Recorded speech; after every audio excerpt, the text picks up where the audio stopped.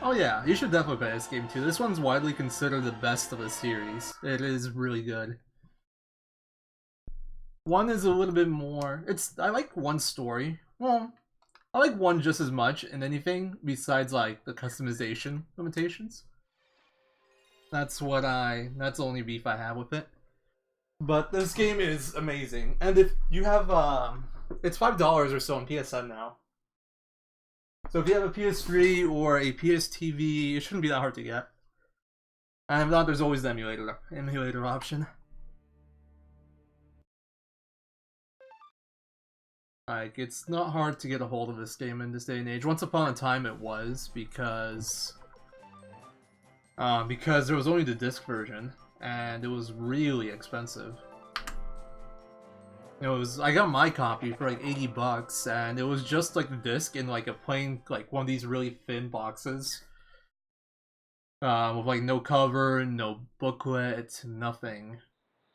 Just like a little random box. That was $80. Maybe 90 off eBay. Like a mint condition one sold for over 200.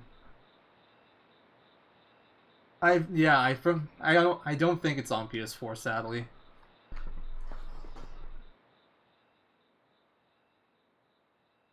Yeah, gameplay wise, 2 is very much an updated version of 1. Story wise, well, yeah, I think it's still a bit more deep of a story. Too, but like I think that could be a bit more preference. Like I don't know. I think I like them both equally. What's the story? But the gameplay is definitely like just like an updated version of 1. There's a lot of extra stuff that's in this game that wasn't in 1. $120 for a mint condition would actually be pretty good. It means the value has gone down over time. Probably thanks to PSN version.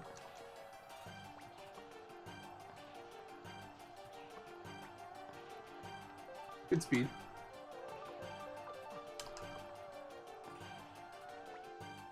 So, stats-wise, quick explanation. At level 1, all character stats are the same.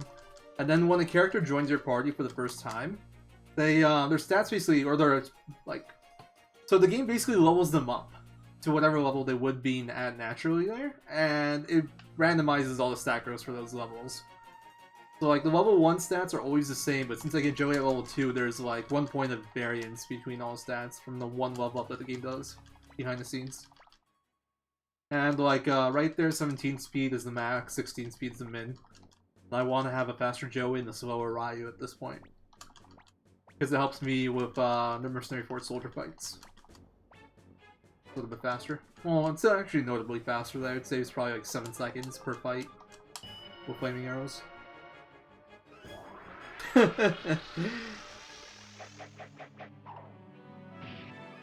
Complete of everything for 160 isn't bad. Yeah.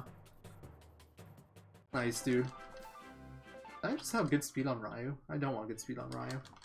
I did, god damn it.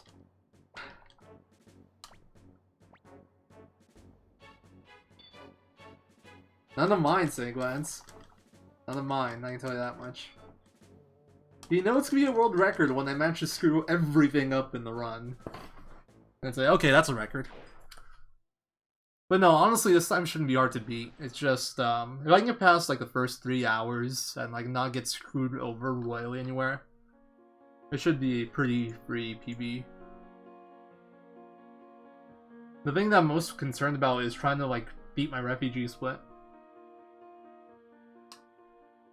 Because my refugees were like the best I've ever had, I think.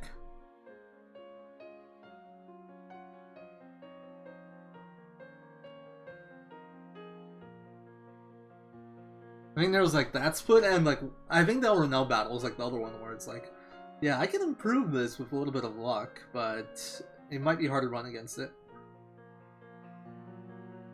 But there's a lot of other free time saves. I think my Luca fight, like Luca War battle, I can save a minute. Luca fight, I could probably save like 20 seconds. Oh, good RNG. And there's like the obvious stuff, like me not fucking triggering the Lucia Joey cutscene in Green Hill and having to run back, despite me purposely waiting and returning to that screen to make sure I trigger it. And the obvious ruining night speed glitch fuck up that I can fix. There's a lot of like really easy time saves. They're just all like past like the 3-hour mark or so. Also, my menuing could be better in a lot of places. Ah, speaking of, I forgot to look at the menuing for Highland Border. Fuck. I don't think it matters. Let's see. At 5 people, Sai should be last slot if he still has Clay Guardian on him. Then I can do remove Joey, remove Ryu, Nanami. Best equip? Clay Guardian? Then Ryu, best equip into Jizo. I think that makes sense. No encoding. Feels bad, man. I'm sorry. We had encoding last stream. I don't know why we don't have it this stream. Feels bad, man. It's like, it's so random. What's different between that day and this day? Maybe it's the time I started. I started like an hour and a half earlier. Okay, maybe not an hour and a half. Maybe half an hour earlier. No, an hour earlier. I started at 6 last time. What am I saying?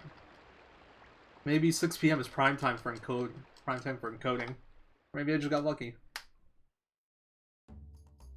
My wrist is bugging me already. Fuck, man. There's dialogue here, right? Nope.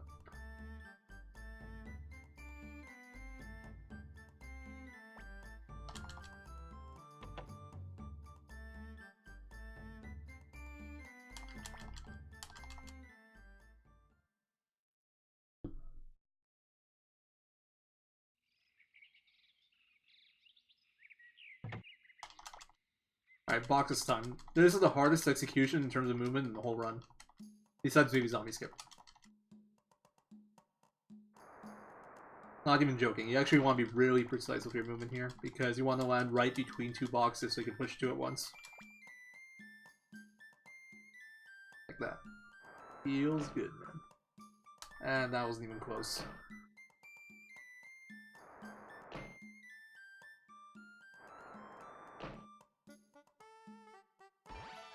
It's funny because the first one's a lot harder than the second one because you have very little time to like react to your movement.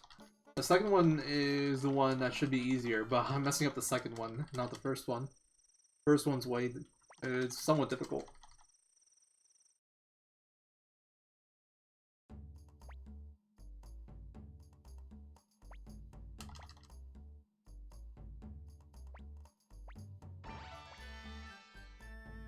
I didn't skip the text box properly.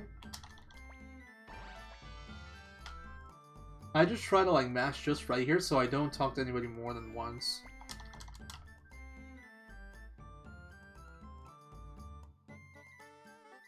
Down there for no reason. And we pulled it off. Talk to anybody more than once. Feels good, man. Well, I talked to Leona from that left side there because you need to wait for it to move to that spot where she's standing now anyway. So you might as well do, like, the game moves both of you at the same time. It's just more efficient that way.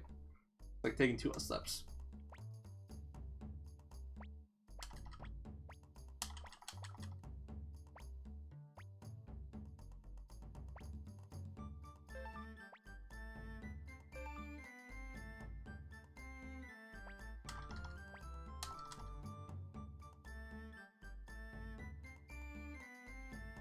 Watch, we're gonna get into a battle on the way to Ruby and fail like 5 runs. Just like the last one. Still can't believe I failed to run to 3 Furfurs before I even got to North Sparrow Pass. That was very tilting. Hopefully not a sign of things to come today.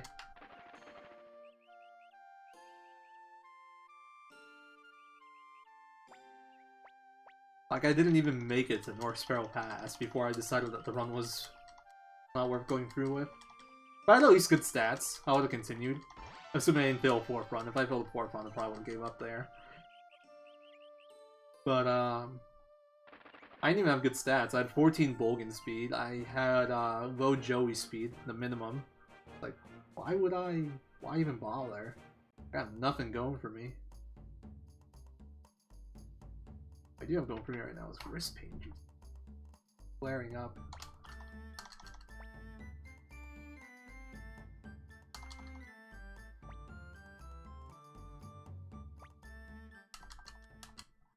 Maybe the cutscene so I can crack it. Oh yeah, dude, I have failed way more. My record, I think, is 7. It was a Suikoden 1 108 run where my RNG minute got messed up because Luke ended up faster than McDole, which I've never had happen before either. But then I ended up on a different battle and I failed 7 runs. And I think I game overed.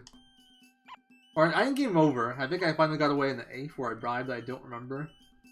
But then I just killed the run pretty much. Right? And that's like the most I can think of. I think I might have had more in like... Oh, I doubt I've had more in 2. The run ratio in 2 isn't that bad. Like, it's 70% minimum success rate. In 1, it's 50%, so... You just have to miss 7 coin flips. Easy enough. The tilting thing was, I didn't do anything wrong to mess up the RNG minute either. It was just a... For some reason, Ryu was really slow that run. And, or not Ryu, McDole was really slow that run, and Luke was really fast that run, and I killed it. Literally the first time I had my RNG minute failed that. Never seen it before, probably never will.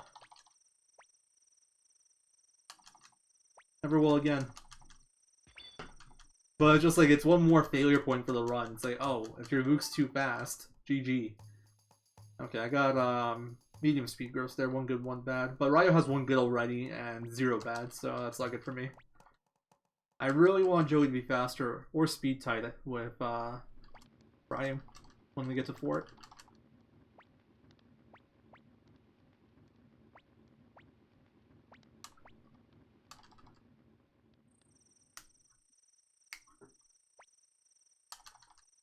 Also, my one attempt of like doing a Suikoden 3 run, it wasn't an actual run. I did like all the chapters individually. Like one day was each character's chapters 1 through 3, and then one day for chapter 4 and 5.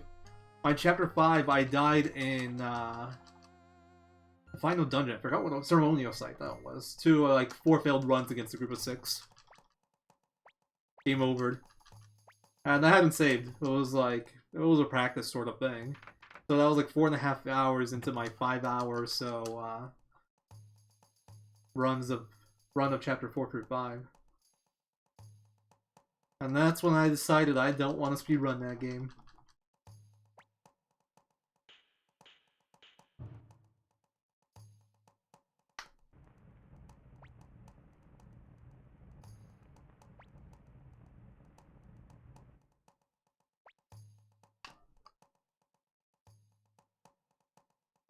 I like to think so. I do want to learn the runs of like 3 and 5. Maybe just like do 1 or 2 runs someday. Just to say that I've done it and I ran all the Suikoden games. Speaking of, I actually got to go back to 4 and learn any percent on 4 without New Game Plus. That might be a fun one to work on. Plus, I imagine it's a really chill run because of all the cutscenes. It's probably like half cutscenes. So you can just like chill for a lot of it. Alright, if I didn't get that cape, I would have been so mad. Freaking gotta battle on my walk to Ruby. That is pretty unlikely. Yeah. It's a cool thing to say, hey, I've speedrun all the Suikoden games. But the thing is, I'm competitive. I don't think I'd be able to, like... Hey, Josh is 50. Thank you, man. Alright, I'll wait for you to finish that, and maybe I'll consider running that one. If it looks decent. It's honestly, I don't want to work on that game at all. I don't want to work on any game at the moment, really. But, like, the thing about me, like, trying to learn 3 and 5 is I'm so competitive, and that I'll probably, like, I won't be satisfied until I have, like, record or something. That means I'll have to grind it out, and then I don't want to grind 12-hour runs, or 13-hour runs. Whatever it ends up being. Like, I wouldn't mind doing some minor routing, but I don't want to grind.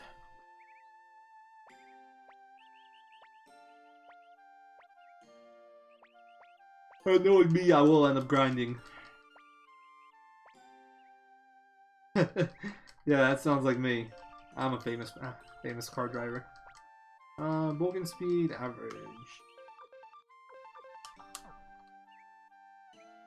Alright, so we can gamble either way.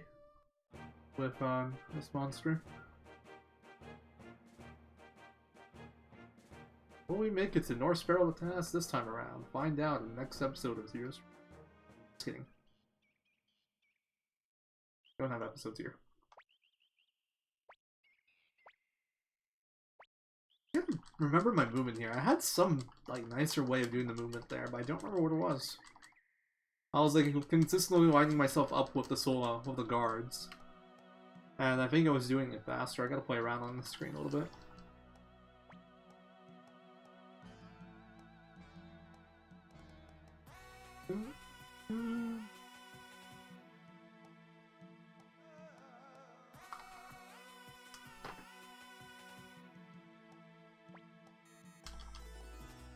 I think it doesn't matter how fast you mash that text box. Fine, I need to test that. That's the other thing I kind of want to look at. See like what the windows are, because I'm sure there's places where it doesn't matter how fast you mash. There's a lot fewer of them in this game, but I think there's like a decent amount in 3 where it's like you can mash somewhat slowly and you'll still be efficient. Because of like camera rotation stuff and like characters moving off screen. And the game's still having to wait for that regardless. Alright, okay, I have 225 punch left. Freaking bribe the first battle in here.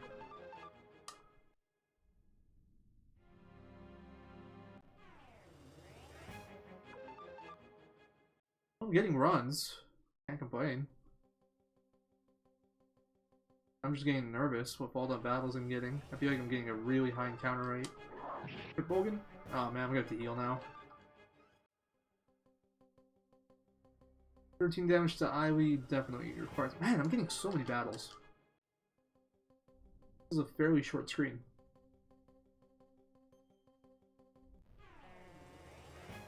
I'm just gonna buy these guys. I'm already investing money into it. We'll finish. Sick.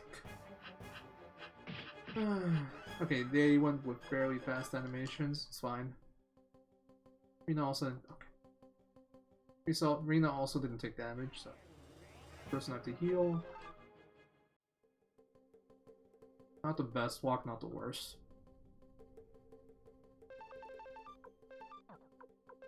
Shit, wow.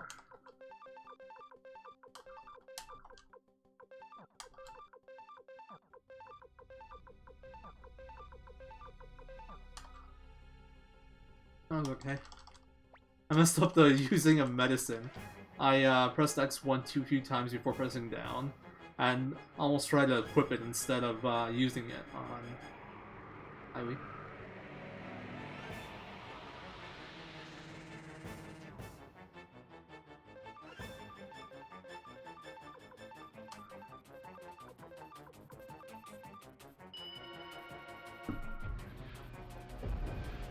This is a segment when you run this game I feel like you get pretty good at because you lose so many runs here. Well, not so many, but like a decent amount. And you lose so many runs early game that you just end up doing the segment so much. But since I've like just started up again, I'm still pretty rusty with my execution here. Also, the reason I attack with Brightly Turn 1 instead of Flaming Arrows is to see if I maybe get a crit or get an idea of how much damage I have to work with. 7, 8. I feel like that's on the low end. Okay, but that was high end. Okay, we're gonna go Circus.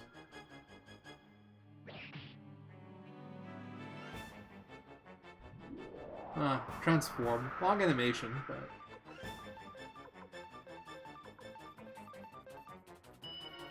I think with that transformation, you're guaranteed to outspeed or... I might be wrong, I need to check this again. Feels like... Okay, we are good. Nice.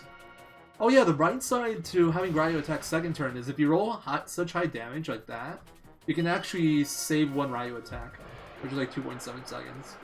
But obviously if you attack first turn, then you can't. But it's a really rare occurrence. Wow. That's a little sad. I lost time here, and... in my PB/record, I had to use Fire Breath there.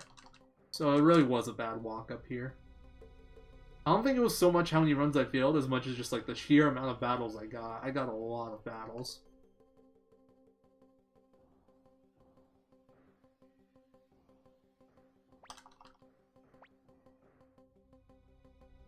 I don't remember the encounter rate for this area. I have it written down somewhere.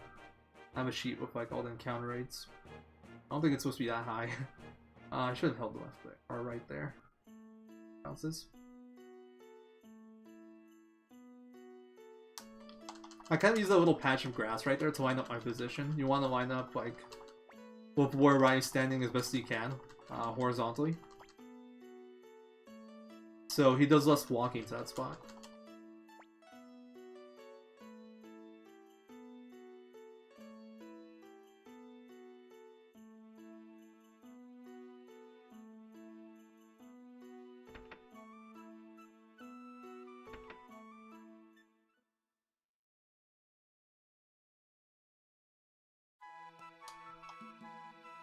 Oh, right, so we got a run going. And I have a lot of room for improvement on this split. I think I had like 5 failed runs on this. And then some, I think I just had a really high encounter rate to go along with that. It's still like, it feels, I look at the split and it's like, a minute and 50 seconds seems a little bit too long of a time loss for 5, I think it was 5 failed runs. Wondering what happened there.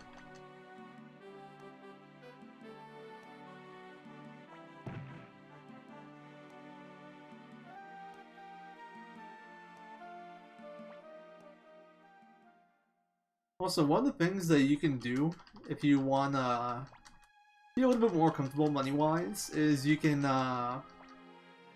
pick the vase in here. I think it was the medium-sized one that was the most valuable, so it's for like 3,000 if I recall correctly. And then you can appraise it in Toto and sell it in news. I think it costs like somewhere around 15 seconds total. Gives you like a little bit of extra money to work with, but I won't be doing it. That's like maybe if you're still like new to a route sort of deal. Or if you maybe marathon setting kind of thing you can do. Alright, let me pay attention here, see if I get a hazy drop. It's both good and bad if I get one. It's good because I get extra money from selling it. It's bad because it messes up my Green Night speed glitch setup a bit. Alright, no drop. So I can attach friendship in Green Hill.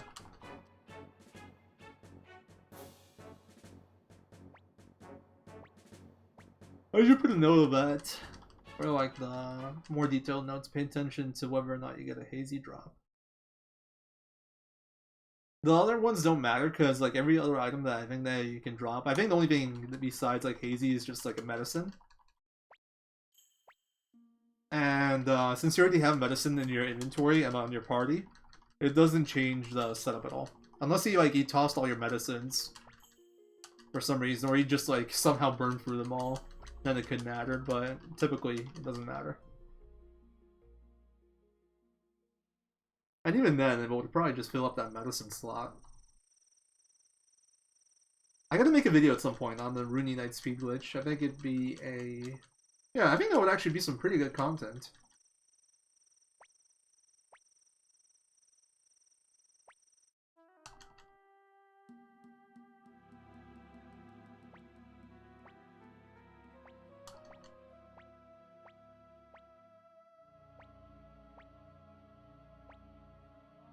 I think that's like a pretty in-depth mechanic that's hard to explain. Like in short version, like we can explain our setup for the run. Pretty straightforward. We toss our bandana. Well, you make sure we attach lightning to our head slot on Ryu. Then we toss bandana and robe before fighting Luca, and there we go, it's set up. But like, the explanation for like why it works that way is much more interesting. And it's really hard to explain without like some visual aids on this content. Yeah, dude. Gotta expand that YouTube audience, you know? Get that content in there.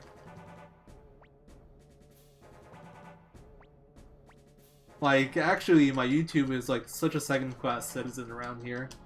I think there's like maybe 1 or 2 videos up there that aren't on, like, that I never streamed on Twitch. Well, I think there's maybe like 10. But they're all relatively short and low quality. There's like 2 that I actually put effort into. 2 or 3. And besides that, everything just goes on Twitch.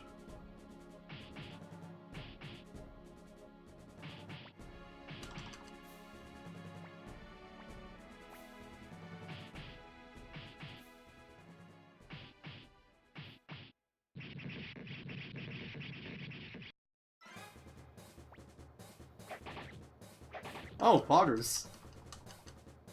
Yeah, now that I think about it, you never did Thomas. So what would that be? Would it just be like speedrunning Thomas's chapters? Any influence from the other characters? Because I think you can recruit people and then Thomas can use them in some manner.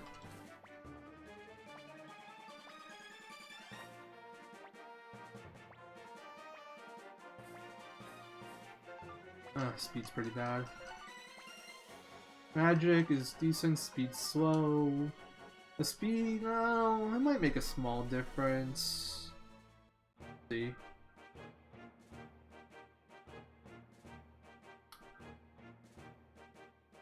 Hey, perfect movement. Feels good, man. Yeah. So how are you gonna handle that? Is it just gonna be like based off normal route, or are you gonna like try to optimize for it? Or is it gonna be a speedrun from the start to finishing Thomas chapters, so unlocking him and then finishing chapters? Like, how is this all gonna work? I have to know. I can hold along that wall longer. I haven't went through and optimized my movement for this section, just because it's difficult and kind of boring. It's really hard to remember, and there's no really good way to explain it, writing it down.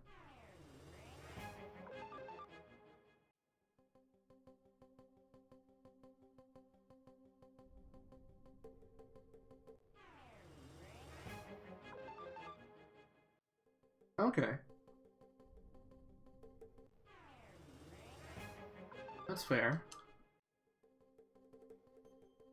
I'm just like, I'm thinking now I want to see a new category, Thomas %.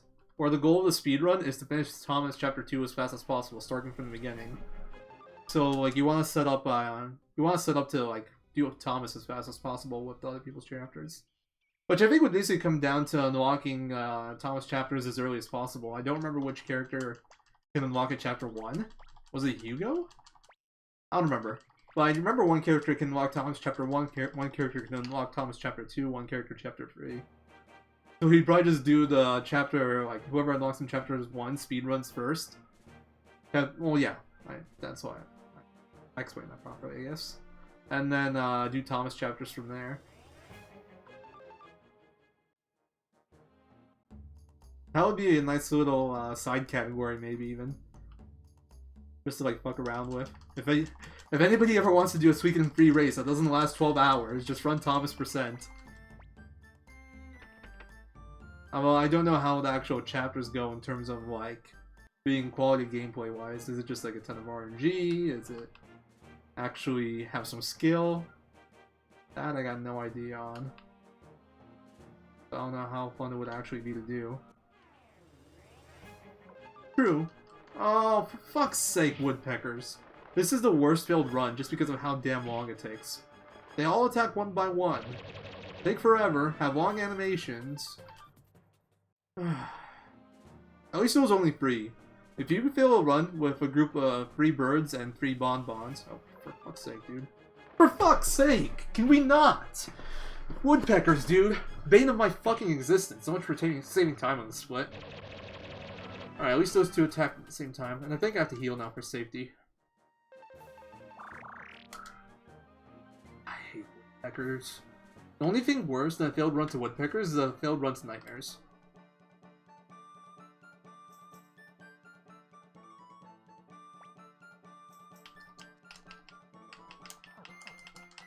Okay, not that bad. 2, 3, 4. 70%, man. You can count on me to hit the 30. 6, 7, 8, especially on the slow battles. 9, 10, 11, 12, 13, 14, 15, 16,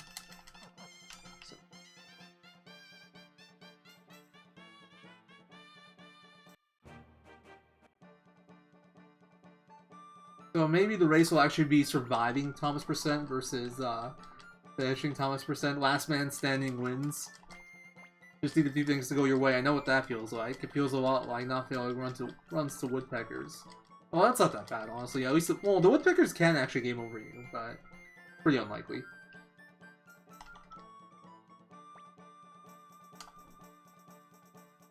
We have to fail multiple runs. And, like, be absolutely stubborn and never heal or try to kill him. Although you can't kill him for it because of the bug XP route.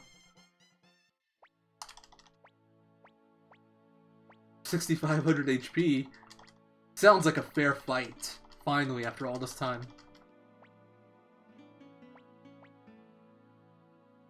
Can you actually kill them if they have that much?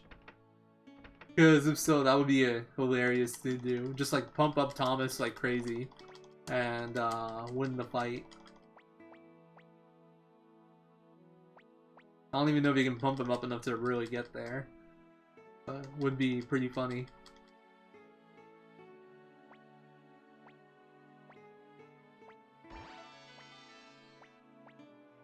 Precious 70 potch, yay. Just what I needed. Now my money route is good. Spoiler, that 70 potch makes no difference whatsoever in the money route. A little bit. No, I know it's not a typo. I mean, if the fight goes long enough, it's winnable. I don't know how much damage he can get Thomas to at that point, but if you can get him to like 100 per turn, that's just like 100. That's 650 Thomas turns. Make that 1300 once it's if you have to kill both. He's not solo, if I remember correctly. So. Might finally be the challenge in Suikoden 3 I was looking for. Kappa.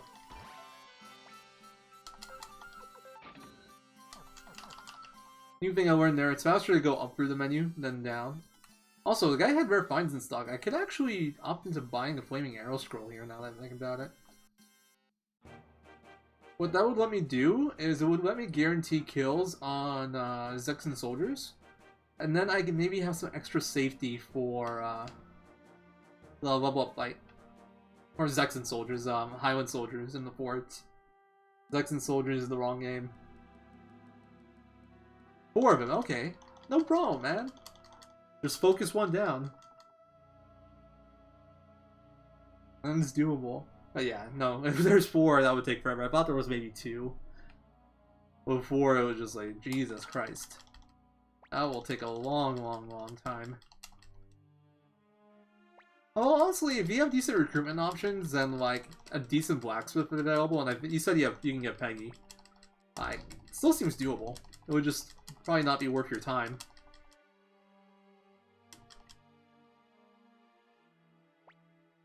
Like, I think you have access to Augustine. He does a ton of damage if you set him up. Thomas, if you actually like set up his skills and stuff, he is pretty strong. Same with Cecile. Cecile would make a pretty good tank. Who else do you have access to at that point? I remember like the physical fighters that are worthwhile at that point. Drawing a blank. Please no.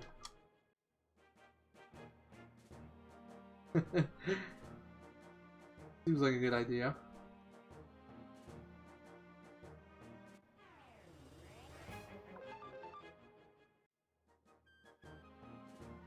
Because Zexen Marshals are the true final boss. It was all ploy. The Wind Ring card is all just to like grab your attention. So you don't realize the threat that was in front of you the whole time. That's Zexen Marshals. I'm just wondering if the game does, like, if they're actually killable, and if they are, if the game lets, like, if anything happens. Probably not, we'd probably just treat it the same as a loss. But it's just, it'd be fun to see what happens. They dropped the True Wind Rune, you can now equip the True Wind Rune on any character. In fact, each one of them is holding a True Elemental Rune.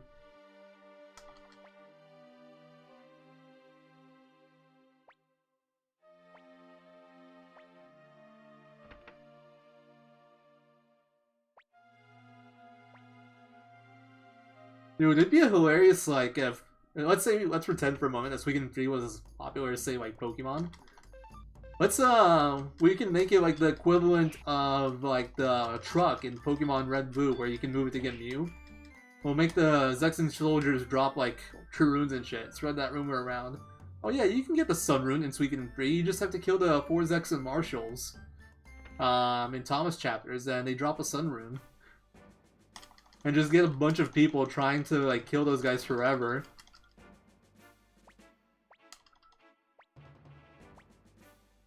Would be pretty funny.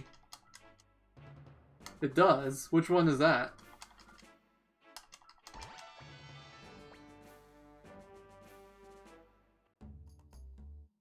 Wait, what the hell? I've never heard of that one. That's silly. That one doesn't even make sense. I think my rumor is much better. Get the word going, guys. Let's spread the rumor. I should be full HP.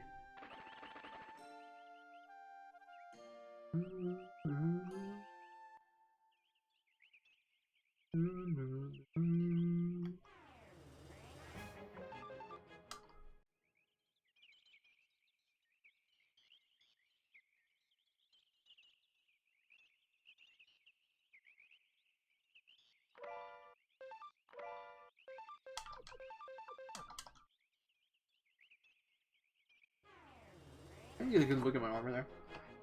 Long and balance. Yeah, I said Sun Rune. But we can make it into whatever we want. We can change the rumor. Alright, I have to heal now. It sucks.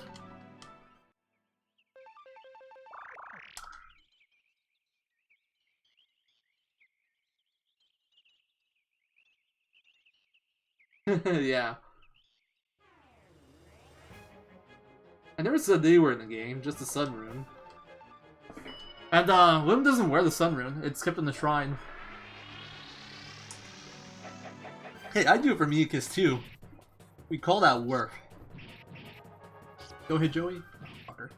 Okay, we're fine. There is a chance that Joey dies to 2 spider attacks, especially if they poison. It's a damage roll. Luckily, we got away with it. That's always scary. Please, Joey, be faster or Tide. Please, please, please, please, please. Okay, Tide. I'll take it for now. As long as I don't get a good speed growth on the next battle, on like the first soldier fight, that's fine. Really? Whatever, this doesn't matter. I have to heal regardless. It's a fairly fast failed run, but multiple don't do me any favors. Alright, I think I am gonna save time on the split, assuming nothing else. Wow, that was like the short. What's the grace period here? That was like no steps. What the hell? That was so fast. For like battle after like one another. Was that like the absolute minimum? Hey, I'd still go for that. Cougar Miakus? Oh yeah, let's do it.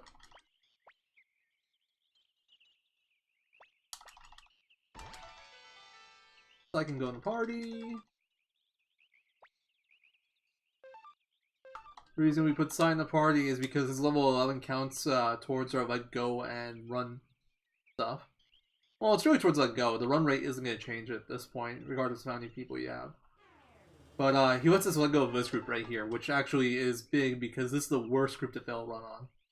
Those woodpeckers, man, they eat your time like nothing else. I should hope so. I doubt her preferences change over time, but at least it should be fast. Okay, come on. I actually have more failed runs now than I did in my PB, and I had a lot of failed runs in my PB. Can I just stop getting battles? I'm feeling my encounter rate's been really insane too. I really gotta stop. Really? I'm like one step away from the loading zone. Whatever. And I've actually set up my loading zone pretty optimally. I should take note of that. But I'm getting such a high encounter rate, like through every dungeon I'm going through now. And even on the world map, I'm getting more battles than usual. Alright, I think we'd be about tied with the Flick Split. Which isn't that good, because the Flick Split was pretty bad last time. And there's still always a chance that I game over on a duel. What the... For fuck's sake, my tables aren't set up right. God damn it, I didn't catch this in time. Why did that happen?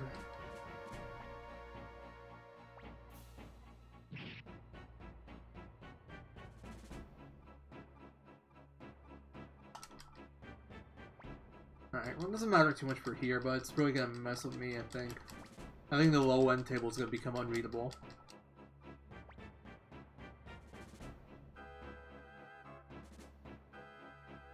Luckily that's not too important.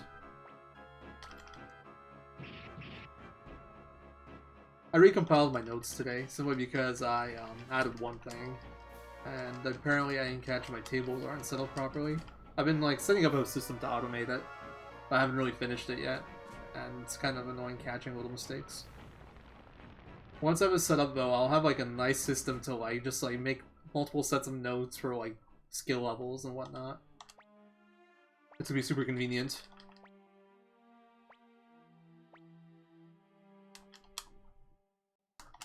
Could be beating Flick already, and I'm not even close yet. Feels bad, man. As always, the early game is rough. Because failed runs are a thing, and high encounter rates are a thing. I got so many battles, dude.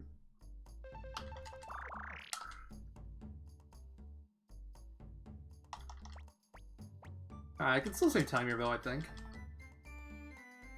Oh, not a lot. Maybe like 15-20 seconds or something. I guess it depends on how the duel goes. Actually, probably less. I thought it would teleport you to,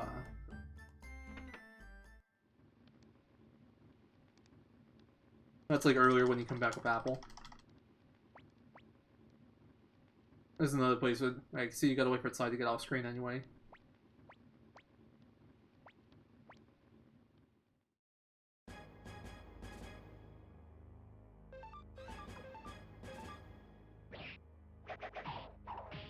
Okay, good damage roll. Okay, it's your turn.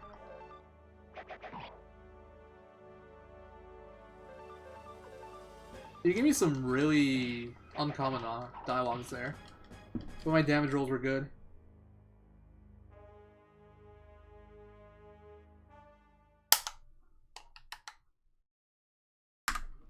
Alright, save 22 seconds.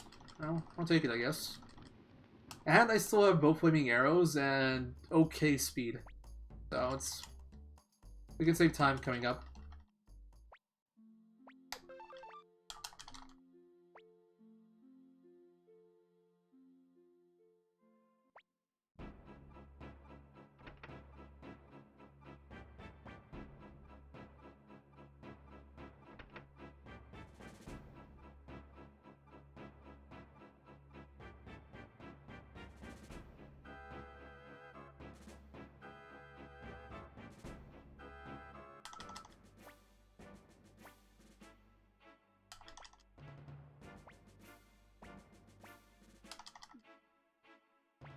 Alright, so my fourth battle one was pretty decent, I think.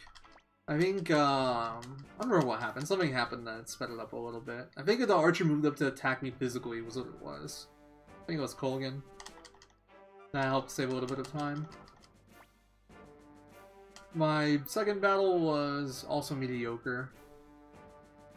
I didn't get blocked, but I also had, oh wow, I just saw on Dreamy's Discord. Suikoden 1, 2, 3, and 4 on PSN are on sale right now. Hold on, let me read this to you guys when I can stop mashing.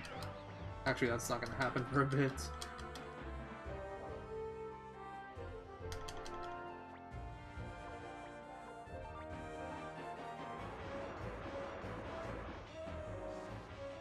What was this? Probably in general.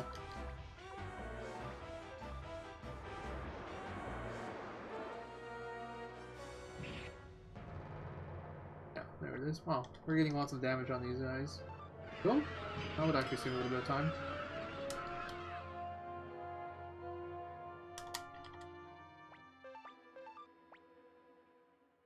Alright. PS1, PS2 Classics version of Suikoden 1, 2, 3, and 4 on sale on PSN. One is on sale for $179, and the other three are $3 each. Wow, you can get the whole series right now for $10.79, or round it up, $10.80 divided by 10, 108. PogChamp. Konami knows what they're doing.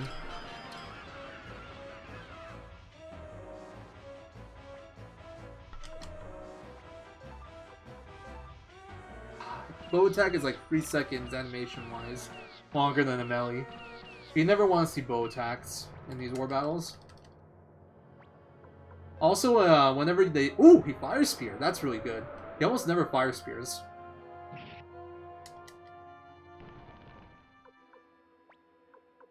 What the fuck is Flick doing? That's so random.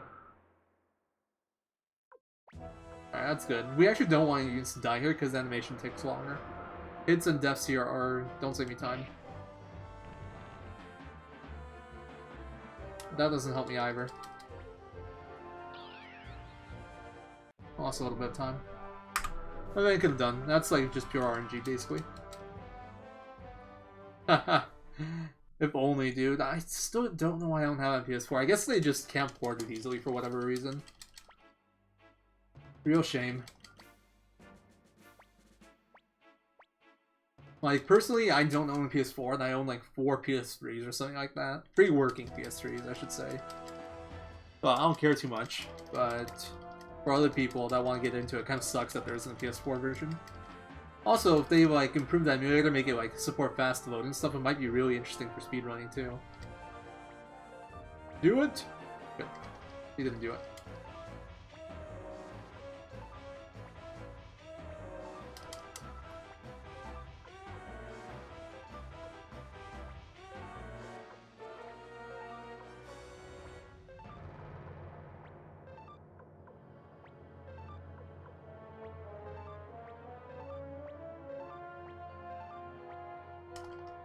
Apple?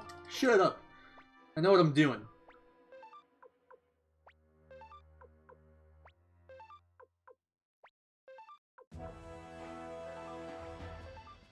Alright, Victor's gonna move up and fire spear. The rest are gonna wait probably. Well, Flick might do something, but probably won't do anything useful. He can't reach anyone because of ward size standing, so that's good for me. Good, no injuries. Alright, as long as that archer doesn't move into that bottom left corner, this is gonna be decent. Well, not necessarily, that's not the only thing that matters. I still need somebody from the bottom to go into the castle. Hurry up, you fuckers. Go into the fort! Okay, there we go. That took longer than it should have, but there wasn't any attacks, so it's still pretty fast. They all waited.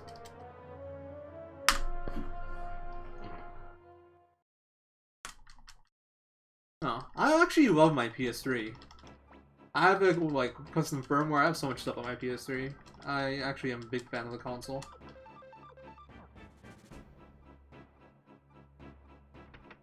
The thing can play so much stuff.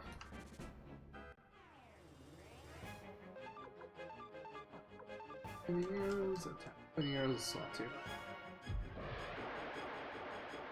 Alright, so what I'm looking for here is Joey to be same speed or faster than Ryu after this level up. And the reason is you want him to go before Ryu so you can do that. Have the Ryu hit the commander. Okay, they're still tied. We're good. Lag there. That's literally just like a script loading lag right there. I'll only hold up a little bit, but it doesn't take your inputs. And see here, since they're speed tied again, because like when you're speed tied, it goes by formation order. You can have Joey go with flaming arrows, kill the front 3 guys, and then Ryu attacks. If Ryu's faster, or tied and he's in front, then Ryu attacks. Oh, fuck you, Ryu! Well, that killed any time save I had from that. Thank you. Thank you with that unlikely miss. God damn it, dude. Fucking Ryu. And I got a vase to clutter my inventory. Nice, dude. That literally couldn't have gone any worse, pretty much. I don't know. I don't know how their architecture is set up for the PS4. I imagine it's not them like being greedy or anything. I imagine just like if they didn't do it, they probably couldn't do it easily or securely or something like that, you know? Because it's like you could argue that maybe they're being greedy if they make you pay for it again on PS4, but it's not that. It's not available at all. They would want to make it available because then more people can buy it. As for why, I have no idea. I think, actually, you know, a big part of it is they use different processor architectures. If I'm not mistaken, PS4 uses x86 and PS3 is on PowerPC. So they probably can't port their emulator as easily as they would have liked.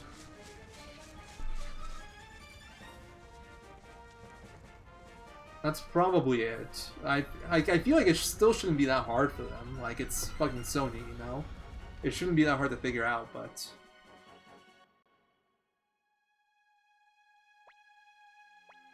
That's like the best reason I can think of.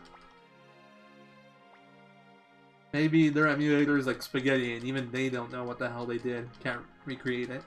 Or maybe they're worried about accuracy. Maybe you won't emulate it accurately and they don't want to deal with the issues that come along with that. I don't know.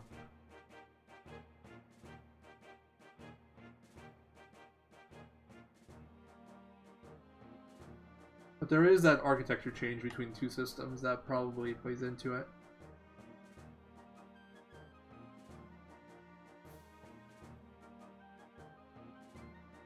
Hey, no world map battles. Feels good, man. Oh man, if fucking if Rai didn't miss that commander, this would be a gold split face. Not quite. Oh, I'm sorry. Like, honestly, I'm just guessing. I'm just taking like an educated guess, so even I don't know.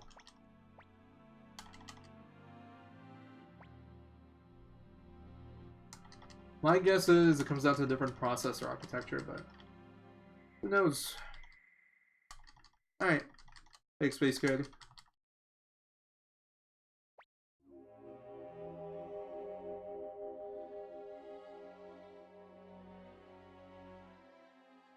Just in time, we are hitting cutscene %. Oh man, I think we're gonna save time here. I don't know how much. So there's two things in this split that could have been done potentially faster, outside of like me crashing into like going too far forward after that first soldier fight. That's just like loading issues. There's two things that could make the split faster. One, not having to do the formation swap, but that doesn't lose me time overall. That loses me time just on this split, because I have to do one regardless later if I don't do one now. And the other thing is that second soldier fight, I could have not missed with Ryu, and it would have been perfect. Besides that, the split's been perfect. No battles on the world map. The battles were fairly quick. It's just that those two things, but the miss cost like 7 seconds or something. Maybe even more. Because the Ryu had attack animation's about 2.7 seconds, but then he missed, got countered, and then he still have to hit auto and get one more attack animation. It takes a decent amount of time. Like, my rough estimate for like having to wait an extra turn instead of killing him right away is about 7 seconds. And that's with like defending Ryu. With a missed Ryu, I think it'd be higher. But regardless, I think we should still save time here. I don't think my gold is a true, like, perfect gold either, so... And even if it is, we're probably still gonna save a few seconds. But, yeah, it's like, this is trivial. The next split is where we're almost certainly gonna lose time. Because I had, like, a basically perfect double head split. It's the best I've ever had. It was gold. And that one is a lot more RNG heavy. This is just, like... variations in the amount of seconds you gain or lose. That one can be minutes. Hey, that one Jake guy. Thank you for the follow. Appreciate it, man.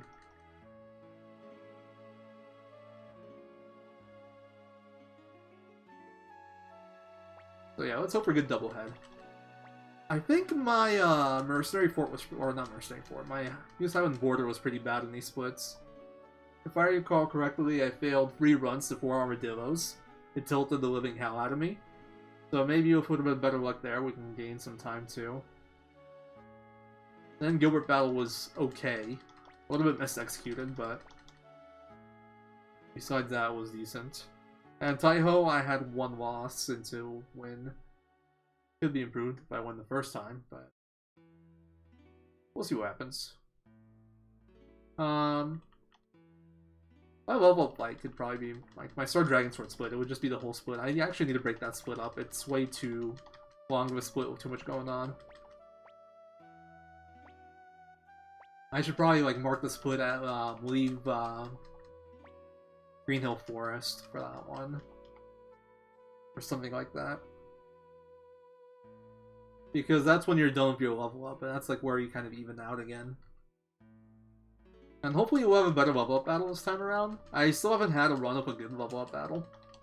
And in my splits, I got 2 Pinkbird, which is decent because it's safe. and it's really easy to predict how it goes. But it's not necessarily the slowest because it doesn't kill off your party fast enough, or it's not necessarily the fastest because it doesn't kill off your party fast enough. And it also gives you the lowest level up out of all the battles, and that gave me a lot of issues later on in the run. I failed a bunch of runs throughout the run because I was like level 40 only, instead of being like 41 even. Even 41 makes a big difference. Would have been like 4 or less failed runs if I had 41 instead of 40. If I had like 48, 49, it would have probably been cut out like another 2 to 5 failed runs. I don't know. I would have cut out 2 really bad ones in Banner Pass, maybe. I think those are still not like goes though, so I could be wrong.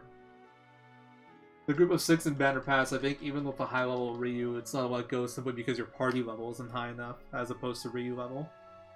And you can't take anybody else with you because it breaks XP route. Since we need 4 people alive at the end of the worm fight. That scene's over. Should have taken this time to like maybe go down my notes, but oh, actually we're basically already there.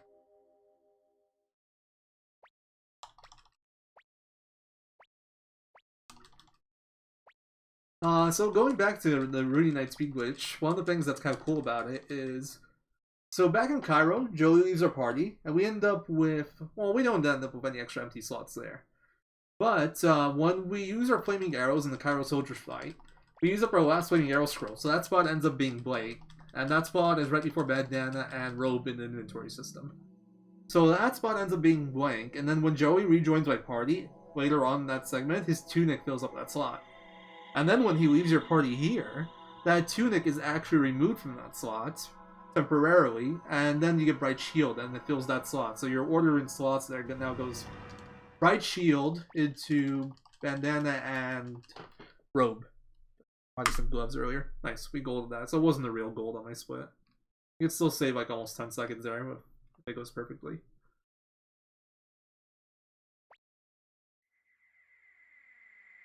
And later on when we set up the glitch, we essentially get like an extra spot to work with thanks to this. Because later on when we set up the glitch basically, like, short version is, like, in the inventory management system the game keeps internally, we're trying to make it so lightning is right before Bright Shield. That sets up the glitch for us. And they're all of Rai's stuff is temporarily removed when we start the Luca sequence because Flick has his own party, Victor has his own party. And then once we reach Ryu, it starts using his again. And it loads his runes first, so it would go weapon rune, head rune into right hand into left hand. And so the weapon rune, we would like to have friendship there. If we don't have an extra slot, then we can skip it. Then lightning, and then Bright Shield. So we need 3 slots right next to each other. Or 2 slots right next to each other, really. I guess like the friendship slot doesn't really matter. Just need to know that there's 2 slots next to each other we'll be using. And we do that by tossing the bandana and robe we have with us the whole game until, like, we toss him. And we toss him right before Luca starts to open up those 2 slots. And then it'd be like, the slots become Bright Shield, empty, empty. And since Bright Shield's on Ryu, and Ryu leaves the party, Bright Shield slot ends up empty too. So you have those 3 slots in a row that end up getting loaded with Friendship, Lightning, and Bright Shield. And Lightning followed by Bright Shield sets up a glitch. Not a very good explanation, if I'm being honest, but it's really complicated. I'm doing the best I can with it. I spent like almost 2 days reverse engineering game code to figure out how the hell it worked. Also, speaking of, what part of the item slot that affects the glitch is the freaking description text, of all things, of the item like in the next slot. So it's generally like items with longer descriptions have a better chance of triggering glitches, like the basic armor will basically never do it. Healing items might, like medicine doesn't, but antitoxin does. But it also depends on, like, they can trigger it for any of the 5e knights. We need something that triggers Blazing Camp.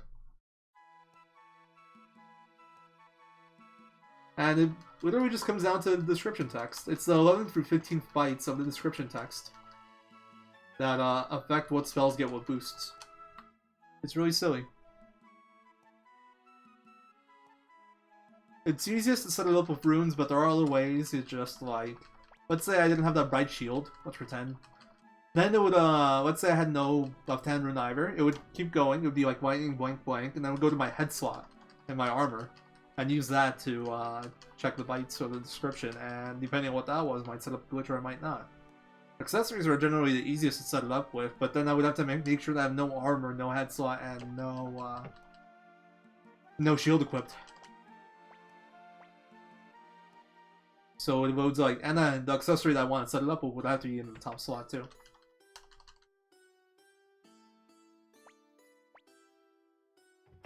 It's a really cool discovery though, and I think it's actually like, it saves a lot of time in speedrun, makes a lot of things a lot safer. And like, it prevents us from having to worry about a few things that we had to worry about before. Like, there were setups where, for Beast Rune, we needed to not get the Rune Knight glitch, and we didn't know how it worked, so we couldn't guarantee that we wouldn't get it. And there were setups where, like, if you don't set up your speed properly, there's a chance that the Rune Knight glitch does trigger and messes up your fight, or vice versa. Oh no, it'd be like, we would never plan around it triggering, so there were cases where if it triggered, it fucked up your fight, and we had to like route around that.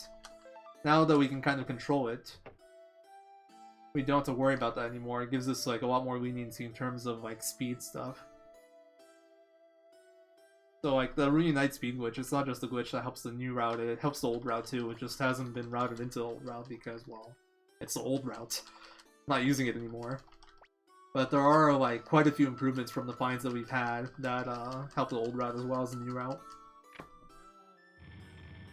The other cool thing that we found had to do with targeting AI. And like that doesn't pay off until this area. This is the first area where that pays off. It'll help us get our level up fight to go a little bit smoother. Like, it doesn't guarantee anything because it's still RNG, but it has to do with the probability of enemies attacking certain slots. And that would help the old route as well as the new route. And it's like, it's just a cool thing that we found. Long story short, the further, like, going left to right, top to bottom, the further you are in the formation, the higher the chance that enemy will target you. With the last slot being 50%. And then, like, the one before that, 25%, and so forth, dividing until you reach front slot.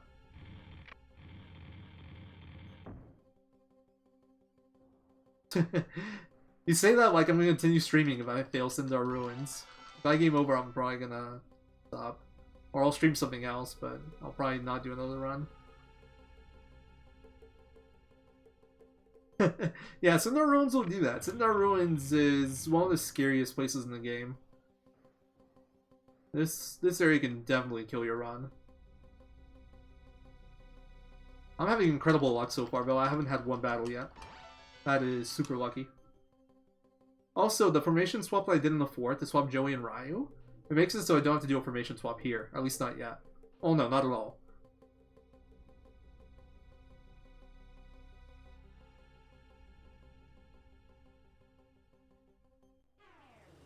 Oh, my first battle! I gotta do an equipment menu here. Oh, yeah, that doesn't help, I'm sure. What's my information? Okay, start with Nanami in the back.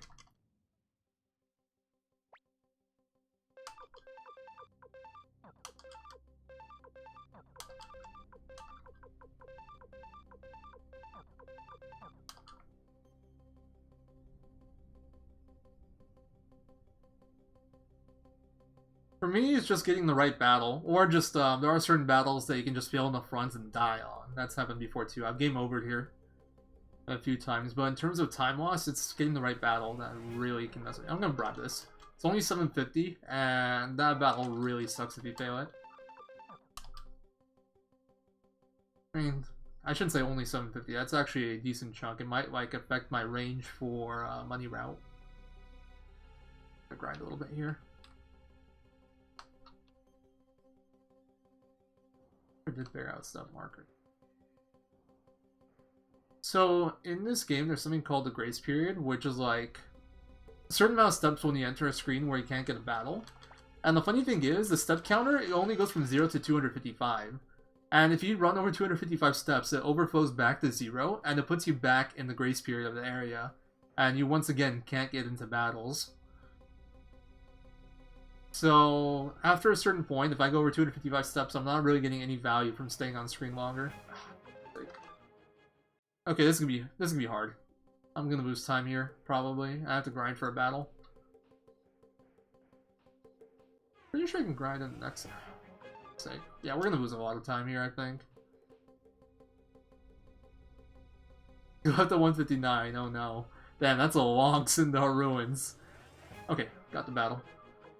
Shift. Still probably gonna lose time here. If I got 5 megawatts, there was a chance I saved time. I never said I was trying to be world record. I just said I'm trying to improve, like, get better, you know? But I do want to finish a proper run. Oh, that's... Okay, it still killed Hanami, that's what matters. What the fuck? It went... What is that? Quadruple row? I've never seen that. Or triple row. That kind of sucks though because Ryu's kneeling and Joey will protect him, so I need like another row or a targeted breath attack. Nice. Okay, that's actually a pretty good Salamander fight. Matches my PB. Sadly, I have to grind for the battle, so I am probably gonna lose like 30 seconds, but this was fairly decent. No, honestly, I want to finish, like, even if I don't PB or record, I want to finish a run where I actually execute properly so people can learn from the run. My previous run, the world record, is a horrible run to learn from just because of how many mistakes I made. I think the biggest thing is the Rooney Knight speed glitch not being in there. I need a run where I actually set up the glitch properly and show off what that does. And how the fights are supposed to look with that, not without it. Yeah, I know it's a lot to ask of myself, but I'm gonna try my best. Yeah, we're gonna lose like 30 here, but honestly, this is still a pretty solid Sindar Ruins. Because, like, anything under a 12-minute doublehead is pretty good.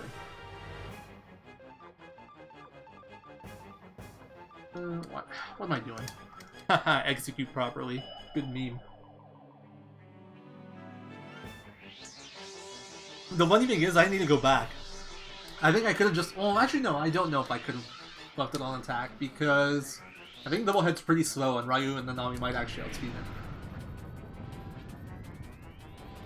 Well, like, I don't care about the attack in terms of damage or anything like that. I don't want the animation time of an attack.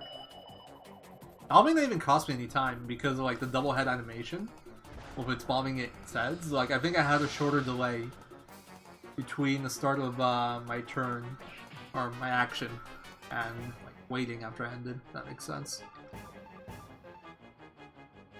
Wow, this is actually a really good Sindar Ruins, and I had to grind. That's kind of crazy. I think it's just because I got so few battles. This is a really good split. I had to grind for a battle. And I had the slower Salamanders. That's pretty insane. I think you can cut off like another 30-40 seconds here pretty reasonably with like really good luck. Maybe even a minute with like perfect. Yeah, so few battles, no nightmares. I had no failed runs. That's the other big thing. I had not one failed run here.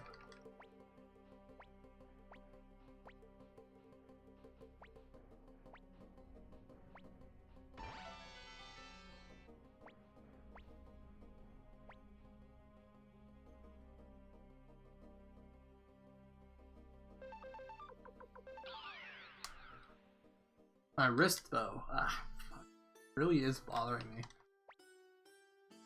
Might have to take a day off of playing video games and typing, but then I don't know what I'm gonna do with my day.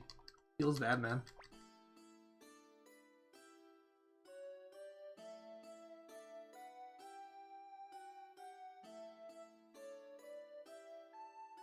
Okay, Pig, this is why Luca's out to get you. It literally moved along with me every time I try to go around it. Ah! Good one. Like I talk to girls. Come on. I play Suikoden 4. I can go catch a movie or something. I'll probably have to go solo, though. Since most of my friends... Well... My friend that I would usually go with, she recently got an internship, so she's like working 9 to 5, and she had to pick up some extra slack around the house because of issues at home. So the odds of me like having someone to catch a weekday movie with are really low. I might just do that. I have like the AMC pass, so I can go watch a movie for free essentially. I think $25 a month, but the movie is free. Hey, the first time maybe I walked into a pig, but the times after that was all the. So if that herb actually blocks you after you pick it up, that's kind of funny. I think I've seen that before. True, but if I go into, I'd prefer it's a girl. I might go play soccer tomorrow. My friend mentioned something about a game on Wednesdays. Maybe do that. I mean, sure, Arcos, I can do that, but that's what, an hour or two? And honestly, I get bored if I go by myself. I need something to stimulate my mind. If I had like something interesting to listen to, maybe. I could go to the gym. That would be smart. I haven't been to the gym in like almost 2 months. That's a good idea right there. Go get a workout in. The thing is, wrist pain doesn't help with a lot of the lifts, but I think I can manage. We already did that earlier today, and before earlier today, and like a bunch of times. It's basically like all he does.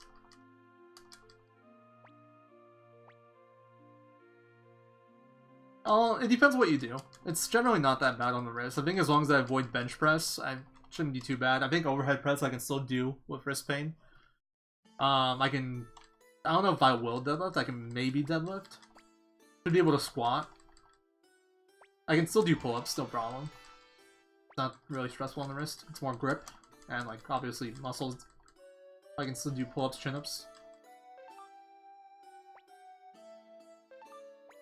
Could try to do cardio, lol. Cardio, hahaha. I really want to take up swimming again. I wish my gym had a swimming pool. Swimming would actually be great. I do have a swimming pool in my building. It just sucks for like swimming laps, especially if there's people in there. It's way too small. Not deep enough either. And it sucks hitting yourself on the bottom of the pool when you're swimming. What's this advice? This is the first time I hear of putting chili on your hands. Oh, okay, never mind. Never mind, I got you.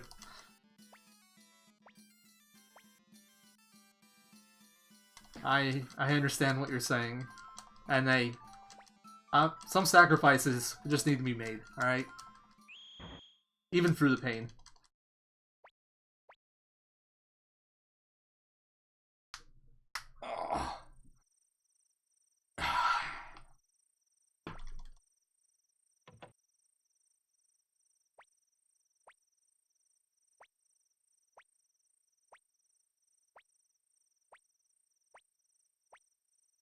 I hate this part of the run. It's like the worst part of the run, in my opinion.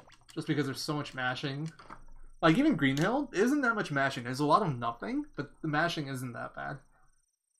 Muse is the area of the most mashing, I think.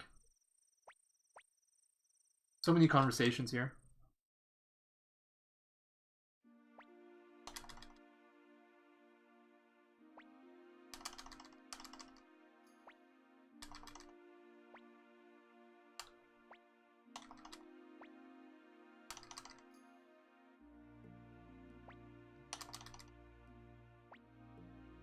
I'm actually timing the mashing instead of just mashing blindly. Probably loses you like a tiny bit of time, but a lot less stressful. But I have to pay attention is the thing. I actually have to look at the screen if I want to time the mashing. Whereas I can like look at chat normally or notes if I was just mashing my heart out.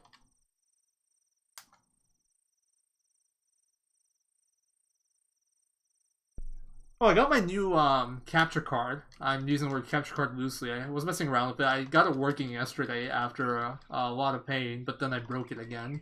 It's very finicky. But it is better latency-wise. It's like about 7/10 of a second in terms of latency. I can maybe even bring it down a bit more to like 0.6, 0.5. It's just a lot less convenient to record that way. But it does lose some color quality, which is why I'm not really using it today, or it probably won't be. But it's not a complete, like, dud, since there's actually a lot of, there's a few people actively reverse engineering the chipset for it, so maybe there'll be some new, like, custom firmware improvements for it. And if that happens, that'd be super cool. It's like, it was only 35 bucks. Worst case, it's like a spare capture card. Hey, Sovereign Might. Welcome. And once I play around with it a bit more, I might like use it as like a backup recording in case like my stream dies or something. Although, it would also make much more sense to use that as my main recording and then the capture card as a backup.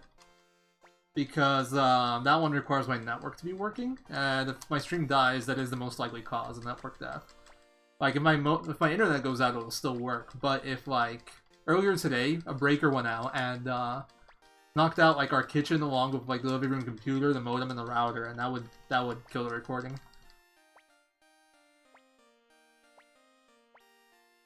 If that kind of thing happened on stream, that would suck. I would have, like, no real backup.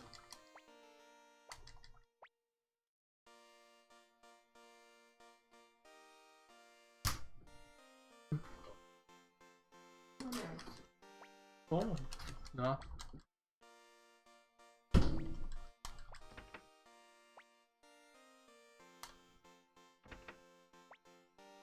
Got my package. I just remembered I bought it. I needed the... Oh yeah, so that little capture card thing, the power plug for it was actually like the EU standard, not the American standard. So I needed to get a converter. I asked my mom if we had one anywhere. She didn't think we did. So I ordered one on Amazon with like 1-day delivery. It wasn't that expensive, it was like $6. But then my dad came over and I asked him and we did have one. But they didn't really actually need it, but I can give my dad his back and use the one I bought. Or give him the new one, doesn't really matter. I was like, I've been waiting for that thing the whole week. I'm just like, finally got it. Time to mess with it. Oh. Power plug. It's different. Feels bad, man. Alright, this is the place where I should have played around my formation before I started streaming. I'm probably not going to do anything now because I don't know how it'll go. I think it still ends up being pretty intelligent the way we end up doing it. Yeah, I think it's still good this way. But one of the things you can do is like whenever you have a formation menu through Leona or like through adding your party, there's always like a 2.5 second delay before you can do anything. You're stuck in the menu regardless of whether or not. We set up the reunite glitch right before Avuka. Basically after Banner Pass. Anytime before then, but I like to do it right before Avuka just because I know it'll work then. Whereas the other spots I haven't tested as well.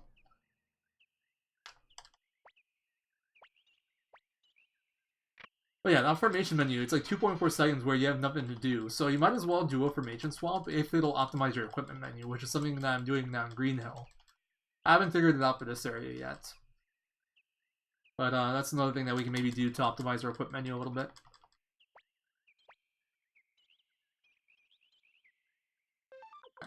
Alright. Equipment, Joey, remove. Tommy, feathered hat. And this for Clay Guardian, and then you, Best Equip, and Jizo. Cool.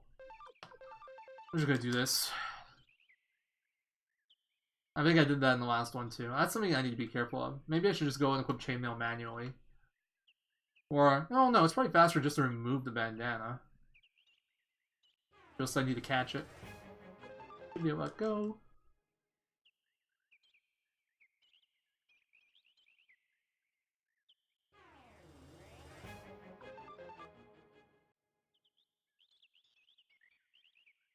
Yeah, Sai is about... Oh, see, another interesting thing I learned about the equip menu today.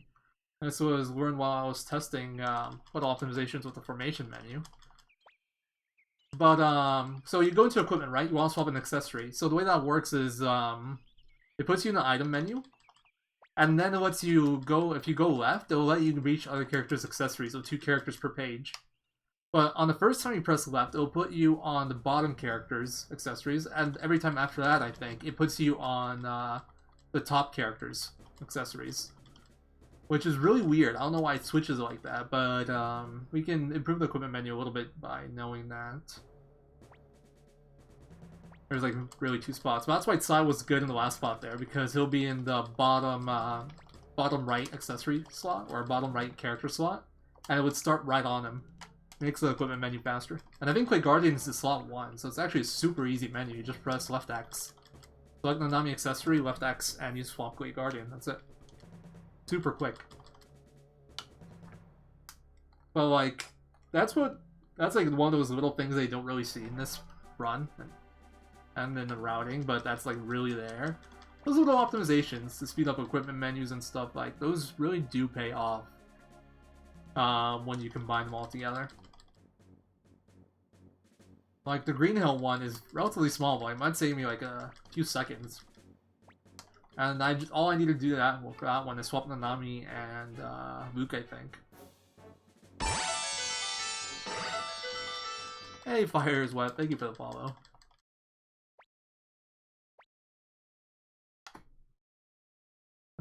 Soldier battles.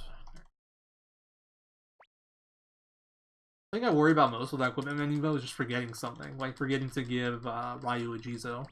That kind of thing scares me.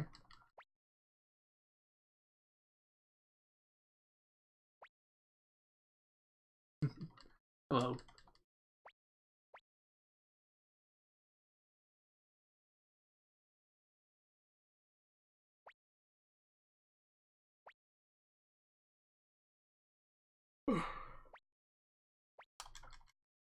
I gotta match for all this. I want to take a drink right now, but I don't have time.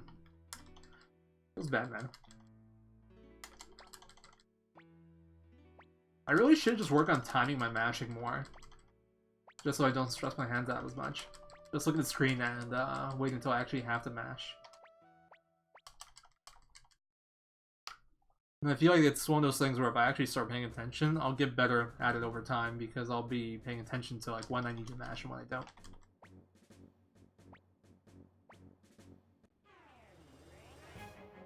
Alright, so I can Shining Light or Twinkling Blade here, but we're gonna Shining Light or Twinkling Blade, sorry. Because Joey's level 30 and is a lot faster, whereas Ryu is not faster than the soldiers. Animation time I think is basically the same. So, that's definitely better. And now we have a level 25 Ryu, as opposed to a level whatever the hell he was.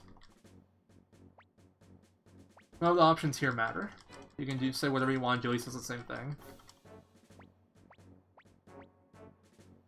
And then, for the first time, since the start of the route, I think, we don't actually have to do an extra battle here, so we can just mash through all the options in both these areas and not have to worry. Whereas, in the old route, you did need to force an extra battle intentionally, so you couldn't just mash blindly here.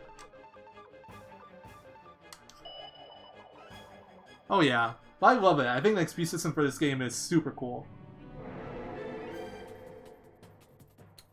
I'd be down for that, Chrono. That would probably help me a lot. Teams aside, would be pretty convenient. Oh man. I wish I had 140 more potch. It sounds like it's such a small amount, but it might come into play. If I lose one Tai-Ho game, and then if I lose one Tai-Ho, and then I have the minimum battle, 2 Phantoms, it'll come into play. Wow, what the fuck? I saved 45 seconds there? That's insane. That is a big time save. Holy shit. I didn't see that coming. I thought I could save maybe like 25, 30.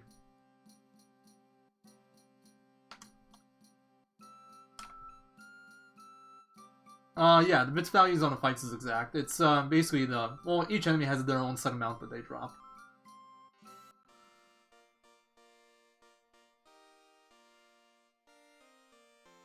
No, we're gonna do one more level up battle, GT Memester. But the level from that fight, it's gonna be a little bit different. It depends on like what fight we get. We're still gonna be between level 40 and like level 55, I think? 56, somewhere around there. But we're gonna do one more level up fight later.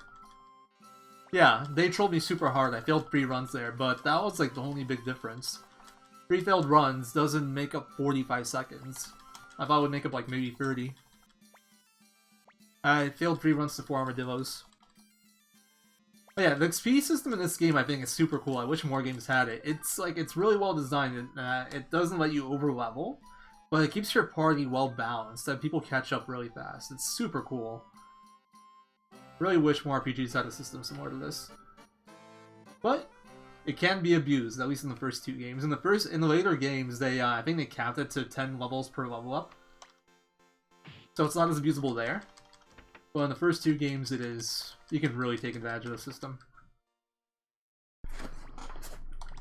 I think it's 10, like, next 3 games, it's 10 levels, 20 levels of Fortune Rune. Cobalt Abuse, yeah, you know what's up.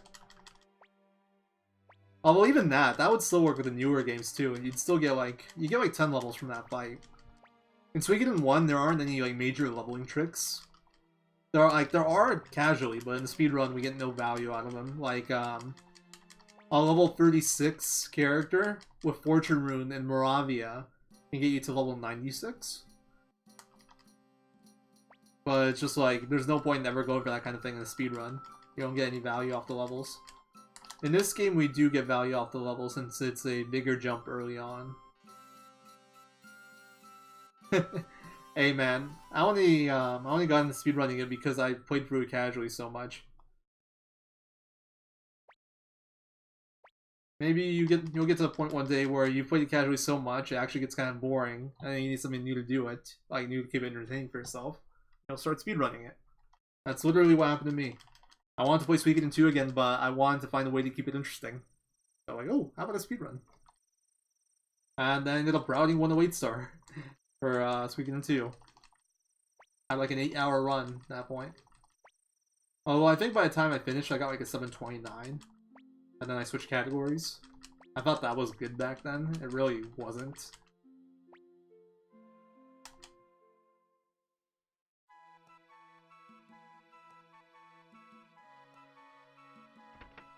Then after that, I did Suikoden 2 90% briefly and got the record for that real fast because the record wasn't very good. At that point, it was just Omni Gamers that's ever done a run, and I think he's only done like 2 runs. So the time wasn't very good at that point.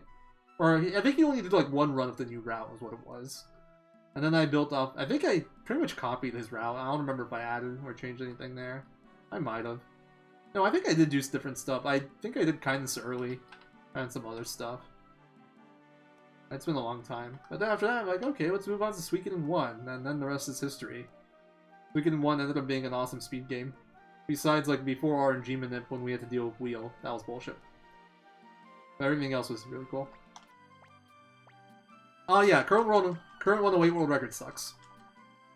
At least it was well executed. The run was well executed, unlike my any percent record, which is a pretty good time, but... Well, actually, it's not that good of a new route. But,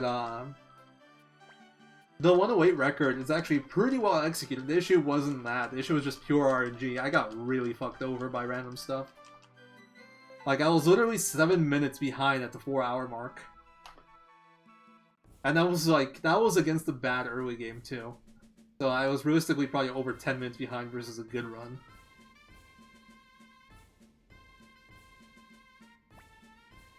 Like, I think a good world record, or like a good run of 108 star with the route that I have there now would be about like a 710.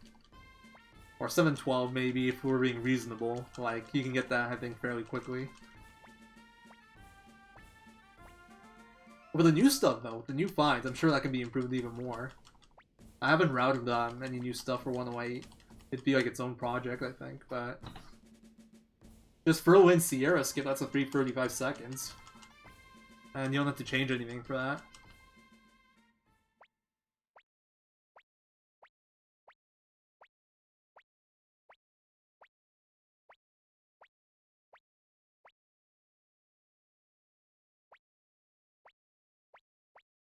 So much bashing, ah!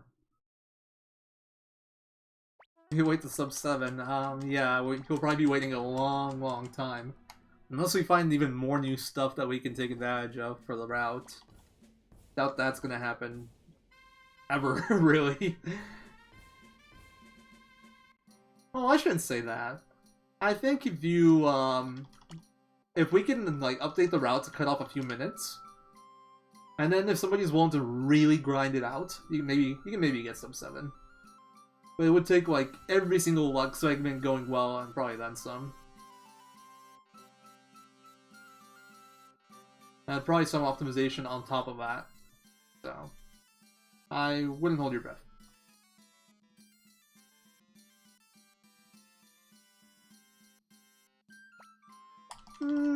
I'd say... I don't think so. I think it works kind of like the opposite of that. Let me explain since I picked the option here. So I think how good your Tai-Ho is based on how good your run currently is. If you're on a good run, your Tai-Ho's gonna suck, and if you're on a bad run, your Tai-Ho's gonna be awesome. But I don't think he affects the rest of your run. I think he just affects... Like, he's decided based off how good the earlier parts of your run are. We've done a lot of research on Tai-Ho effects on runs. Findings weren't conclusive, though. Yeah, that's way easier movement. And I can time it based on when Joey and Nami go back into me. That's good. Should remember that. Hey, music poggers. I love the music patch. I got a bit of a headache. I was hoping it would go away. I drank some ibuprofen, but... Yeah, it's too slow. I drank some ibuprofen, but it's not doing enough. I think there is, but I don't think there's like... I have like my little superstitions on it, but overall I think the biggest difference is the probability of throwing out of the bowl. Besides that, I don't think there is really any impact. No Gilbert yet.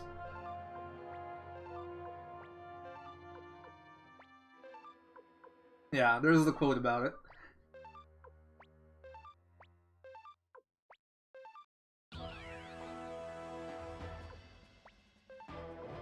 Alright. Yeah, Gilbert? I actually haven't done a run yet without Gilbert. I don't know how that affects my War Battle units. Kind of curious. And we might find out today. Or it's gonna completely troll me and give it to me like last turn and like make it the optimal time loss. Please. Yeah, you have to attack quick. This is the slowest animation you can get in War Battle. Pan the screen over that way, pan the screen over that way. Oh look, no one's dead. We just cost me like 15 seconds. I need to take a look at the units here actually. Where's Colgan? Okay, I don't need to move yet, but I might need to move my bottom left soldier up one at the end of next turn. Okay, at least he didn't attack Colgan. That would have tilted me. I would prefer he attacked Gilbert, but...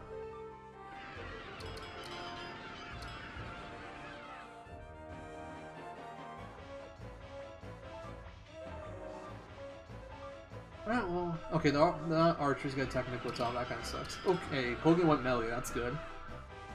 Good for me.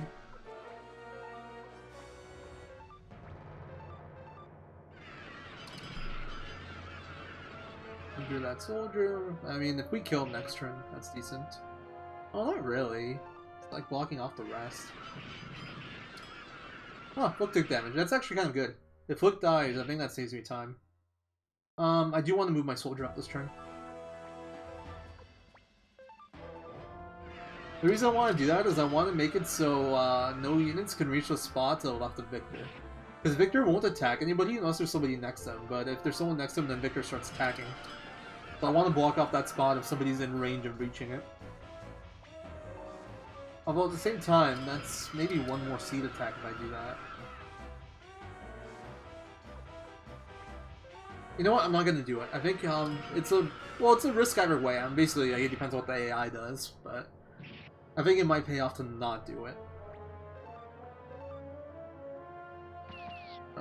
Archer. No, I think it was supposed to be seed. So as long as Colgan doesn't move one down, one... Okay, seed moved that way, didn't matter then. As long as Colgan doesn't move one down, one right, it's the correct decision. I don't think he will, it just doesn't make sense for him to do that. Unless like Flick dies or something to Gilbert.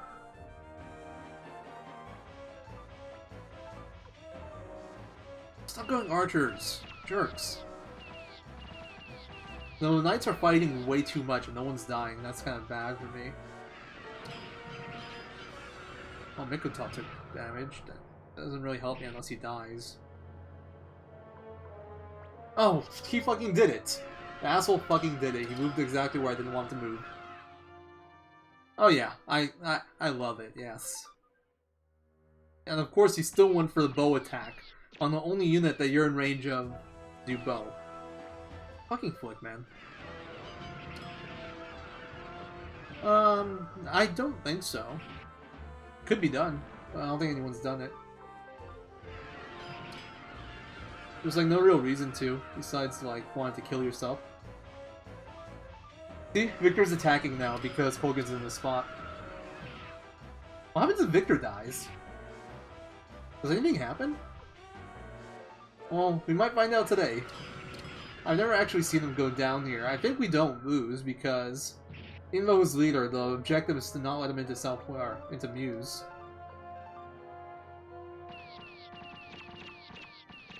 Mikotov's dead. That's good. Oh man, this is a really bad battle. I'm looking at the time. We're already like about to break even. Hook died. This is like too late in the battle to really have a lot of value. It's still good for me. I think it still saves time. But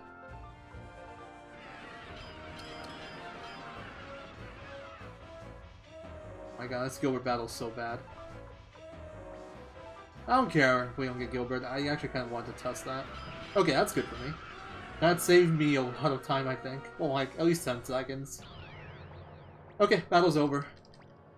We lost like 20 seconds, or 30 seconds.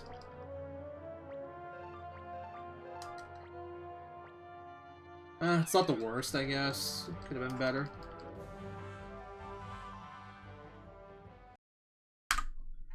Lost 25 seconds. I've had worse, trust me. I've had worse.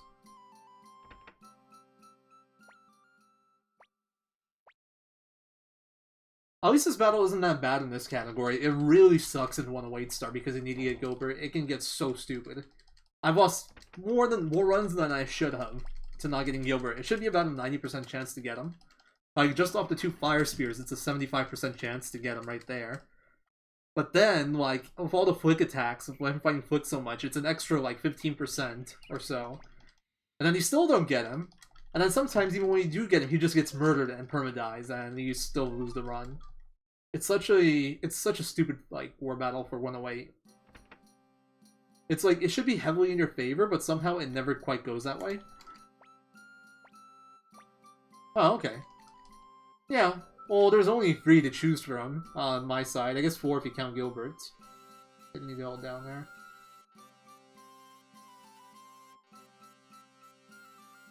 But I don't think it's that uncommon either.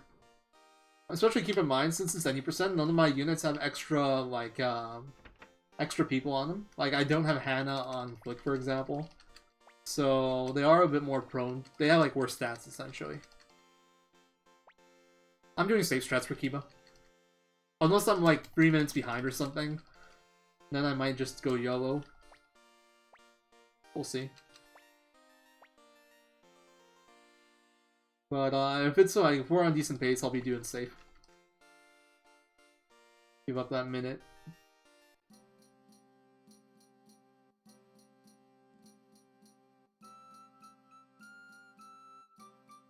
Like, I'm not on the world record grind yet, and honestly, I think even on the world record grind, I think I prefer Safe Kiba. Just because, okay, so Safe Kiba basically comes down to versus, like, the Kiba I'm using now. So, standard Kiba, if you get it, you save a minute compared to, like, the alternate, and if you don't get it, you lose 3 compared to alternate. It just feels like the math points towards, alternate Kiba. Hey, Tsukibaka, thank you for the host, dude.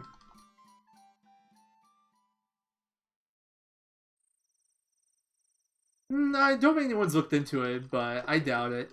He just has better stats than, like, the enemies around there. Like, he generally has, like, I think 2 more attack than, like, everyone's defense. So he has a 30% chance to hit, and then a 30% chance to crit, and then he fights, like, 5-6 times there because everybody attacks him. So it just seems like he is doing a lot, but I think it's just because he gets so much action.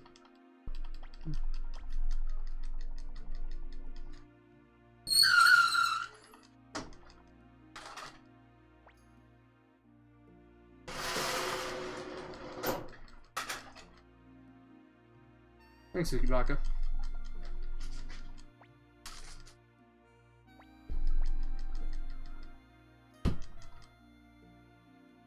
This is my life.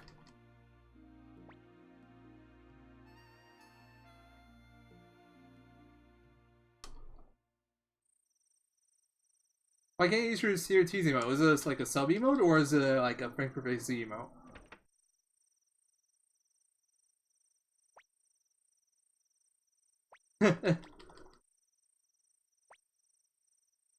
No, honestly, I don't think my mom would think of it that way.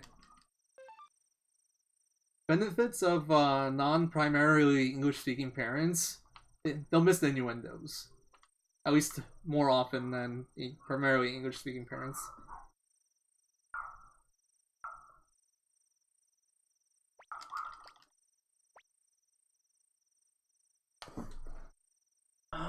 Oh shit, I never checked Ryu Magic when, after the border battle.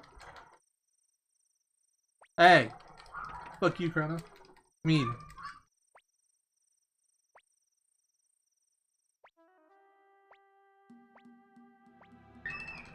Man, I actually got a pretty bad headache now. Fuck's sake.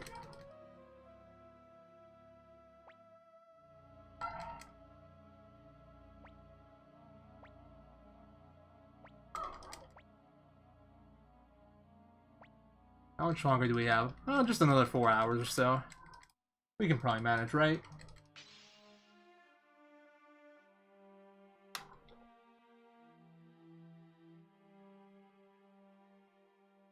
Besides, if we're gonna lose a run, it's gonna happen in the next 20 minutes. Okay, those kids outside are hella loud. Thanks for winning the Windows, Mom. This is definitely better than air conditioning. Oh wait, it's not! How'd you get a bunch of noise and it's still freaking hot?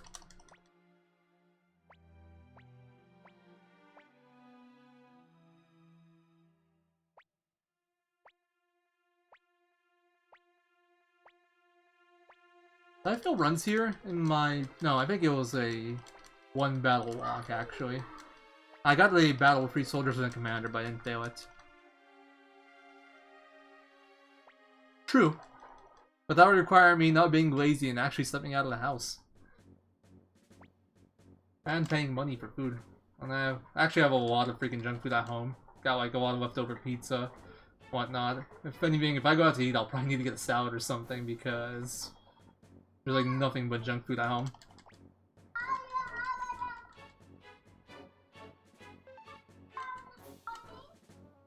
Yeah, pretty much. Nice! A 0 battle muse. That's very rare. Feels good, man. Alright. I wonder what my Ryu magic is. Average is about 74, 75. If I see 72 magic on Rina, I know we're good, but... How much HP the Phantoms have? 250? I can kind of improv them. Oh. What was this for? Firewall? Yeah, this was for Firewall. Okay. It's gonna be hard to tell. Because it's a 2-spell battle. Maybe I just won't even go for it. We'll see. Hopefully I won't have to worry about this. Hopefully I get a battle where this doesn't matter at all.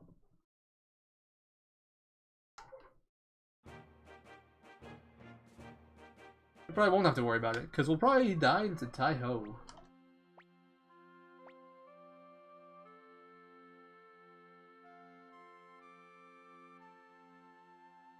I'm amazed at how well this run's going. We're only ahead 37 seconds. That Gilbert battle really kicked our butts a bit. Like, we're actually we've had a really good run so far. Not perfect, but very good. Guys, let me know if the noise outside is too much. I don't know how much my mic picks it up, but if anything, I'll just close my windows. I feel like it's picking up a lot of noise from the kids playing outside.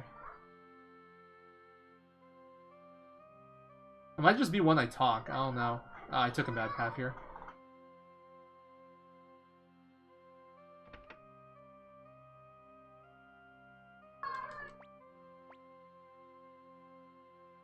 Forgot which floor I needed to go to, so I went towards the first floor. And then I'm like, oh wait, I have to go that way.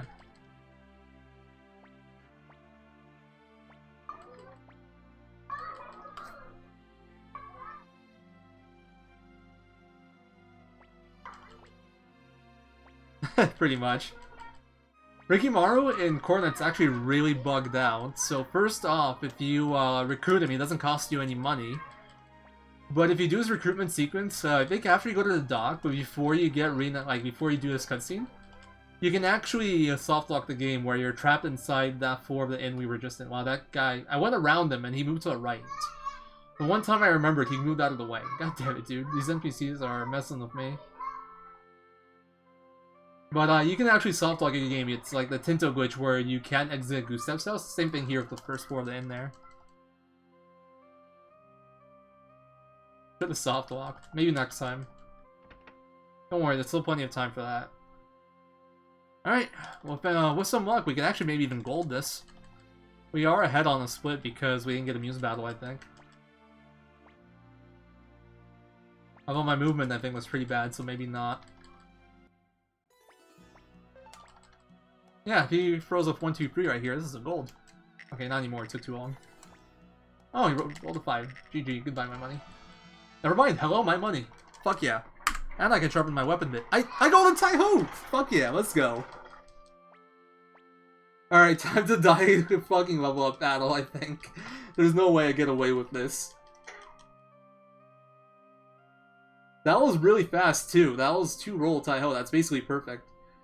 He just took a little long to roll his first roll, but besides that, that was ideal. Okay, how'd I get stuck there?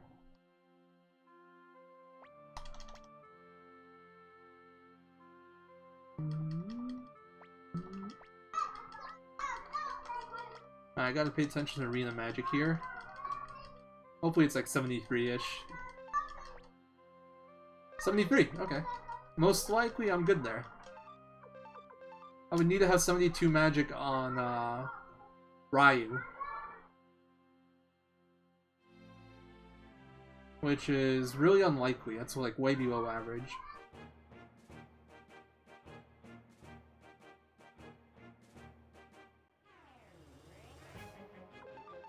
Nice. If I was gonna get a battle, that's one of the better ones. Because with spiders, you get a long animation time of them coming down from the ceiling. A non-existent ceiling, I might add. I guess it'd be a tree, but like, there's no trees nearby either. No trees like they can come down from.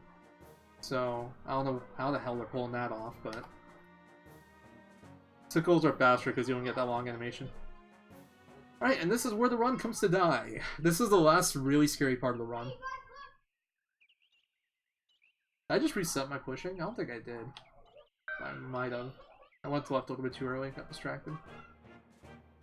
Phantom's time. I'm hoping birds. I'm hoping 4 birds.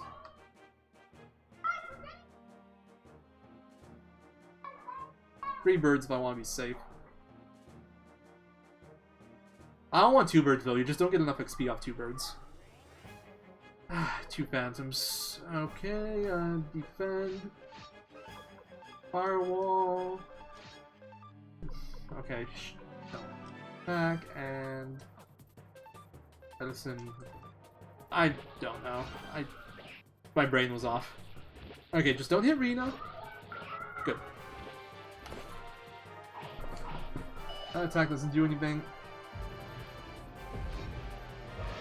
This is one of the worst battles. It's only 2 phantoms. It's going to take forever for them to kill me. You really want a group of more enemies here. You get a higher level and it's faster. Alright, attack. You can medicine Ryu. You can attack. You can shift. I should have had him shift last turn. That would have been better. Oh, he protect. Wow, that looked so weird. He protected Rena there. Nice. Oh, she didn't miss. Okay, we should be good here? No way. Alright. Alright, we're done. Whew. What scared me a little bit there is that, I guess they could have gone single attack into row attack front and hit Ryu twice. Alright, level 41. We are good. We did our level up battle. Only thing better would have been level 40, or, well, higher level would have been better. A group of like 3 phantoms is better, but 41 will get you let go through Matilda area as well as everything before that, so it's a little bit better. Freaking last run, I failed like 4 runs in Matilda area because level 40 doesn't get let goes there, apparently. Feels bad, man.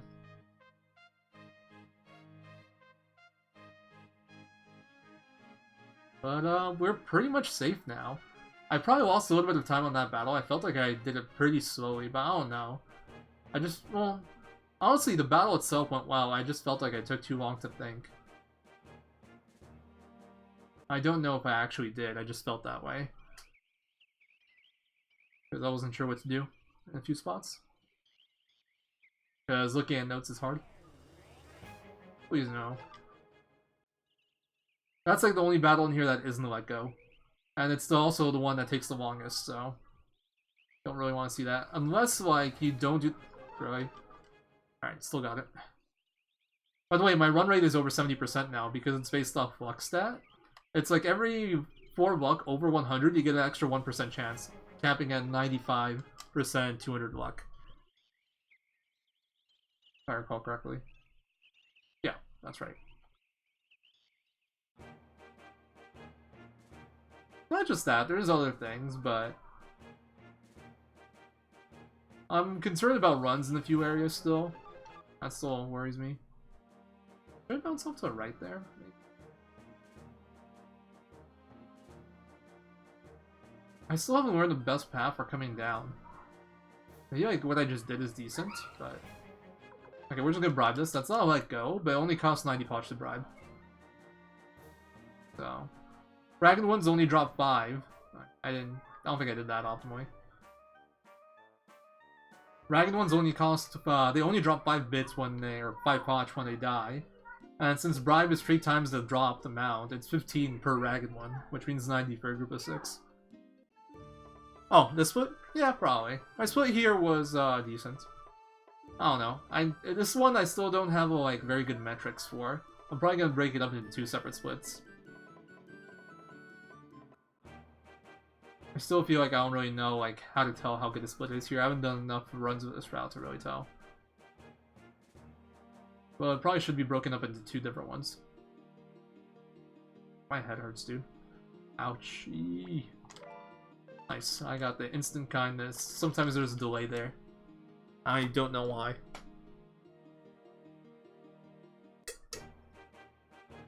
Abomination is a bit more RNG than Star Dragon Sword because A-Bomb isn't a guaranteed 2-turn. And sometimes you need a Bolt of Wrath, sometimes you don't, so... That one is more RNG than Star Dragon Sword.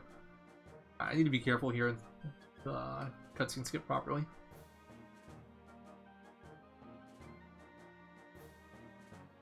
I was extra careful there, but whatever.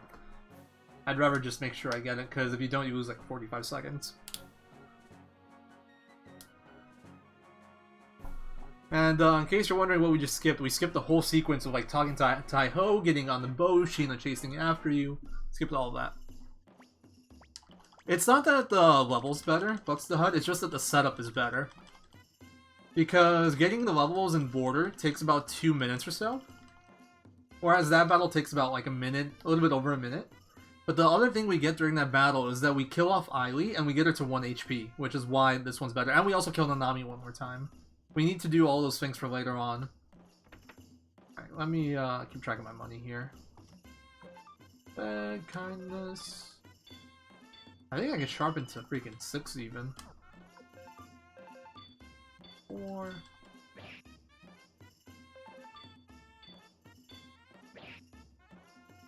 What do I have? Alright, good. I can still do math. I actually have exactly enough left over. If Bilka didn't give me the 70 poch, I would be at 0 after I do my shopping here. But those extra sharpens help a little bit of Amada. I probably shouldn't have done it all the way. Because now I might have to sell more stuff in Lake West when I do my shopping. But it might make the difference on Amada. It makes Amada more consistent. But yeah, wrong option there. I wanted to pick that spare. It's actually faster. He runs over faster. And I think he has less dialogue. Hold on. I'll go back to the level up explanation in a second. I just want to make sure I pick the option here. I messed this up last run too. There we go. Alright, so, The other parts of that level up battle that I do during Matilda glitch is that I kill off Ailey and Nanami. Those are my two kindness rune users, so I need deaths on them. That one gets Nanami her third one, which is just enough to get through the rest of the run where I need kindness rune on her. And then the first one on Ailey we need 3 total. And the other 2 we're gonna get on Star Dragon Sword and Abomination, which are coming up. But if I don't get that first one, then she's gonna be like full HP or close to full HP going into those fights. And it's going to be that much harder to kill her off. So on that fight, not only do we kill her off with extra death, but we also get her low enough that she can die easily versus A-Bomb and Star Dragon Sword. That's why it's important. And that's why it's better than doing Border. Let alone being faster just because of the setup time. And that you have to do for Border. Bye, lightning. Bye, lightning. Catch. Lightning to head. Islands to get my down input. Come on, dude. Like, as of right now, Ailey's basically guaranteed her 3rd death, which is also the amount that we need for Ailey. We need 3 deaths on her to run. But there is one situation that's a little scary, and that's if A-Bomb does double claw attack. Then Ailey will probably live, and it'll mess up my XP route and a few other things. I have a way for her to get one more death in that case, but I think it would fuck up my XP route. That's one of the things that I actually haven't routed properly that I keep on forgetting to do.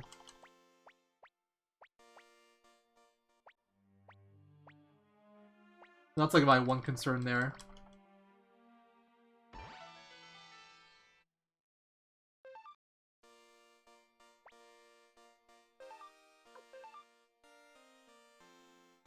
A little break here. By the way, if anybody noticed my potch when I was leaving the rune shop, I had exactly 70. So, for the money route... Hey, Fatal Vince, thank you, dude. For the money route, I need 12,800 before the Blacksmith and Cuscus. 200 goes towards embedding kindness. 1,200 goes towards buying 2 lightning runes, and then 600 goes towards attaching lightning and violence. I can get away with skipping the attach until later, but I do need to buy 2, or I have to come back when I go to South Window again and buy 1 more. And that does cost a decent amount of time. This run was so perfect. You shut your mouth, Chrono. It was so bad. I'm sorry that the run was bad, Vince. This would be harder to learn from it. I don't know how interested you are in running 2. I noticed they haven't been running it in a while, but... I need to finish a good run so people have something to watch to learn from. That run was not a good learning example.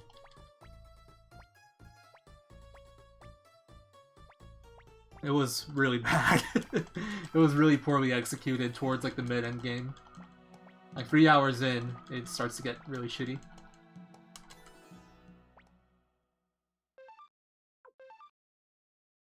And then just like I kept on getting lucky and getting bailed out of my mistakes. It was classic world record, really.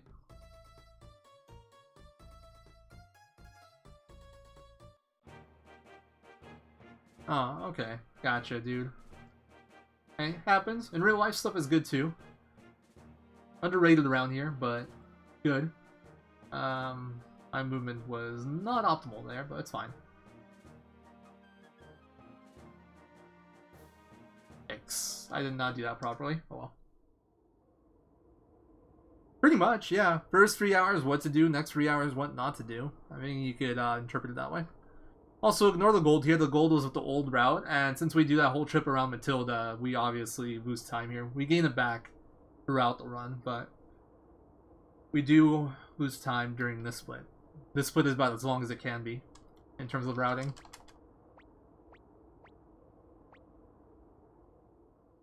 Nice, dude. Looking forward to that. I think it's a great time to be a Suikoden 2 runner. We're getting, we got new people like you and Ninja Tuna. We got Ajneb running this lately. Neo said he wants to get back into it. He said he's gonna, like, start learning again, like, next few weeks. Got a whole new route. Only Gamer's gonna start working on it again, like, doing runs in a month or 2, he said. After TwitchCon, I think. So yeah, this is a good time to be a Suikoden 2 runner. Maybe not exactly right now, but in like a week or 2. Because as of right now, I feel like most people are kind of busy with other stuff besides me. Double head percent tourney. Yeah, actually wouldn't be that bad. Be kind of interesting. I mean, it'd still be mostly luck based, but that's not a bad cutoff time. I'm gonna do this before I forget.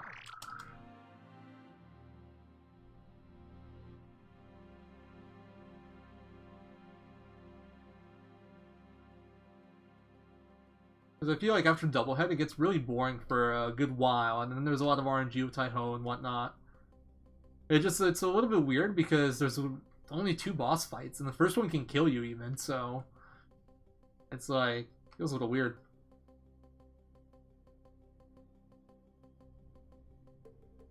Oh, that sucks, dude. That is very sad. I feel like that's less likely to happen with the current route, but I think it could still happen. Like, kind of stuff is more or less the same. But, I think the Lucia Free fight backs up into, like, Lost Kindness a little bit better because, you use triple Blazing Camp regardless of, what your Kindness Bearer is doing.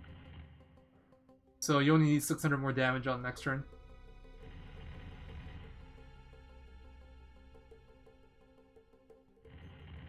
I think I saw that. No, I think I saw Ajnab's run to die to Lucia Free. I think that's what I'm thinking of. But yeah, Lucia Free, if she decides to be a bitch with her attacks, she really hurts.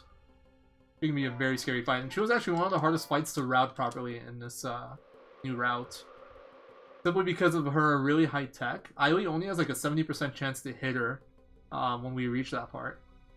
But luckily we only need 1 and we have double beat, so we just need to hit 1 out of 2. And it gets a lot more reasonable. Like when we were considering double beat, double striker, and Aili missing was a really big concern there. That's one of the places where Tsai is notably better. That tech he barely ever misses. He has really good tech. And it happens. That's the one thing I don't like about Suikoden II speedrun. It's the fact that the in-game time matters so much. I feel like it makes it harder for like to route and to pick up the game. Like if I'm like making saves for practice, I gotta make sure my in-game time's spot on. I can't deviate. It's really annoying, really tedious. I already healed Nanami. We should be good to go.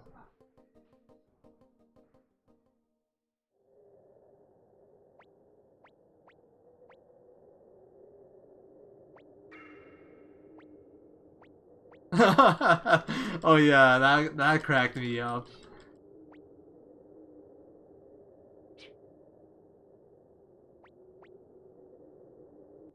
That was so fucking funny. I have freed shift here just so he doesn't defend, so if Star Dragon Sword does AoE attacks, it hits him twice. Which it didn't, but this is good because it's a faster attack. Or hits him for more, I should say, not twice. It only hits him once. But I need Free to die versus Worm, so I want to get his HP as low as possible versus Star Dragon Sword and Abomination.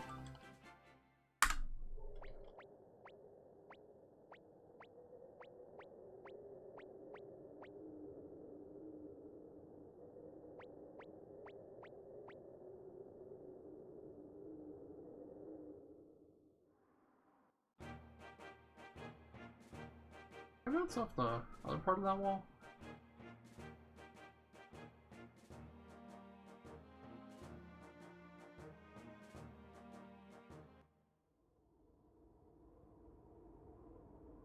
Oh, the strat there? Yeah, since we do kindness early, we go and get kindness and violence early, and then we just proc violence and murder Sword Dragon Sword.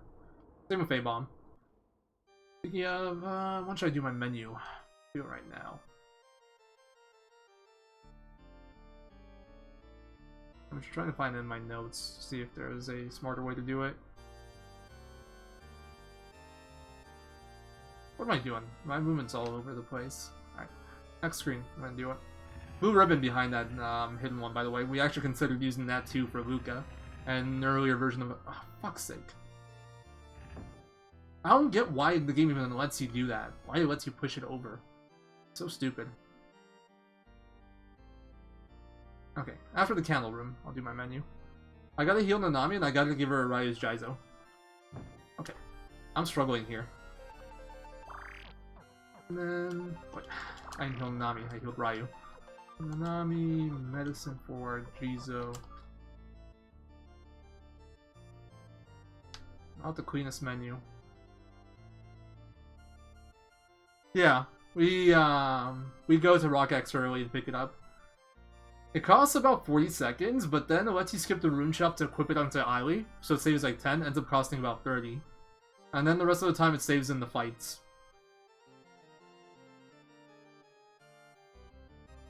Okay, that was a really poorly executed walk up to Abomination. Well, I could still maybe save time here. It depends on what Abomination does, but I probably will lose time.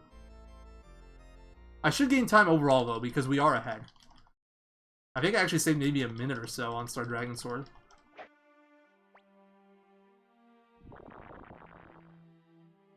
Oh, fuck, my headache is not getting better.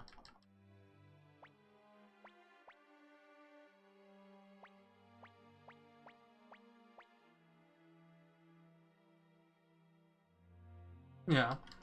It was something that we always felt like when we were routing. It's like I kept on pitching for it. I'm like, nah, it's too slow. It never quite works out. But it ends up being worth it in the end with what we finally ended up using.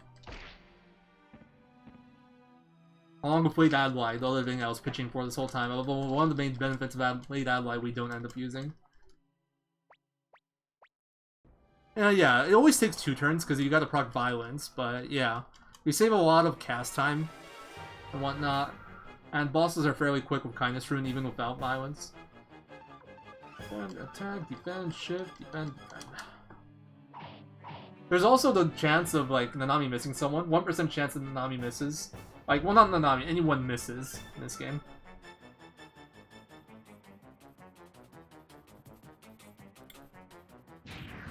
Okay, that pops my Jizo, so I'm gonna have to use Bolt here. But it is a successful fight. And I'm going to have to buy one more Jizo, so I'm going to have to sell some stuff. In terms of, like, the ideal fight, and, in terms of time, it's probably best to get Claw on someone other than Nanami and Breath. But Claw animation time is fairly slow. Okay. I don't know if that's an actual gold. These splits look weird. Oh, I switched to average on accident. Oops. Alright, cool. We did save like a minute between the last two. And I sharpened my weapon more, so we're gonna save time in Green Hill. Now that I think about it, we're gonna save like 15 seconds in Green Hill because I already sharpened my weapon. So we actually saved like a minute and a half, basically. Little Daisy. What about Little Daisy? Oh yeah, rest in peace, Little Daisy. She's in the graveyard now, along with Suikoden 4. I don't think that's how it works, Sovereign Might. At least not for me.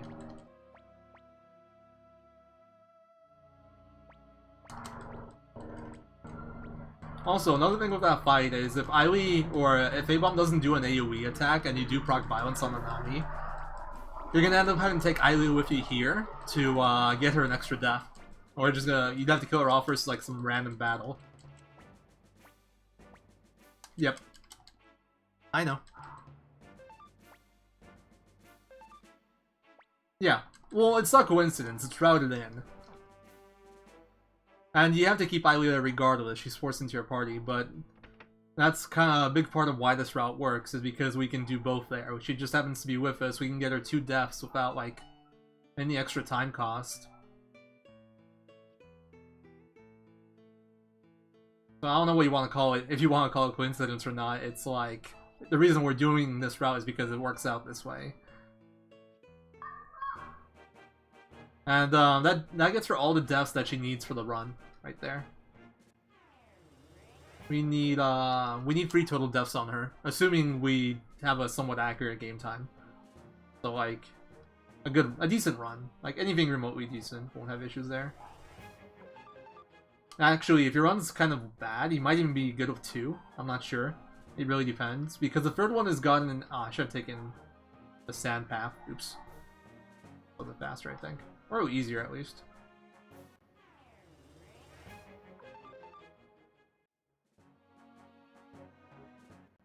I don't even know what you just said. I just know that you were trying to insult me, and it hurts. How could you? My execution is great. I don't know what you're talking about. Look. Ran into shoes. Oh, damn, I actually didn't pass it. Fuck. I only went past the step, though. It's still alright. I need to scroll down my notes. Alright, so I should be completely safe to free turn the Mata. With level 41, there's no way you can 2-turn him. I should rephrase. By free turn the Mata, I mean free attack a Mata. And by that, I mean the wild attack plus any attack. 2-turn, like, you can't 1-turn him. A 2-attack Amada is 1-turnable as long as he doesn't defend, but you need at least level 49, I think, for that. Maybe even level 55. That's one of the things where having that lower level does impact you. You don't do as much damage in duels.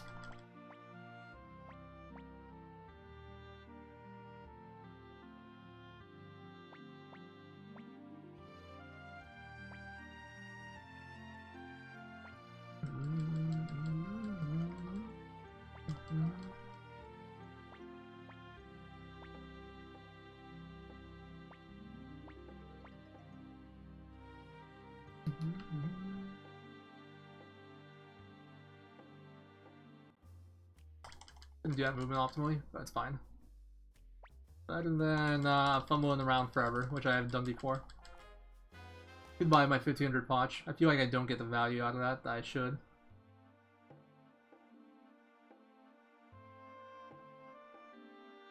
So, if you ever want to do money route in your head, between Star Dragon or between Cave of the Wind and finishing like this whole segment, you'll have gained 11,500. You gain 3,000 from the chest in Cave of the Wind. You gain 0 from Star Dragon Sword. Star Dragon Sword actually doesn't give you any money. A-Bomb gives you 10,000, and then Richmond takes 1,500. So it's 13,000 minus 1,500. You get 11,500 between 2 segments.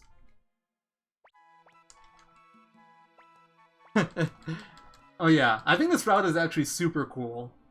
I feel like this route is much more interesting than the old route too. I'm not gonna say it is better, it's faster, but like it's also really interesting. I think it uses a lot of stuff that the old route didn't use, like Matilda early, like Matilda glitch, kindness early violence. Actually uses Clay Guardian sometimes. We take Tsai's Clay Guardian scroll and we might use it in level up battle depending on the battle. There's a lot of cool stuff. If you haven't seen it yet, the Luca fight is different. It's pretty cool too. And a few other things are pretty different. Ow, my head, holy fuck, dude. It just like, right now it's like, sharp pain. Okay, I'm okay. This run is too good to lose that headache. And I really need to scroll down my notes here.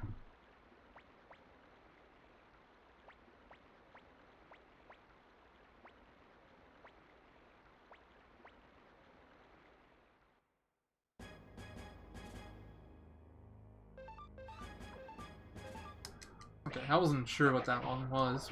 Okay, I guessed right. And then we're just gonna attack here because it doesn't matter. Love messing with the camera.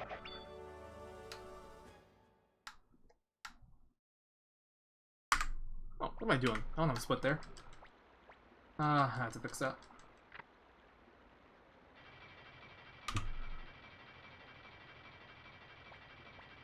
I'm gonna have to do it manually. It's annoying. Ignore that split.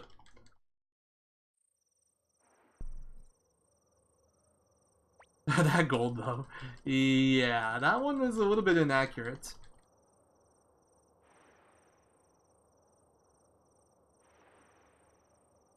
There we go. I almost reset too. I hit the reset button instead of the undo button. For some reason, my undo button wasn't working. But like, I thought I got the 2 buttons confused and I hit reset. That would have been pretty sad. I would have finished the run regardless and retimed it after, but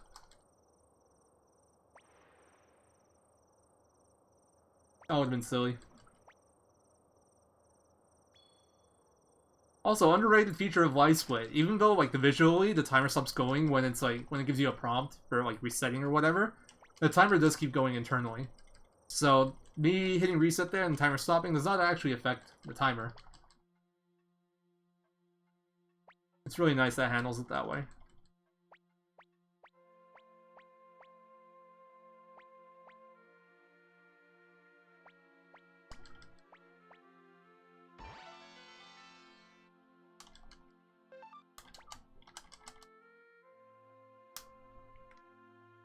This is another split I can save time on, actually. If I remember correctly, I failed to run to 5 squirrels on this one. Although, that can still happen, so... And this isn't like a new route versus old route thing. And actually, this was a little bit safer in the old route. Especially if you want 35 Nanami route. But, it can happen in either one. You don't get what goes on large groups here. Until, well... essentially, until you're coming back from Radat with Victor before Kiba. This isn't even a let go. Well, like, that fight with the level 35 Nanami, level 55 Ryu should be a let go. And with this route, it isn't. That's like one of the kind of hidden things with the route differences. The little, like, places where you can't let go anymore, where you could before and stuff. It's one of the things where the old route was better, because you were higher level, basically, no matter what, with the old route. Unless you, like, somehow, I think 4 Phantoms. Hold on, let me do the math. 41, 49, 57... No, that's 57. So yeah, you can get to 57 with a 4 Phantom fight, 56 with a 4 Pinkbird fight, but Nanami's still lower level. Or if you somehow manage to survive a 6 Phantom fight and use that, that gets you to, like, level 70 something, but that fight is just unusable because of how much damage the Phantoms do. The only way you can even try to do that is, like... YOLO Rina Dancing Flames and hope only Rina and Ryu survive. That's the only way you even have a chance. And even Quake Guardian doesn't really save her from like dying to 2 Phantom attacks, so you really don't have anything you can do. Yeah, level 70, but it's just like, you'll never go for it because it's so damn risky. It's over level 72. I think it's like level 75 or something. Hold on. 57, 60... I think level 73, probably. Somewhere around there. Oh, shit. So this is the bathroom break split, but I don't need to use the bathroom yet. Do I go anyway? I feel like... I feel like it would take me way too long to get the stream going. You know what I'm saying? And I won't be able to make it in time. And I picked the wrong option there.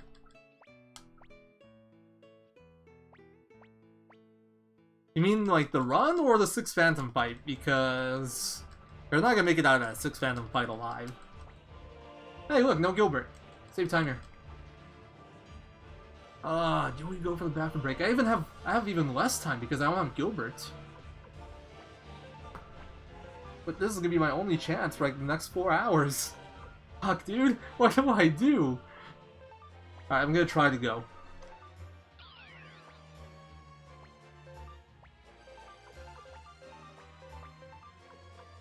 Alright, let's get ready. Drink some more in case I need it.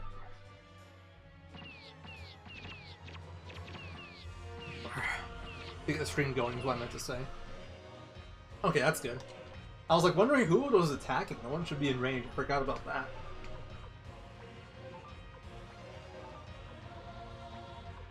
Oh yes, burn the fire spear on your own unit. Good job, Flick. Downside of not having Gilbert. Just pee your pants. I'm gonna have to pass on that. That doesn't sound fun. Wait, I entered solid G! Oh no! We're about to get... Fuck! Okay, there's no way I can get it, actually.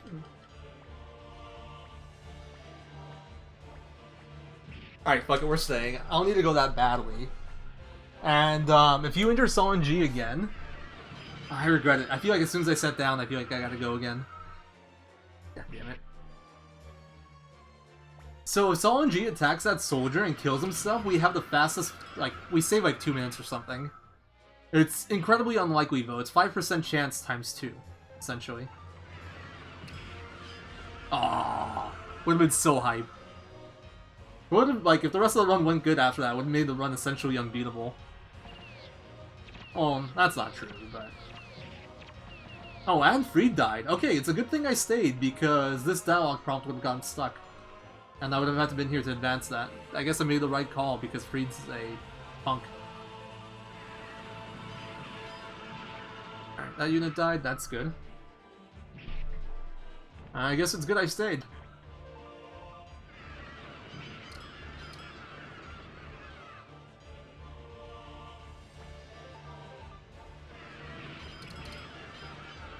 That's a useless injury, probably. I think this is the last turn? I'm not sure. Like, after this enemy unit. Could be wrong. Okay, unit dead, that's good. Saves some time. So he's going back, that's really good too. Aww. Well, whatever. That's, unless I killed him there, that wouldn't have saved me time. So. Good, he's going melee. Okay, this is a really good fight. There has to be another turn, I think, but this is ridiculously good. Hey, you can see the castle from in the background there. That's kind of neat.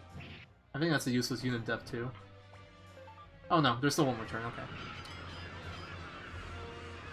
The soldiers need a raise. No, I think they don't. They probably make enough money. They do a horrible job.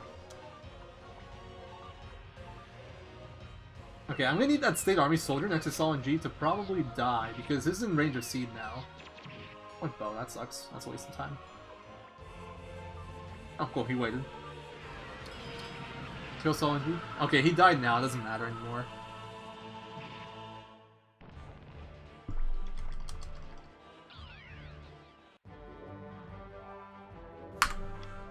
Still gold of that, though. Wait, splits? Well, I still golded that, and I split like 5 seconds too late because my splits weren't working. It's because I haven't selected. It's my bad. Like, the thing about running these with wine on Linux is there are some caveats. If I only, like, global hotkeys only work if I don't have white split as my active window. Which is really weird, but I could never get it working properly. This is like the best solution I had.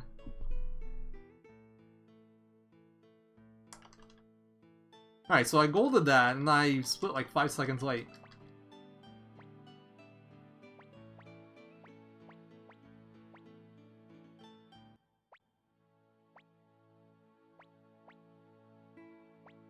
Hey, I think if anything, my army deserves a raise there. They did good.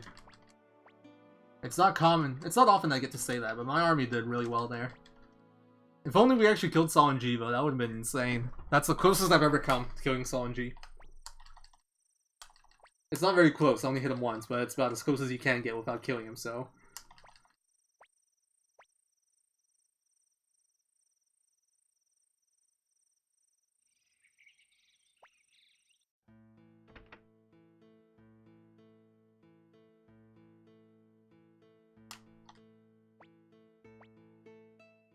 Yeah, that would have been so fucking cool.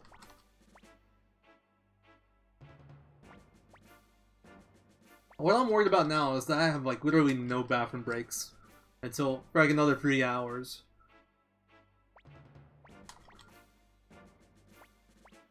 Back when I think I ran this on PS3 for a little bit, and my controllers, like, wireless would actually reach my bathroom.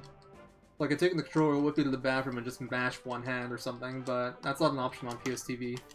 Or at least not with mine, I don't have the wireless range to do it. Feels bad, man.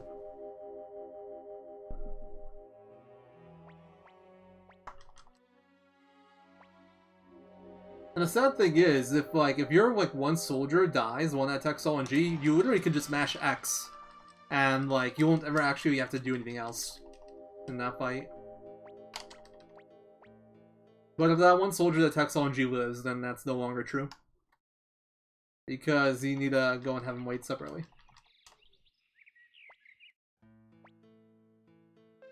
Speed 95. I really should look at that more often than I do. But, so for Pestra, you want her to have 93 speed or more. If she has 92 or less, there's a chance that Rat outspeeds her on its first attack, which can, like, actually kill your run. Depending on, scenario. Pestrat's actually one of the most, like... It's one of the fights with the most scenarios in the whole run. It really depends on, like, what you do really depends on what the Rat does. And my Pestrat fight wasn't that good in my PvE, too. So we can save time there.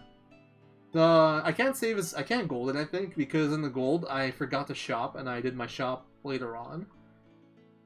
We aren't hopefully going to forget our shop this time around. It would actually be a big issue because I don't have a Jizo on the Nami anymore. But the rat fight itself can go better. We can save a little bit of time on that. Okay, now I gotta use the bathroom. Fuck's sake, body. Why?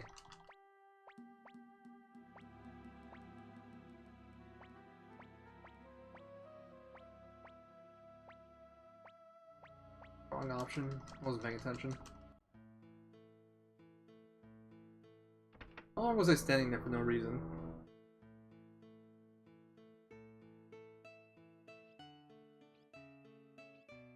Doesn't matter which way you go here. Later on, once you have Vicky, you want to go to the right, leaving those stairs, but for now, it's faster to go to the left. Or it's not faster, it's the same thing to go to the left. Alright, little trick I picked up on here. I actually want to hug this wall. Saves you a few steps done properly. It's more useful going up, I think, but it still has some value going this way. And then the other one that I haven't actually measured properly yet is hugging this wall right here. Well, actually, I should try out that path like above or to the right of Cuscus. But this is pretty straightforward. You can just do this. I think it's actually a little bit worse looking at it again. That was a scary battle there.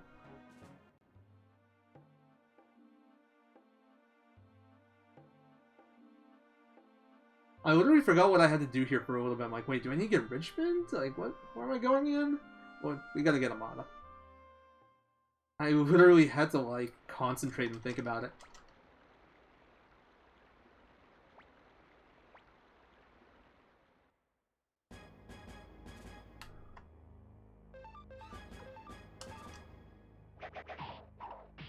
Okay, please don't defend. It doesn't matter here. Don't know what that is, but all the attack will work fine. Perfect. So the weapon sharpening there actually made this into a 2-turn fight instead of my normal... It's generally closer to a 3-turn here, the new route. It really depends, once again, on how, like, sorry. On what level Ryu got to off the level up fight. Like, off level 55 and above, you can still 2-turn it, just like, the old route. Actually, this one is more the same than, the old one.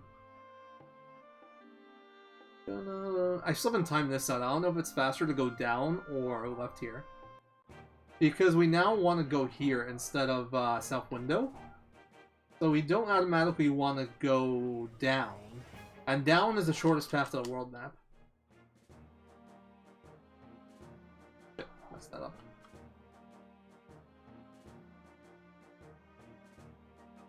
Now it's like the one thing about doing Late Ally that is worse. The world map movement from Radat isn't as clean.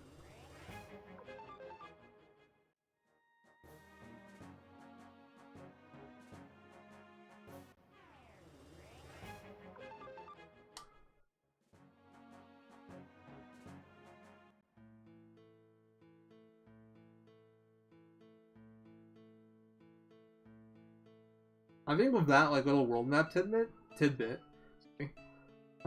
late Adlai and early Adlai end up being essentially even. Whereas if you didn't count that, I think late Adlai is like 2-3 seconds faster. And what I mean by that is there's like only 2 really good times to get Adlai. It was right now between Amada and this, or later on between like checking out Kiba and Radat and the war battle. Alright, Bolgan, Rina, Bolgan, Luke.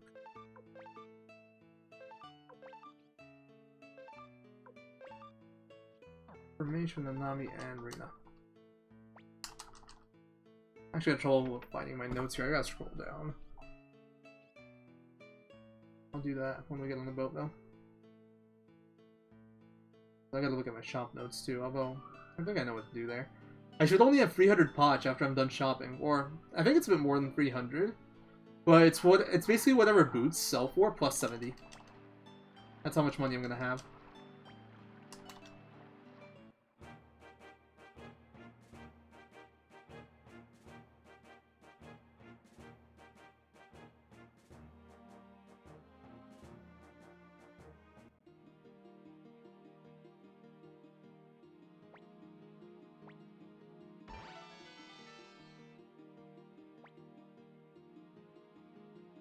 Lady, fuck off.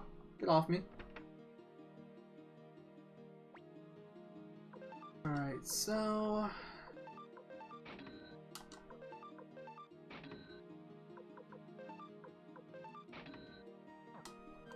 Alright, and then I escape talisman on you. Izo on you. Didn't say that right, but whatever. And then 3 talismans. And I now have 511 potch. But the money route once again works out pretty precisely there. The arena boots I don't need to sell for money. I sell that just to open up the accessory slot. It's the fastest way to do it in the route. We're gonna take from bag Mega Medicine for that slot later. I just need to have that slot open. But then we need to buy 3 talismans and 2 to 3 Jizos, which costs either 11,500 or 16,500. And whether or not we need that third Jizo depends on whether or not the one that we had earlier was popped.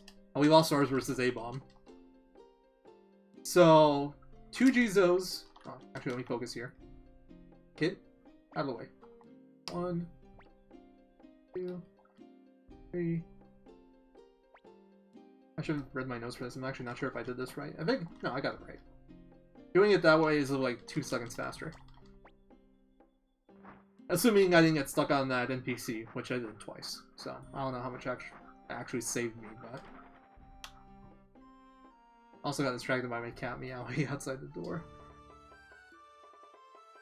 So yeah, I was saying, 2 Jizos and 3 talismans cost exactly 11,500. And I mentioned earlier that your money between like South Window and like getting Richmond ends up getting you exactly plus 11,500. So you're guaranteed to have 11,500 at least after that segment. And then Chainmail plus Circuit and sell for exactly 5,000. One is 3250, one is 1750. So if you, as long as you didn't bribe anything or buy anything, which you should have no reason to do, as long as you're always good on money, essentially. As long as you picked up the chainmail, I guess, and kept it. If you need the Jizo, you just sell the chainmail and the circuit and buy whatever you need to buy. And if you don't need the Jizo, then you can skip selling those, which also doesn't affect anything route-wise. It's just you have a little bit less money, but you save more time. And we're essentially good on money from here on out. Even if I hadn't sharpened my weapon already, I'm still good on money here. Alright, there's actually a cutscene skip you can skip here, or a cutscene skip you can do here. We can skip this, but it's not worth the setup time. Or at least, unless you can do it really quickly. I don't know, I haven't tested it myself yet. Alright. See you later, Chroma.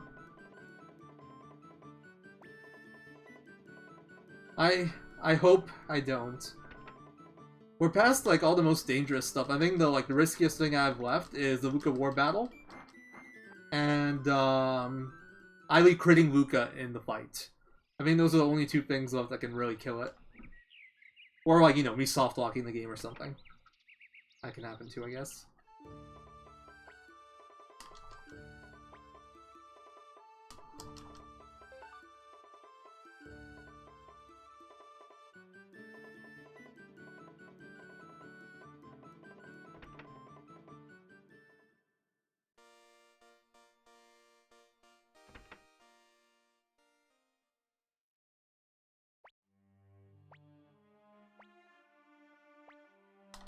I think option 2 here saves like 1 or 2 text boxes. It's only a little bit faster.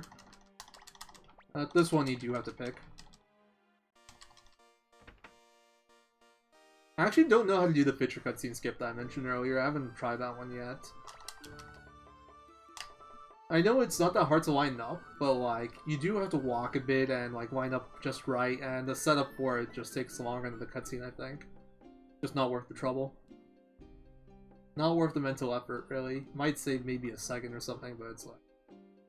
Why even bother? Oh. Let me rephrase that, because a second is plenty of time. Why bother doing something so difficult for such a small amount of time?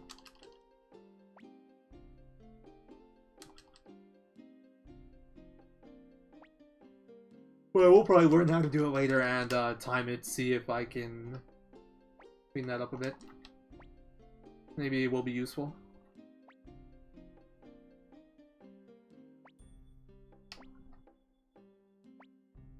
I hate trying to mash during this part. It's so hard to mash cleanly here.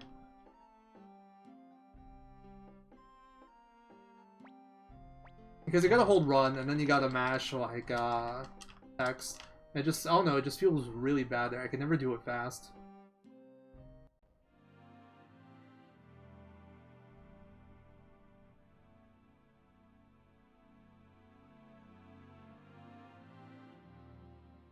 We don't pick up Resurrection Rune anymore, we don't use that anymore. So we save 3 seconds on the pickup. The time gain from actually, like, we don't actually use the Resurrection Rune for anything.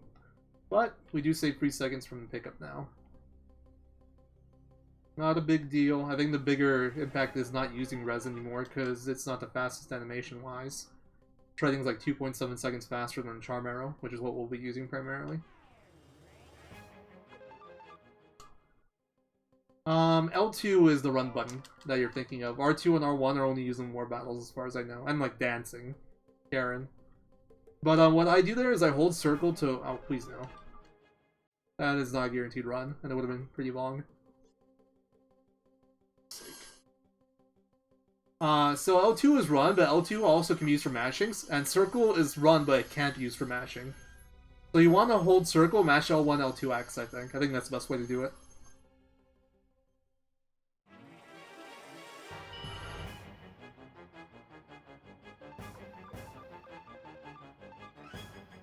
So this fight really depends on what Rat does. Hopefully it gives me something good to work with. That's not the best start, it's not going to proc violence. Unless this hits Nanami. Oh, they didn't even attack Nanami. That's a dick move. So we're going to do the same thing again.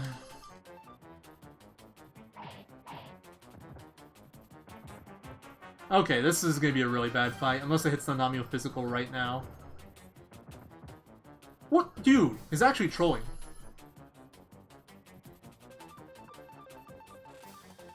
On the bright side, the animation for that's fairly fast, but now I don't even get much benefit in violence.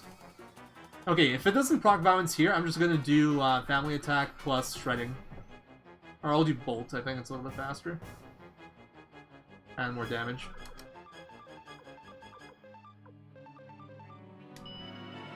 That was a horrible rat fight. 4 turn, that's literally, I think, the most it can go. Oh no, if I fail with family attack, I guess it can be more. But, like, so the fight is based around proccing violence with Nanami and just one-shotting him, and he never even attacked Nanami. There was literally nothing I could do with that. He did triple single attack, and he never targeted Nanami once. Just a dick move. Only 20 seconds lost, considering how bad that is okay, I guess.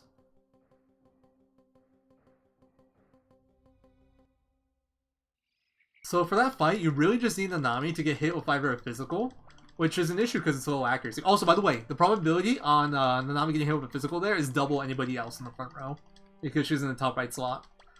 So all those turns were a 25% chance of Nanami not getting hit.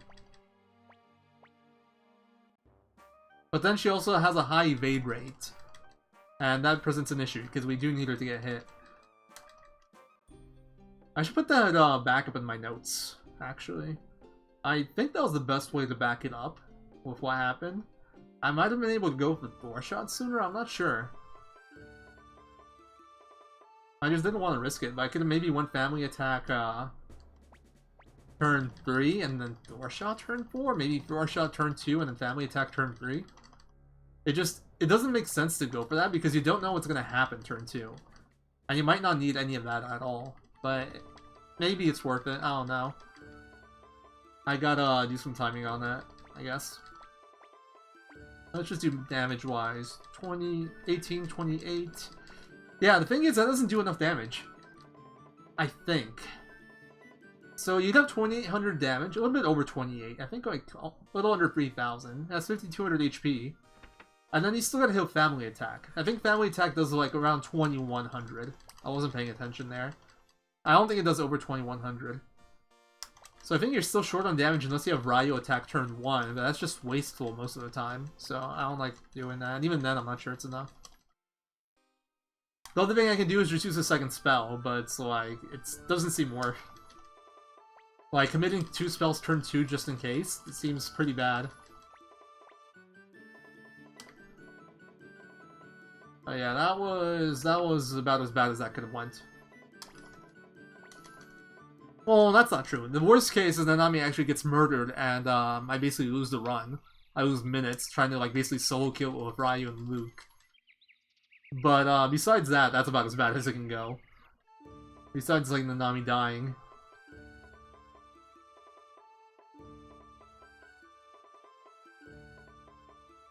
Alright, just gotta try to focus over the vacuum cleaner in the background. I have to make sure I don't pick option 1 here after this first battle.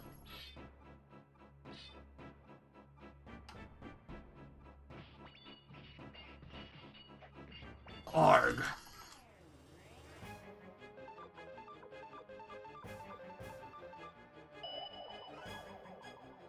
Option 2, option 2, option 2, option 2, option 2. Option 2, option 2, option 2, option 2, option 2. Option 2? 2, 2, 2, 2, 2, 2, 2, 2, 2, 2. 2, 2, 2, 2, 2. Alright, there we go. I missed, like, if you pick the wrong option there, it costs, like, between 30 seconds to a minute, depending on what options you pick after.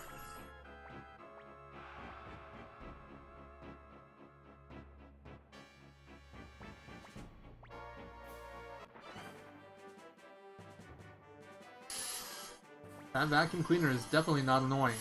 I'm just gonna mute my mic for a bit. Actually, no. I don't have time to click it.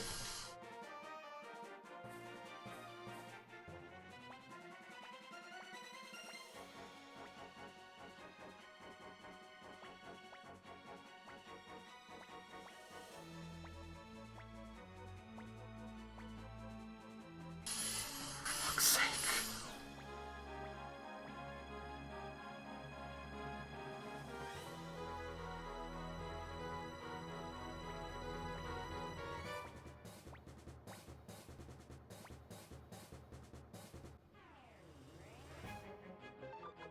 Not help with my headache.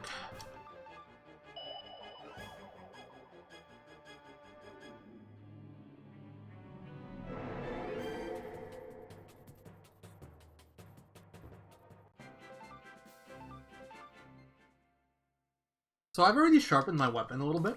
Well, not a little bit. I sharpened it 3 levels in Cuscus. But in Green Hill, we're gonna sharpen our weapon to 8. And even if I was broke and I had no money to sharpen, like if I was broke after the shop, and I only had a level 3 weapon because I had no money to sharpen in Cuscus, we should still always be good on money there, no matter what. I think we have a few thousand left over, just from the money we get from Pest Rat, these 2 fights here, and the 2 Green Hill Soldier fights we do before that sharpen. But once again, the money route works out just right. Feels good, man.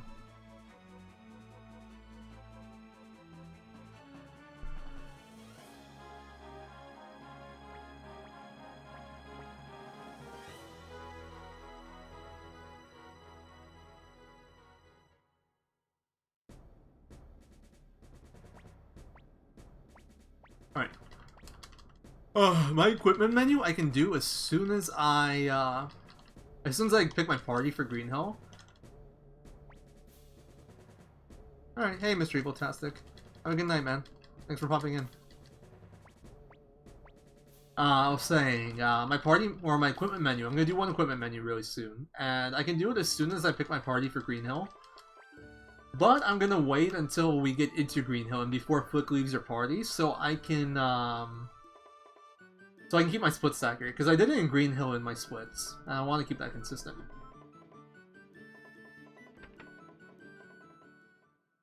Well, you can do it whenever, and it's probably better just to do it in the castle, just so you don't forget.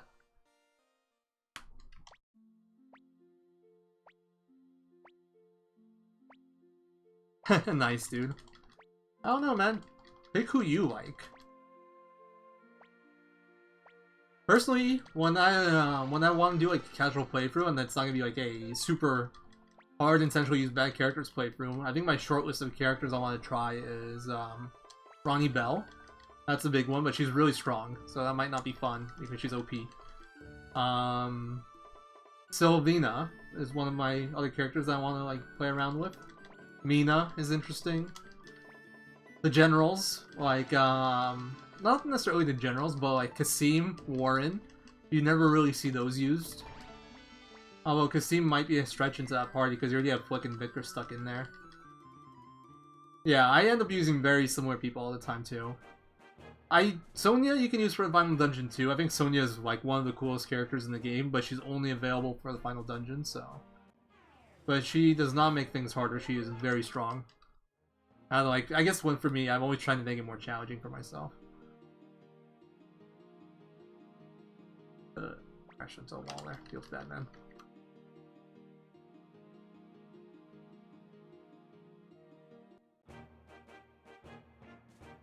Try this. Yeah, that doesn't do anything. Good reminder for myself. Could have saved like one more step there. No biggie.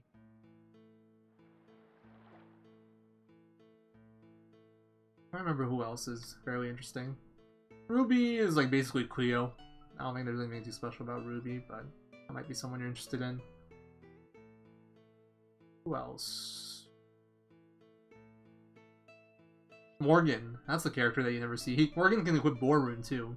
Although I think Borun isn't very good, but I don't think I've ever used Morgan ever. Yeah, it seems like a pretty standard strong party. Kai for the Unite. Tengar is a mage with Flick. Clive is kind of whatever, but nothing wrong with that. It's really hard not to use like Tengar. Tengar is just so good, and like with Luke, if you're playing casually, or like with mages like Luke and Crowley, it still feels kind of bad having a short range in the back row.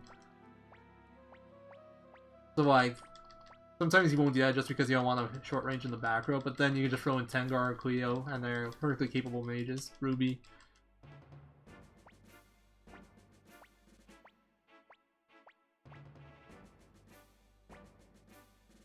Tengar is top tier girl. I'm gonna have to vote for my girl Cleo here, but Tengar is like top 3. Actually, I think maybe Sonya. No. Yeah, I think it goes Cleo, Sonya, Tengar for me.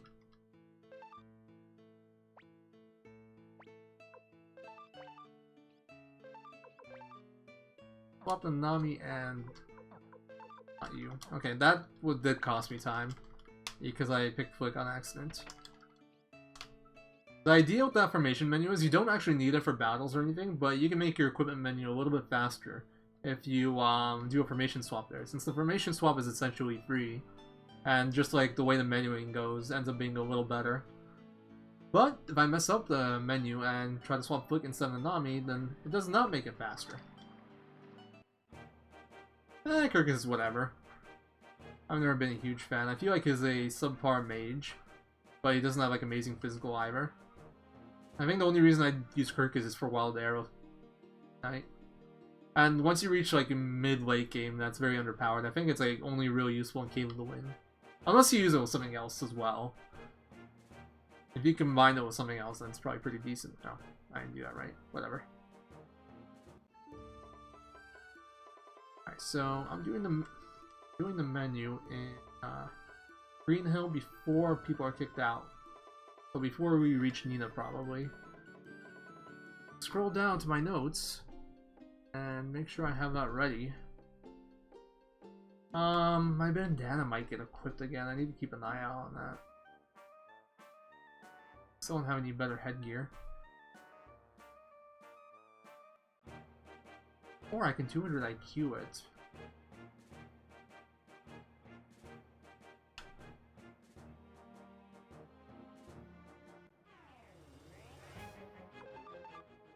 I probably shouldn't mess with it. I just had an idea for a menu thing that'll save me time overall, but probably shouldn't try it now.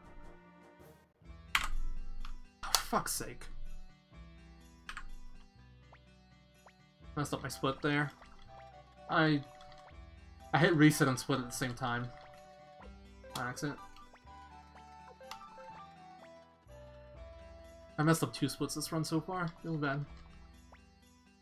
Alright, equipment menu. Alright, and then Flick. That right, and then this. There we go. Need to practice that more. Why didn't I swap them? I think I know why. Would have been more menuing.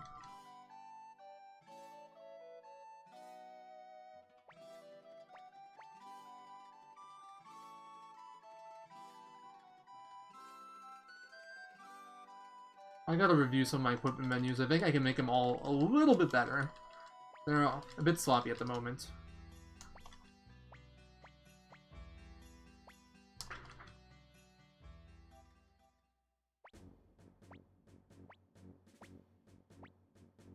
Jupo, Kirkus, and Humphrey. Oh, yikes. I think Jupo and Humphrey have the Humpty Dumpty, and I don't remember if it's any good. Oh, you got that going for you, at least. Crowley. That's the hidden mage guy. Why did it stop moving up for a second? Once again, I just recommend Ronnie Bell. I think Ronnie Bell's like the character that you don't really see all that often, but is actually probably the best fighter in the game. The only person that competes is Valeria, I think. Besides that, best physical fighter, probably. At least in terms of damage output. I don't know about, like, maybe tankiness, although she is pretty tanky, too. She has fairly high base HP, if I remember correctly. I think she just has low magic, so she takes a lot of magic damage. But in terms of, like, physical damage output, Ronnie Bell, I think, is the best, or, like, tied for the best. Because 3 times rune, basically. Unless you can get double beat to work for you. Which, it's very finicky in 1. I don't even know how it works. Hey, Hentai. How's it going, dude?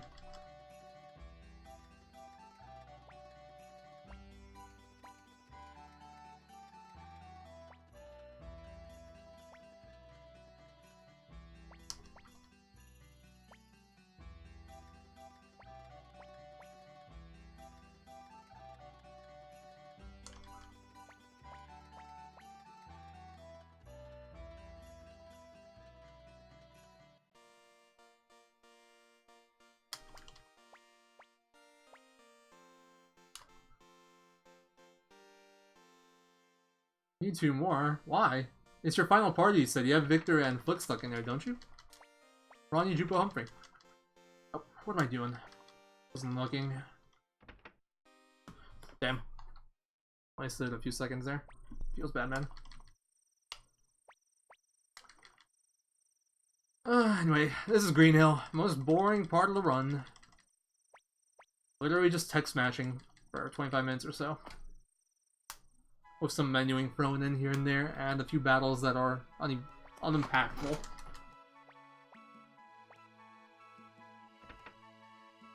I mean, you can do whatever you want, you know? If you don't want to use that party, feel free.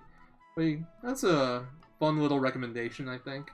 Might be a little bit underpowered, honestly. I think you're gonna have trouble sustaining through Barbarossa, because there's no really good healing mage there. Unless you throw, like, a water onto, Humphrey or Victor or something. Oh, where am I going, dude? But hey, making Suikoden 1 more challenging is not a bad thing. I think that'll make it more interesting, if anything.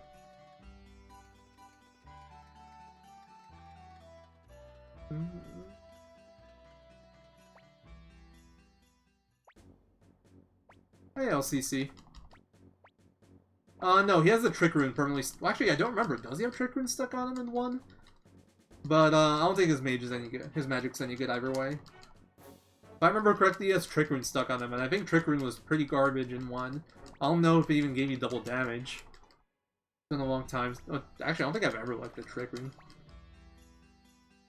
You can always check on Suiko's source. I can't, right now, for obvious reasons.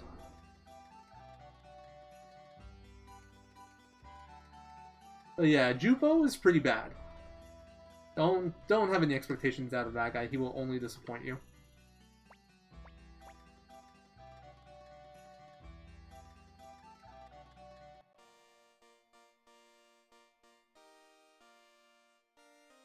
Here, out of the way.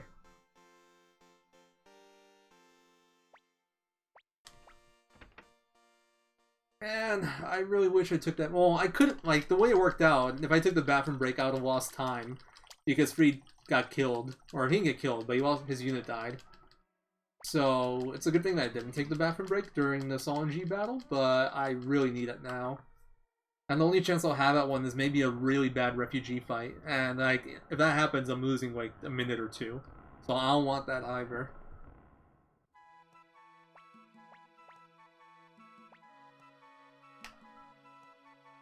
There's literally no good chances for bathroom breaks for a long time. Okay, this is Nina at the school? Yeah. Another thing I need to look into is whether or not the slot information affects who's saying what, or if text boxes can be skipped that way.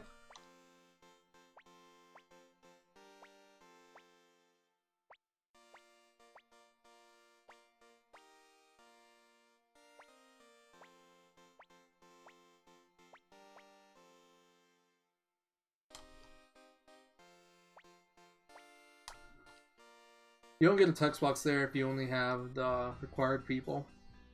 Makes picking option 2 there much more valuable.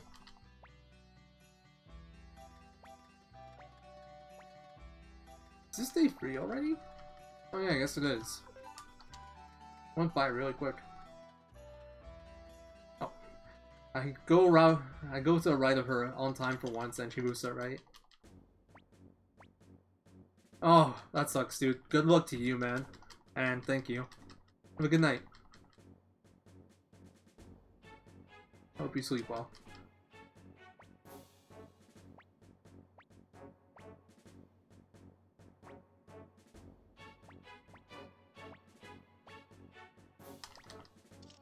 Here, take my sword. Cut off some heads.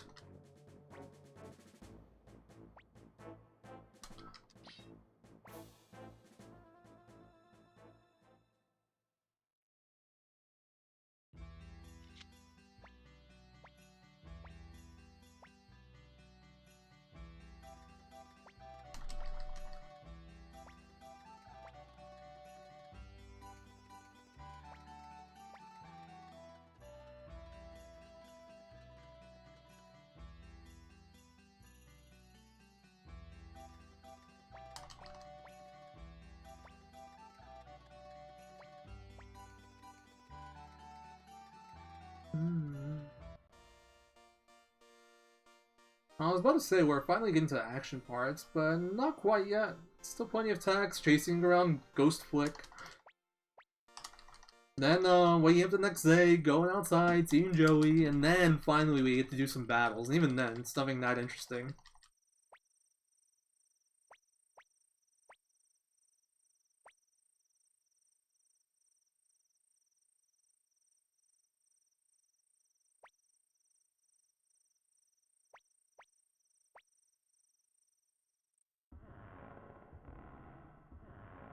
I just realized Luke's in the formation before Eiley. I want to see how the formation ends up. Normally I have Eiley before Luke, but since I swapped Nanami and Luke for a better menuing, I want to see if that changes now. Or if it's like a boy-girl thing.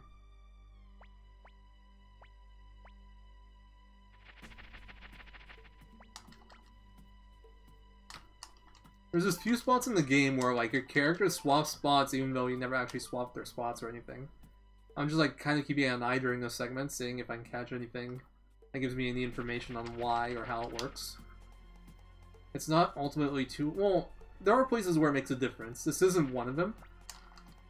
But I still want to understand how it works. Information never matters during the segment outside of like maybe menuing.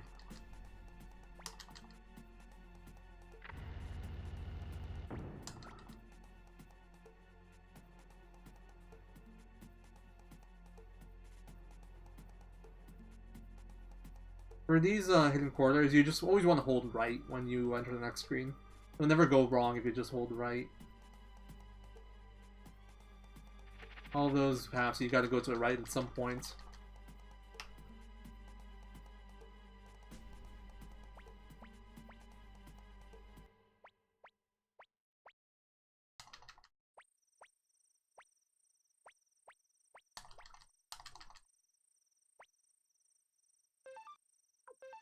I gotta remember to keep an eye on Flick's stats during this segment. He's gonna get 13 levels. We should be fine. But I need to keep an eye on his magic.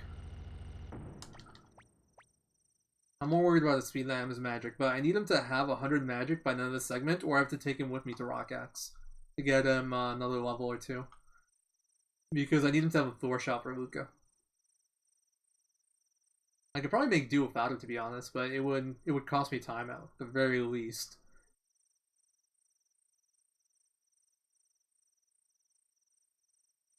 And I use my second Bolt Scroll, so can't even do anything special with that.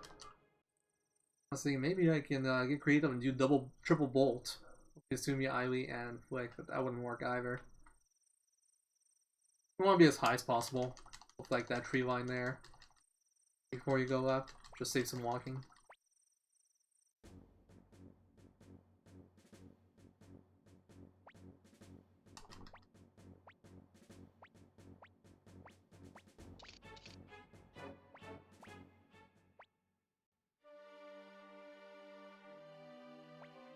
Look, it's just jumping non-stop. Oh, there we go, she stopped.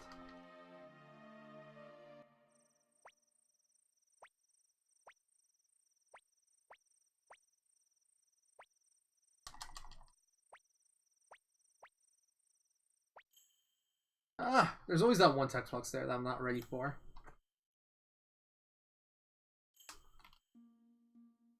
So one of the things I did, or I started doing here that helps me a lot with wrist pain, is I don't match during the whole cutscene like I used to. I just wait for the text boxes to pop up. Can't pay as much attention to my notes or chat that way, but it helps a lot with wrist pain. And just like wearing out your hands. It's like it's generally all like one text box, but you still want to do it as fast as possible. Like, even though there wasn't that much talking, you just, like, you destroy your hands mashing the whole time.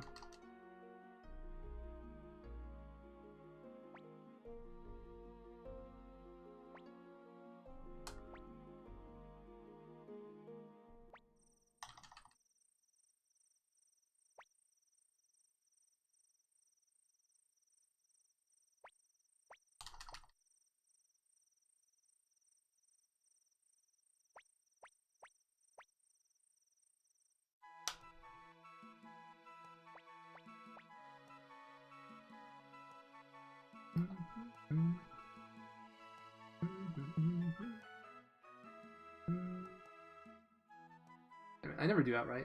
I want to move down like just like 1 or 2 steps there. I don't even know exactly how much. Just to line up with Flick saves a tiny bit of time. I always go too far down.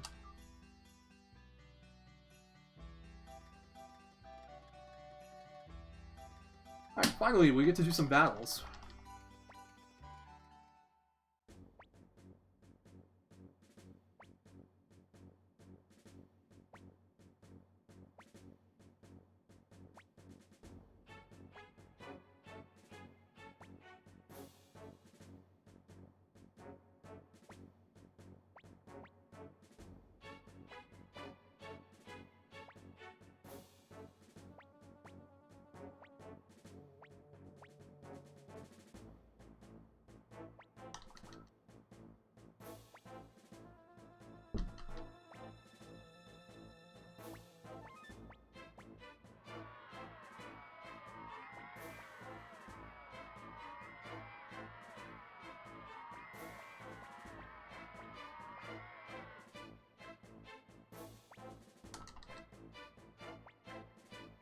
Disc.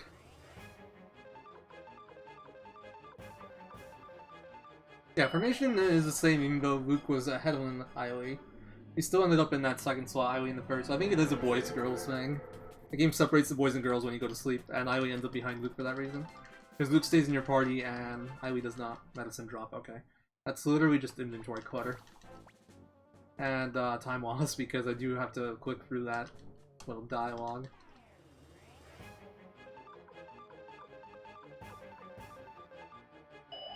Alright, I should scroll down to my notes for the menuing for the rune shop.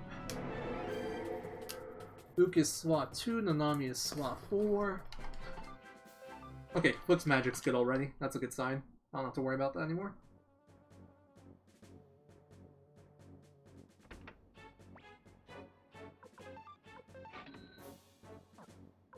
And attach lightning to Luke over wind.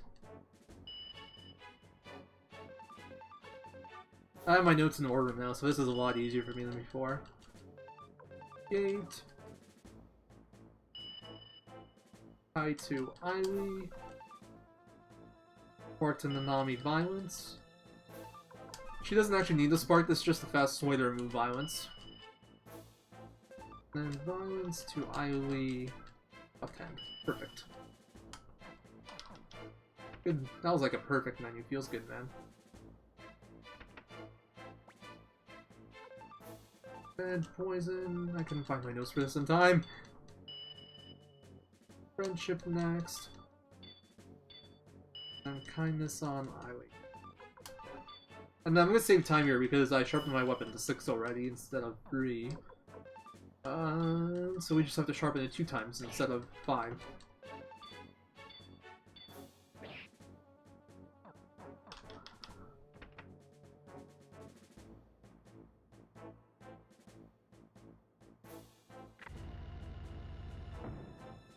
That's like my little time save for the split. It's not really a real time save during the split, but I do save time overall, and it just like I save time earlier, I guess. I don't know. It's actually the same shit. It's hard to describe.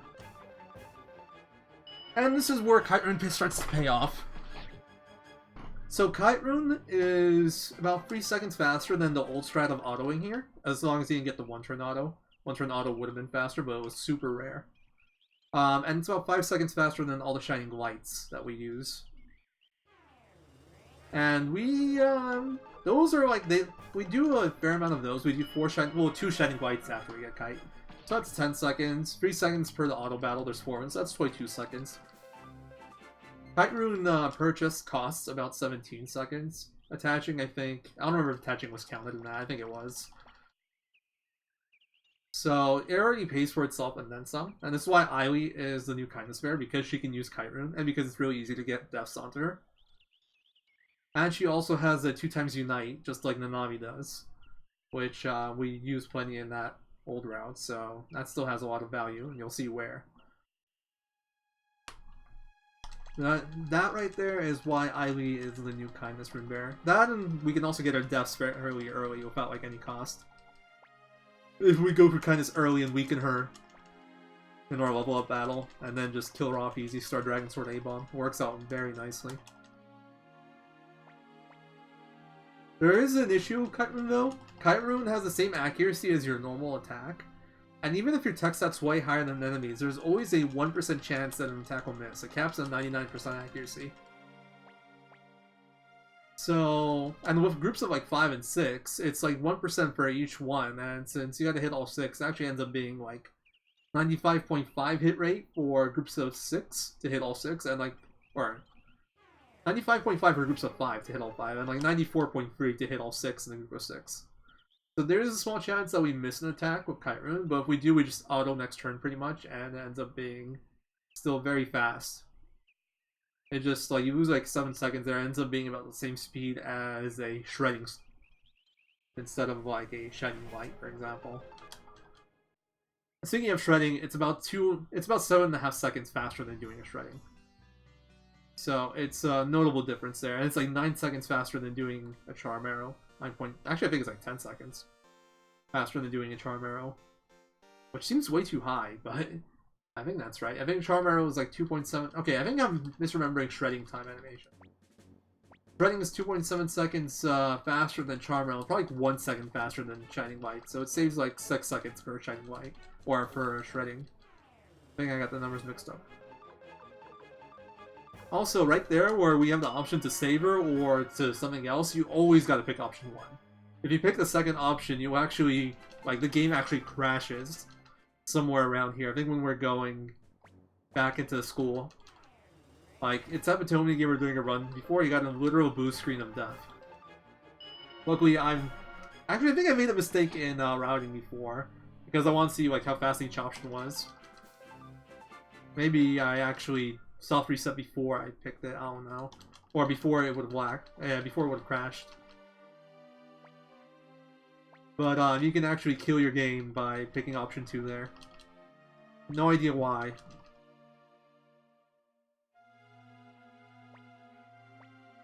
Anyway, we're almost done with Green Hill. Finally. Ignore the gold here. The gold once again is old route. With new route, that gold route is slower.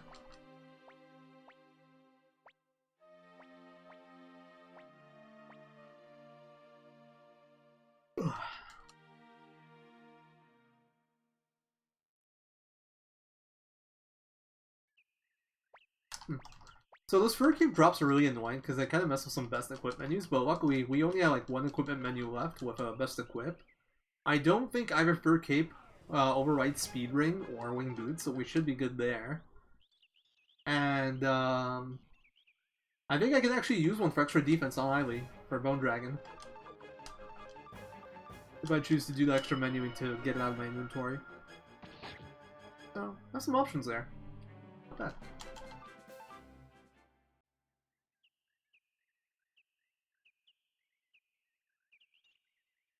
For a second I got confused as to where I was going there.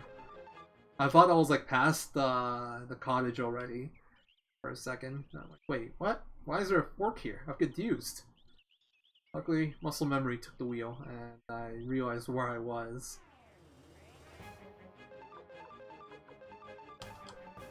A little sloppy. I hesitated for some reason.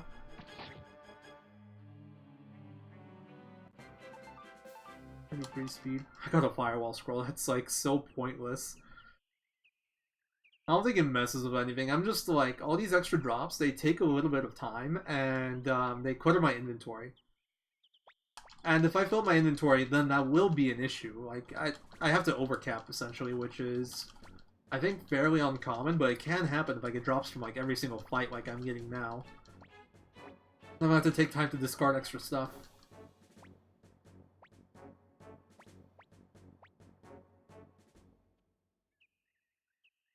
Just so I can keep picking up items. It'd be really dumb. Oh, that's actually... Well, it's not that bad of a fight if we fail it, because those flowers, the melon zoos? No, what are those? I forgot what their names were. I think the melon zoos were the creepers. But they don't actually have an attack programmed in, so they just stand there, they don't do anything. So we would just have to sit through the 2 creeper animations, and that's it. Almost done. I think it's like start of this screen. And then we have one more screen after this. I think we are saving a little bit of time here. Which we should be. We should be saving like 15 seconds by default. From the earlier sharpening.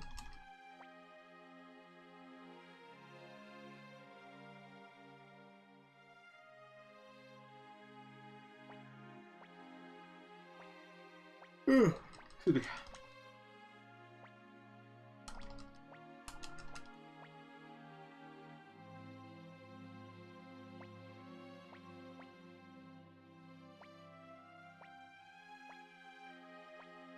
Oh, police are here.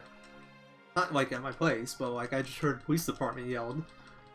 Or said loudly, they didn't yell it. Outside my window. Police are visiting my neighbors.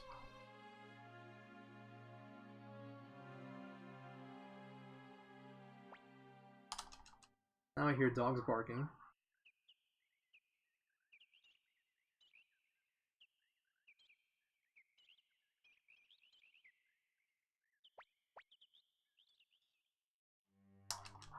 Once again, gold here isn't accurate, but we are saving time here. This cutscene takes about 40 seconds, so... Saving like the 15 from sharpening, and then maybe like 5-10 more on top from like maybe less battles or cleaner equipment menu. I don't know. But we'll see. I always underestimate how long this takes. And I don't start my split, and well, I don't split until the music changes, so it's even after fade out.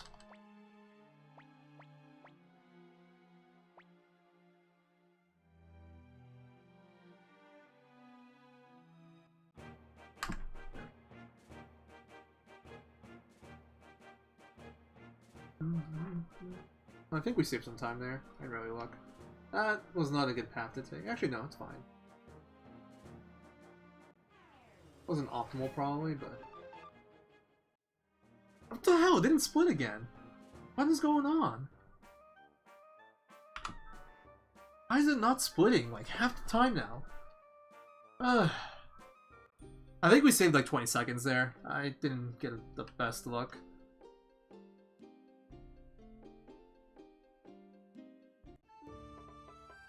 I think it's because I had to undo that split earlier. I don't know. Having issues with my split say.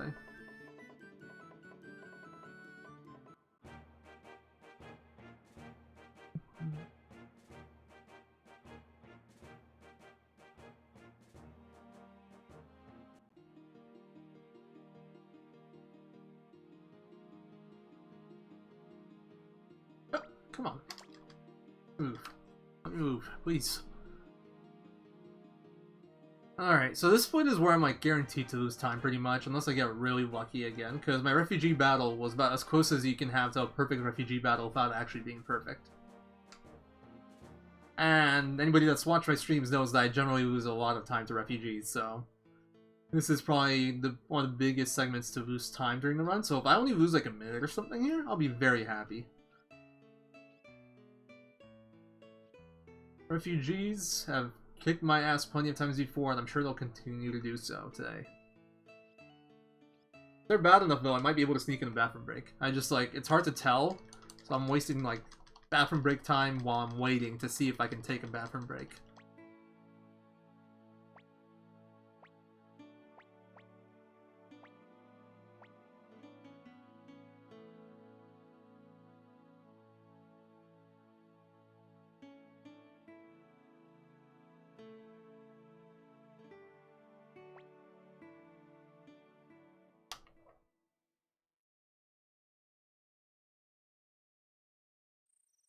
We just hold right, I think.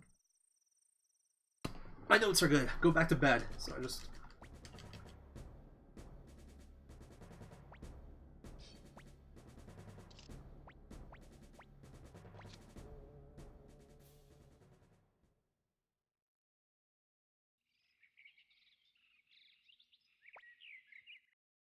So you get some dialogue there from Nanami, but she doesn't actually join you, and then she auto comes with you. Like she gives you a cutscene where she forces her to join.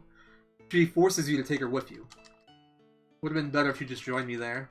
But I guess not. I think it's a little bit faster to add her during the party menu. But it's just so redundant.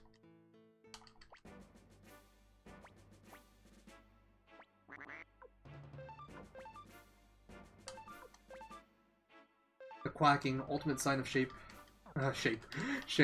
when you hear the menu quacking. You know you've messed up.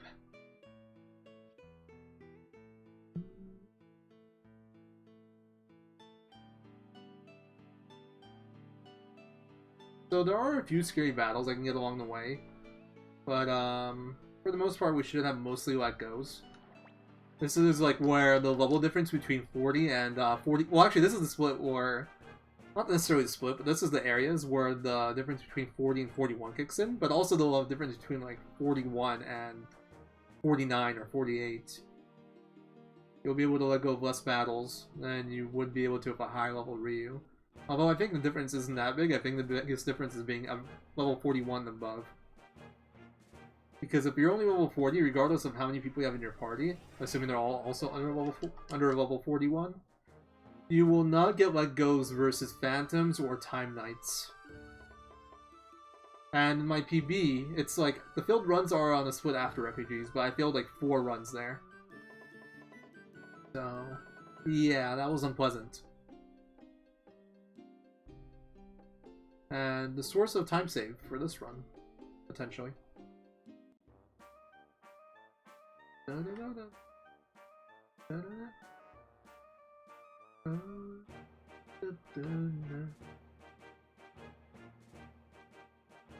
Up there, I pressed right. You don't want to press right.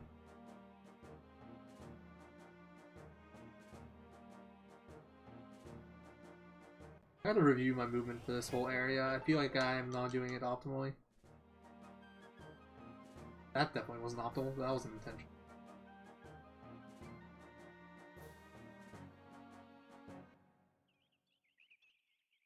So it's pretty small. It's not like hugely impactful if you like don't have clean movement. So like you can bounce off like bumps and stuff to move 2 like spots at once instead of 1 step at a time. Like you can essentially move diagonally. But it also plays into the step counter and like the rate at which you get battles. The cleaner your movement is in terms of bouncing, the less battles you'll get on average. Because every time you bounce, you're taking like 1 step less than you would be if you were walking normally. You really do want to be clean with your movement. It's not like a game breaker. Hey, Haza Hill, thank you for the follow. Or Haza 11. How did I get that so wrong? It looked weird on stream in my alert box. But yeah, your movement you want to try to keep your movement as good as possible. It's like you can get by without it, but it does make a noticeable difference over time. Also, right there, you want to make sure you pick option 2. If you pick option 1, Vicky joins your party, teleports you back to your castle, and leaves your party. And you just waste a lot of time. It's not as bad in this route. In the old route, if you made that mistake, the run's basically dead. You lost like 5 minutes or something. Well, that's not true. You can teleport back to Banner Pass. That's not true. You lose like maybe 2 minutes. But in this route, you can teleport to Rock Axe and then go to the exit of Banner Pass and trigger the cutscene of Mikotov. It costs you a bit less. You get one less text box from the Nami if you pick option 2s there.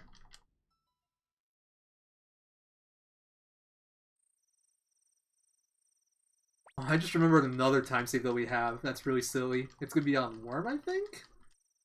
No, I think it was on one of the Ridley battles. I don't remember anymore. But I had freaking Vicky teleport me to Cave of the Wind on accident. And I was trying to teleport to my castle to save like 0.2 seconds. I think it was Worm. No, never mind. I think I could still trigger China fairly quickly that way, so I don't think that was it. I think it cost me more time than that. It was Tinto Mines, I think. Or Enter Tinto Split. Where I got hit with that. Okay, I really gotta take a piss now. Fuck. And unless I have bad luck here, I'm not gonna get a chance for like 2 hours. And at that point I'll probably just finish, because the one place where you do have enough time, it's not really quite enough time. I'll still lose time if I take my bathroom break there.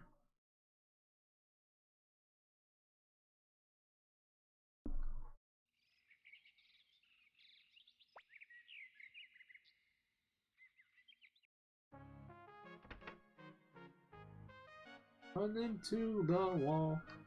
I was just trying to like get an extra 1 step of movement there. No battles here, so it wouldn't have that much impact, just trying to save those frames. Instead I run into a wall for like a second or so. Not optimal. Speaking of optimal, you want to make sure you pick option 3 here, where you don't participate in the battle, so that way you don't actually have to do anything and you could potentially take that bathroom break. But the thing is, you have to mash text until turn 2, basically. So, sadly I do need to stick around for at least a little bit here. I guess we'll see how this first turn goes, and then maybe if it's really bad, I'll risk the bathroom break. This formation looks bad. When they're there's too close to each other near that. Oh god, yeah, this formation sucks. I would need some really good luck to have this get done quick. Okay, good. Luca attack. They injured Luca! They fucking injured Luca! I knew this could happen. Look at that. Refugees OP. That's a useless crit, but whatever. They killed one. That's good at least. And Joey's like, what? How dare you injure my king? Or future king. I guess it's not king yet. I'm gonna murder you. Alright, so I really need these guys to get hit. The one on the right is fairly trivial, but the 2 right here are the 2 that can get away. Mostly the one on the left. That's the one that's really concerning.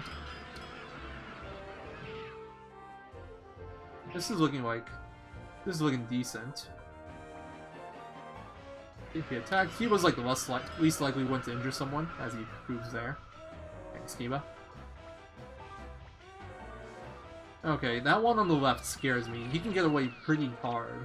And I can't take the bathroom break because he is only 1 attack away.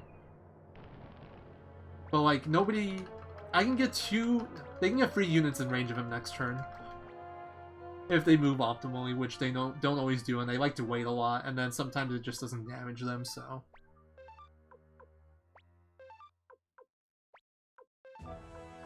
Fuck! That's so bad. Oh! Okay, this needs to work. Okay, it wasn't that bad. The way that the units moved there, if that attack didn't hit him, nobody else could have attacked him. That could have been really shitty.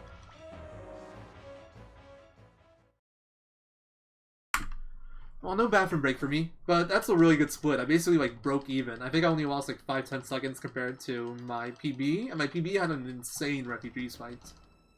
Like, best I've ever had, so...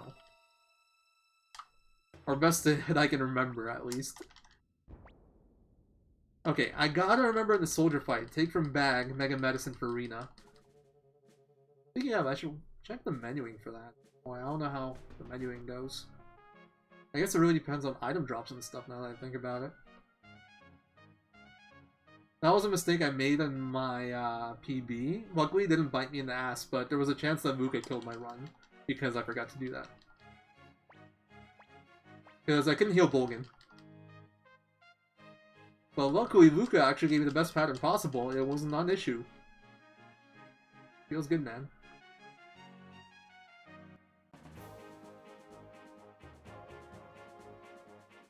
I did not do that right. I didn't get one bounce there. Didn't get quite a few bounces. That was really bad movement. Here you can just follow the road pretty much. You're looking for... right here. That slanted little tree line. Bounce off of. Could have bounced off that bottom one too. Could be a let go. These weren't a let go in my PB because I had level 40 Ryu instead of level 41 Ryu. It seems like a small thing, but it's like the difference between let goes and not let goes there. Throw you in convoy, don't need you in my party. Also, the reason I brought along Rina and Bolgan, one, so I can let go of more battles, because I just need characters with levels in my party, and second, I need levels on them for the Vuka fight. Bolgan needs levels so he can tank Vuka attacks with less risk of dying, and Rina needs levels for her speed, so she can heal on time.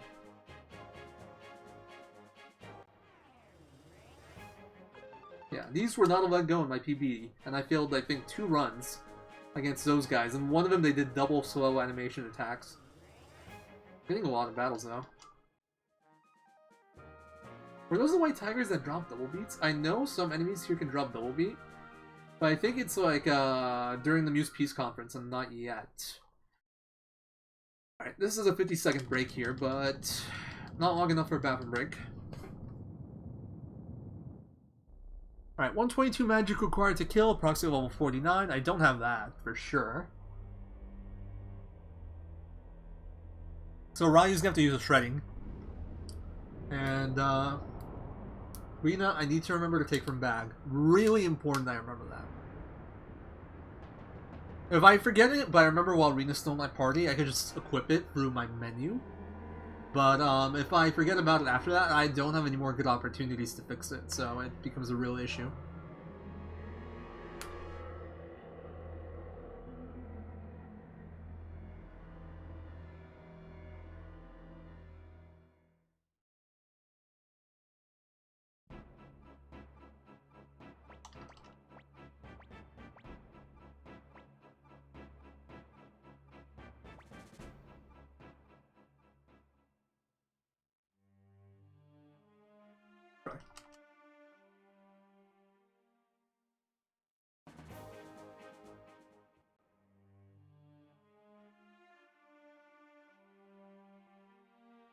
In here. Not skippable as far as we know.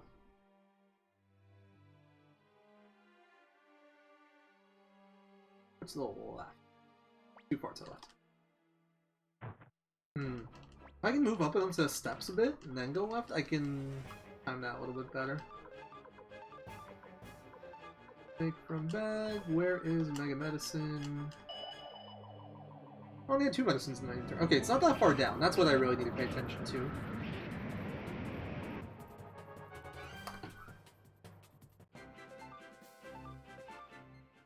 Magic.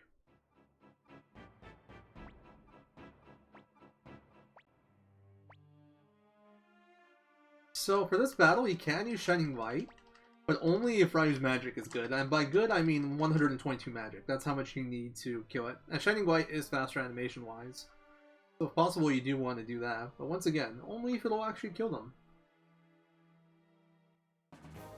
And those are like the 2 fastest ways to kill that fight, unless you bring Eiley along. But you can bring Eiley with you. Actually, if you're on this good of a pace, you can, probably. Because the reason we can bring along Eiley is because she gets a kindness point at about 3:36 real time, if she's in the party.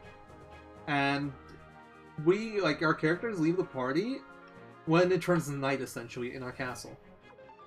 So like right now, we're gonna make that window handily. Not even handily, it's still gonna be like 3:34 probably IGT.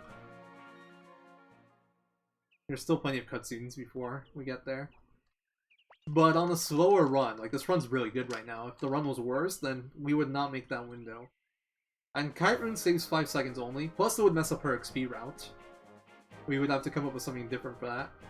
So it's really better just not to bring her and use magic. I gotta review all my paths here, really. I think all my paths from Matilda and Green Hill area need reviewing. Come on. Up there. I just need practice. I'm messing up all my movement. It's not that hard.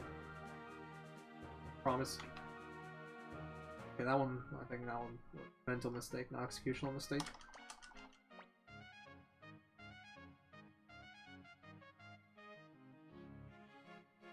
And funnily enough, I think that's like the best thing to practice in this game that'll have like the most impact if you're gonna practice something. Unless you don't know how to do something, like if you don't have zombies skip down, for example, or if you're going for alternate Kiba strat and you don't know how to do that, then obviously there's no value there. But once you have like everything down more or less, I think the biggest benefit of practice is movement in dungeons and world map. At least for me at this point, I feel like those have the most value.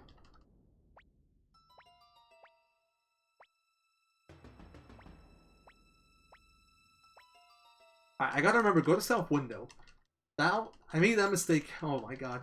I think I can maybe save like a full minute on the split or something. I don't know for sure yet. Because I was only 19 seconds behind my gold.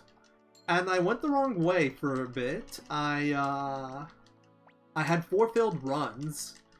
My battle itself wasn't the best.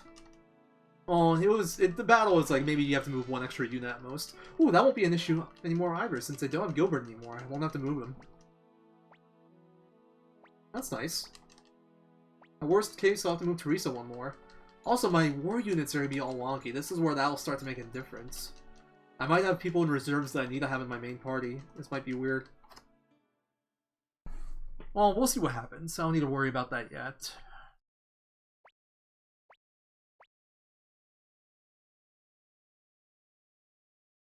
This is my first time actually doing a run up to this point without Gilbert, so...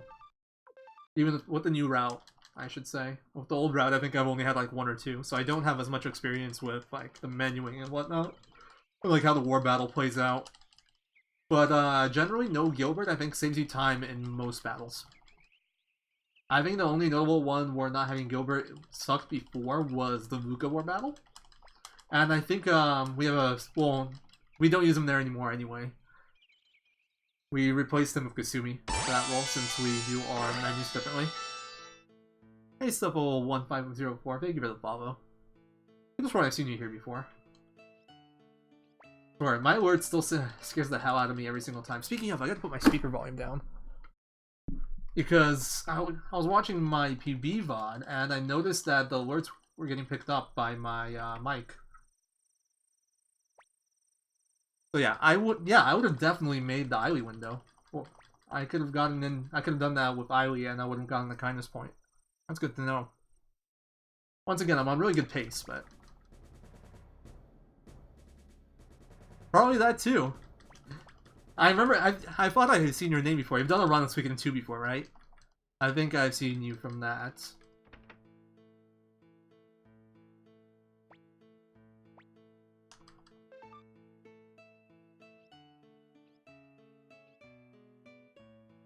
Alright. So... oh, nice. I think I've only seen the one. I'm hoping I see more soon.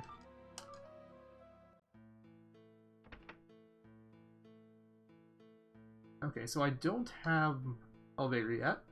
And right here we want to go to the right, not to the left, because we're going to use Vicky, and this is a little bit closer. Radat was 3 down, I think. 2 down. I need to fix my notes in a few spots. That sucks, dude. I get it, man. 6-hour run. Takes a lot of time. I understand. I can't say I know that feel as of late. Lately, I've had a lot of time on my hands, but I definitely get it. Alright. So, South Window. Gotta go to South Window. Let's not make that mistake more than once. So this is the other downside of late Adlai. If you start at the top of Radat, you need to go to top window, so a little bit of extra movement that you have to do. But not a huge deal.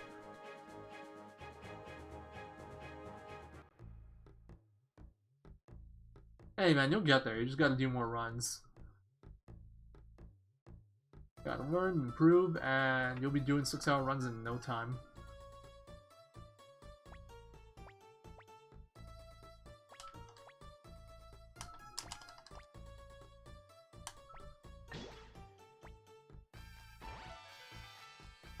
Got Adlai.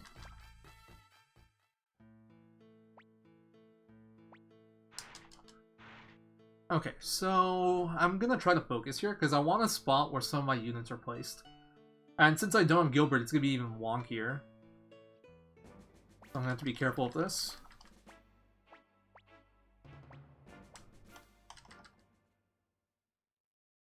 Go down here. This is a little bit different from before. I feel like it's a little bit more optimal, but it also has more to do with you not doing a War Battle unit formation thing before this.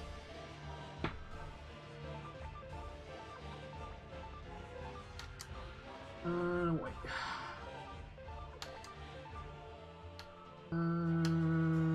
Okay, yeah, Gilbert's not there, that's what threw me off. That was pretty sloppy. And I should have had Ridley wait, would have been better menuing-wise. I think I burned a few seconds there.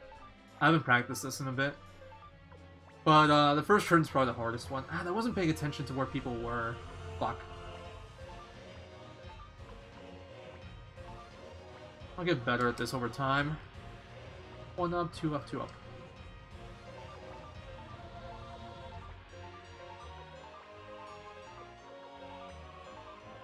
You have Camus. Okay, Chaco and Adlai are nowhere to be seen. And Teresa is Camus. So Chaco Adlai will probably end up in reserves. Teresa I can swap for Shu. Alright.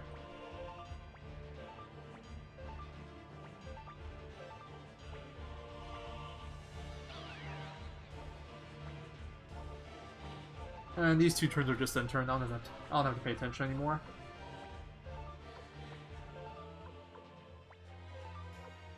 Since I'm not scrolling through my units, I don't have a chance to see where people are anymore. Once I have this memorized, I can use this to like battle to see where my units ended up, I think. I think that'd be a really good use of time here. Since I have to go through them all anyway, and if I don't have to look at my notes to see where people ended up, or to see what to do, I can just use my eyes to... not use my eyes, what else would I use? I can just use like that extra attention span to see where people ended up in the army. Yep, gold saved like 30 seconds or so. Should have been more, honestly, I think, but... oh, it's not even 30. With 4 held runs and me going the wrong way, I'm surprised that saved so little, honestly.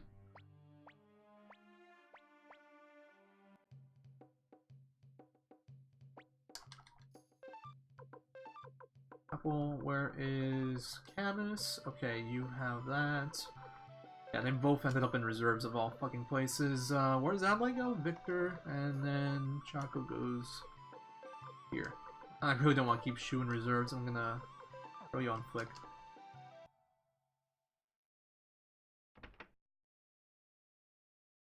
Not the cleanest menu there, but well, like I've never done that without Gilbert, so it was a little weird for me.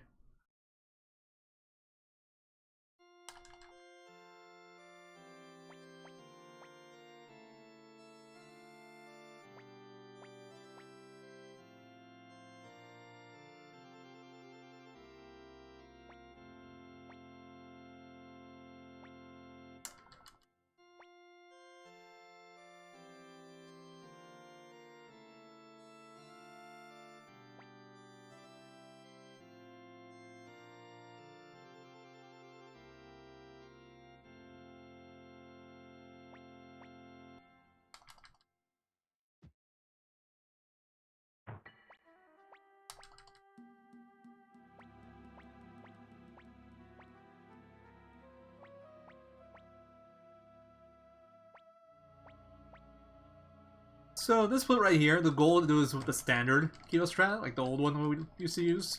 I came up with a new one that I feel like is better because it's way more consistent. but it's not as well, what am I saying? I don't even know what I'm saying. So basically, I think the alternate strat is about a minute slower than the new one, than the old one.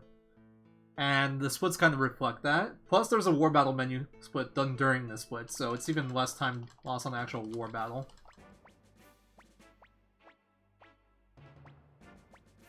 We will be doing the alternate strat here. I could save like a minute by getting lucky and using the standard strat, but I am not risking it because, well, why give up 4 minutes if I fail? I'll still be barely ahead if I fail it, but like, why bother? I'd rather just take the consistent strat.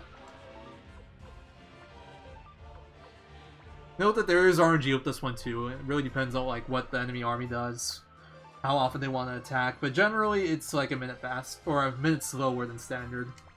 And give or take RNG for both strat. So English is hard. Also, going through my notes is hard. Alright, I am in the right spot.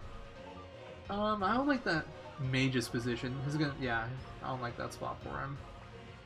Actually, no, it's fine. Never mind, I don't like the spot to the left of where he is, which is probably where he'll end up. I guess it really depends on what these guys do.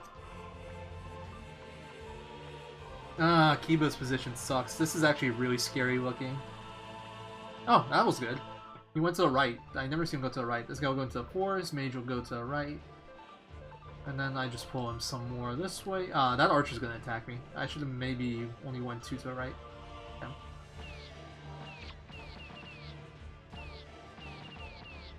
That archer is too close to me.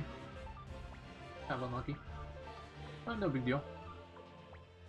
Alright, let's see what these guys do. This is okay, that's really good. Kiba moves up 1 probably. And those guys, that is so good for me. I have to move down here so I can pull Kiba's unit to the right. With any luck, that mage will continue to get blocked off by that bottom left one, and I won't get attacked by him. But worst case, I take maybe 3 attack. What? Okay, AI. Okay. Go fuck yourself.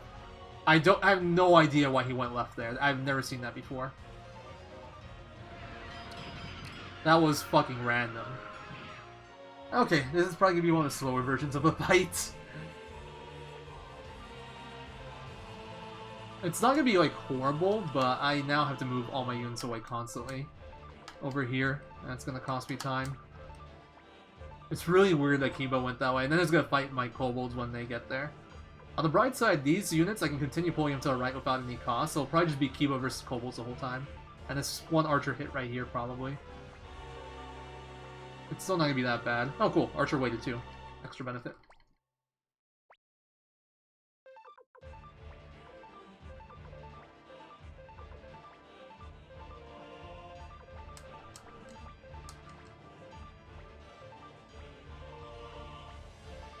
Archer to the right. Okay, that's so good. So Kiba's probably gonna spend a lot of time fighting kobolds. Nothing I can do about that. I went up. That's the same shit. Arc's just the same.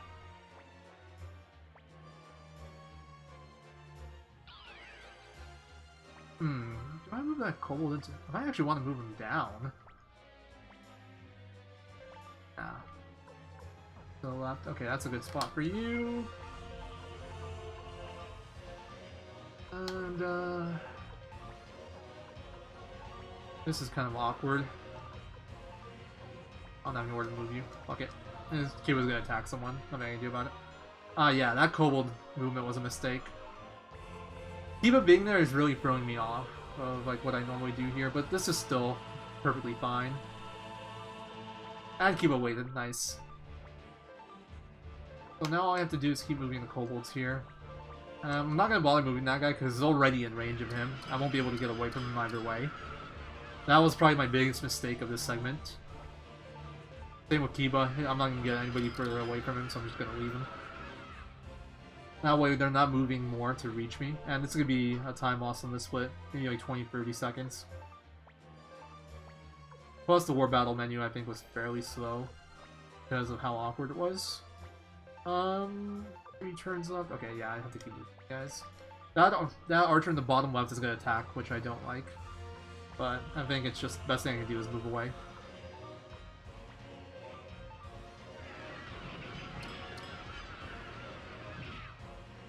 I am definitely losing time here. I still have no idea why Kiba went that way. It was really weird, because he was definitely closer to Ryu, but he just decided to go to the left. It was... I've never seen that before.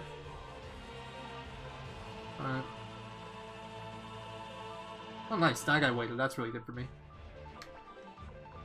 And in case you're wondering why nobody attacks Ryu in that corner, it's because Rao's army will never attack him his 2i defense.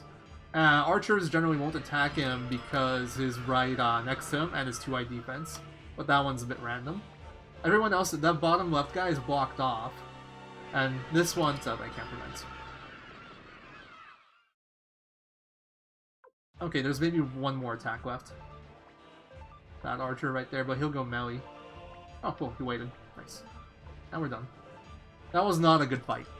That was pretty bad. But I made that mistake there, so... The Kobold, that would have been like 30 seconds faster if I moved that Kobold to the left, probably, instead of moving him up. The one in the top slot there. Not the best showcase of alternate Kiba.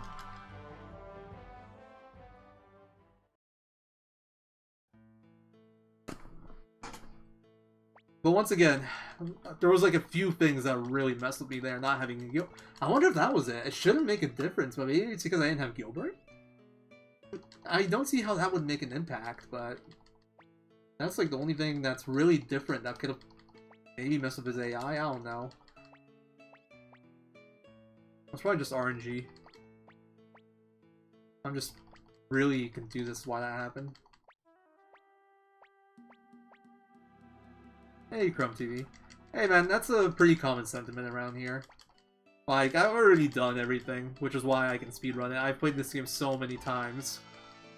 I have no problem speedrunning it, because it's like the only thing that's still kind of fun to me. I've already done everything there is to do.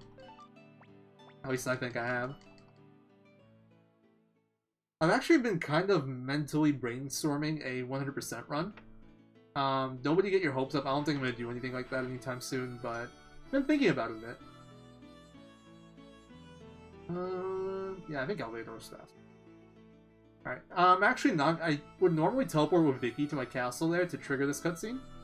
But I'm gonna run out because last time I did this, Vicky failed teleported me and I ended up losing 30 seconds.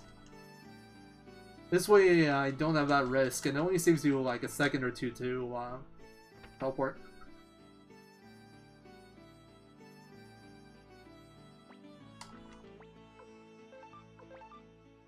One up, down, up, and down. Yeah, I think I used to do something similar to that. I don't know, I've lost track over time, you know? I've definitely played this game more than once per year before. And then I've probably had times where I haven't played it in like 2 years or so. I don't know. This is like before speedrunning and all that. Streaming. But yeah, I just get bored playing casually nowadays, unless I do something really interesting and spice it up. And I don't really have any more ideas for that. I did a Gengen Free Y only run. And by run, I mean like casual playthrough, like a challenge run, where I beat the game using only those two. And Joey, when those two aren't available. Kept Ryu level 2 until we got to Gerudo, I think, where I had to level him up for Gerudo. I couldn't get past Gerudo without it. I could have if I thought about it before and leveled up Joey using Matilda Glitch. Because Joey's level there is based off either Ryu's level or whatever you left him at. But besides that, I had a level 2 Ryu. Duels were manageable with good enough armor and stuff, even with level 2, but you had to get lucky. And never have him attack.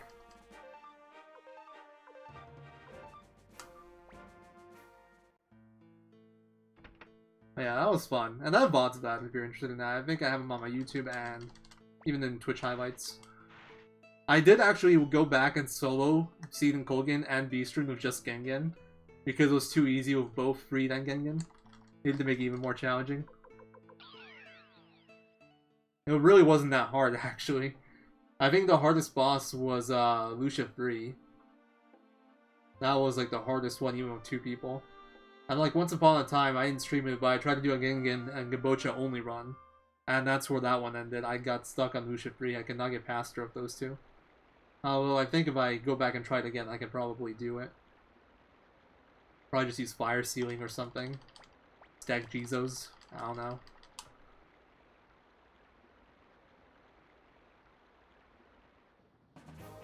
Alright. Yeah, I have 30 seconds lost here. Was this where the failed teleport was? Oh no. Might have just... Oh no, this is where I had a bunch of failed runs. So this wasn't where the failed teleport was.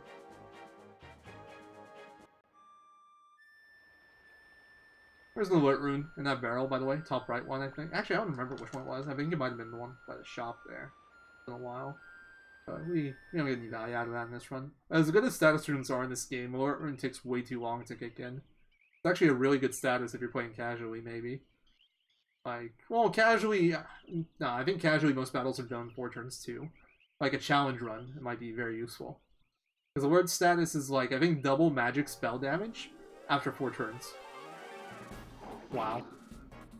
First of all, how is this not a let go? Oh yeah, I think nothing in here is a let go of level 41. Okay, come on, dude! Can we not? What is this fucking luck? Well, we're at 2 failed runs again. At least this time it was a faster group. Last time it was a group of 6, but like literally, first battle.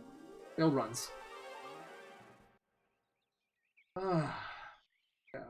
This is where the weaker level up battle really starts to make an impact.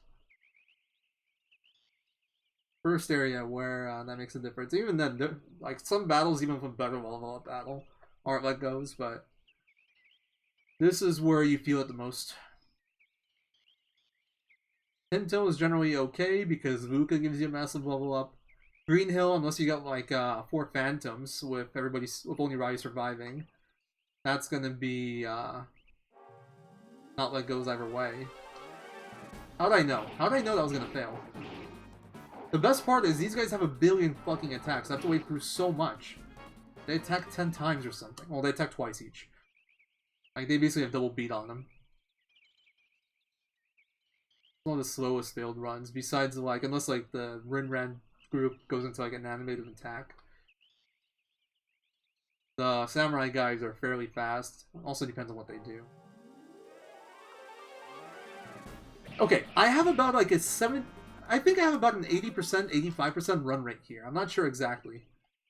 Yeah, but since you have to watch them twice and there's that delay between them, it sucks. If there wasn't that delay between the attacks, it wouldn't be that bad. But they take their time. And I failed like 5 runs here. I thought it was bad with my 2 failed runs before. Are you serious? That was my last medicine. This is not helping me. Okay. I thought I could save time here. It's probably gonna be just as bad. Feels bad, man.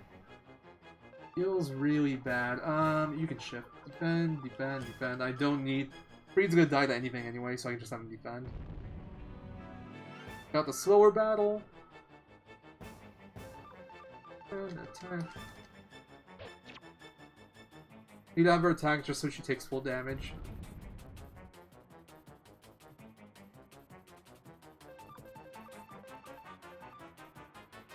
I'm breaking even, basically, and I had a lot of time to save here. Feels bad. That is very sad. I need Freed to die there for the XP route, by the way.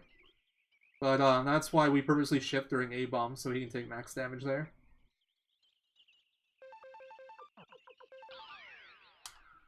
Save Talisman on this screen just brings you over here faster. Saves like 5 seconds. Ignoring any battles you might have had. If you had a battle, it would save more. Yeah, refugees were 2 turn. Not as good as the one before, but... It probably lost like 10 seconds to the last run. I think the worst splits so far were the last 2. I should have saved 30 seconds on Worm. But I failed like 5 runs. Failed even more than before. And the Kiba, I had a really weird pattern, and I made a mistake during that fight. Kiba, like, even though he should have went for Rai to the right, he went towards my main army to the left. That really threw me off. And then I made a mistake with 1 kobold movement that probably cost me like 20-30 seconds. Yeah, but we're still in good pace. And I still have a lot of time save left in the run. Like, all my biggest stuff is after, like, this.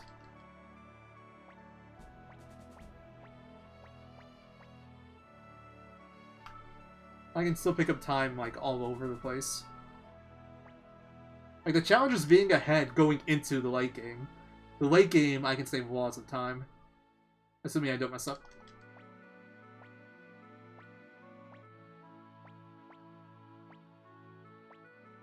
Good. If you pick Valeria, run's basically over. So, since you can't take Kasumi's speed equip, yeah, it's like, the route's broken, basically. Basically. But, yeah. That's nothing new. That's always kind of been the run. Kasumi's equipment's just too good to not take her. She has really good equipment. Did I get a headgear drop? Yeah, I think sub 550 is probably happening this run, assuming nothing bad happens.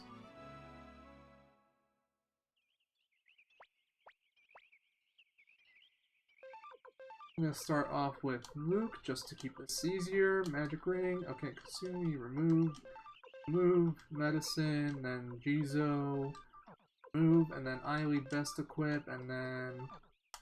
There we go. Pretty good menu. Please no. How am I failing every single fucking run, dude? I'm like 80% run rate. I've had like maybe a 30% success rate so far in this split.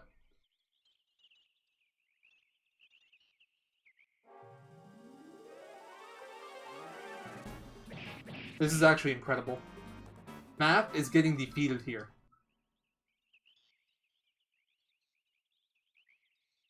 Because at this point, it's no longer 70%. This point's boosted by Ryu's luck. I don't know what his luck's at right now, but it should be over 100. And for every 4 after 100, I get an extra 1% run rate. It's probably around like 120-ish if I had to guess. So I went the wrong way. Okay, that does not help things. Look like I caught it somewhat quickly. I haven't made that mistake in a very long time. But yeah, we're gonna probably bleed more time here. I mean, I could save time with the Ridley War Battle itself, but it was about as good as a non-good one goes. If that makes sense. I don't know if that'll happen. It was like, I instantly hit the backup. It's not bad at all. Although the Ridley part of that battle wasn't good. Finally, my run rate's actually matching my probability.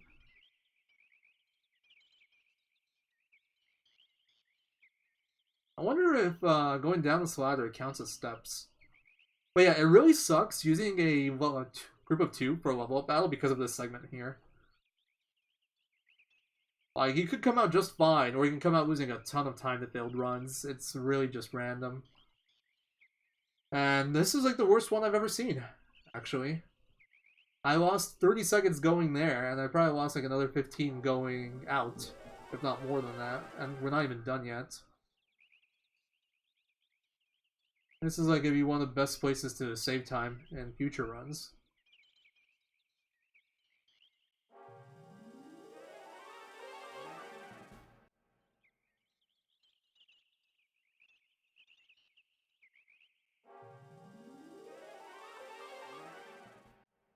Okay, now my run rate's actually above average for like the last 8 battles or so. I'm also getting more battles than usual though, so that kind of changes it up. I got a lot of battles going backwards through here.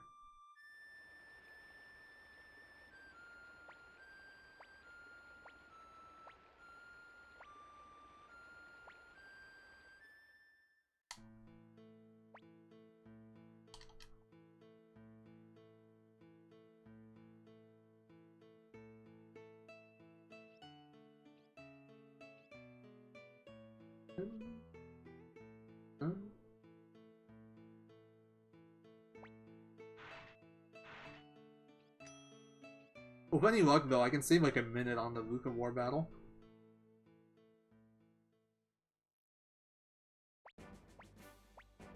Or maybe it's like 30 seconds, I don't know.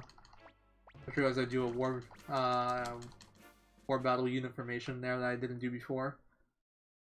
Okay, so let's see, where were my units? I put Shu onto Victor should have Mikutop Adlai. Both of those go to Kasumi. Oh, god damn it. I talked to her a bit too much there.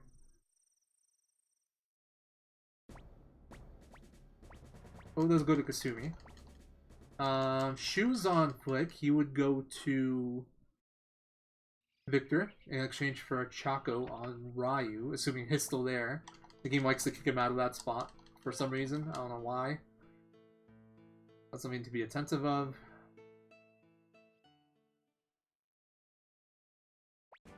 And maybe Apple to Gilbert.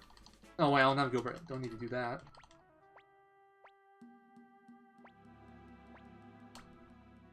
Yeah, I'm probably losing time here.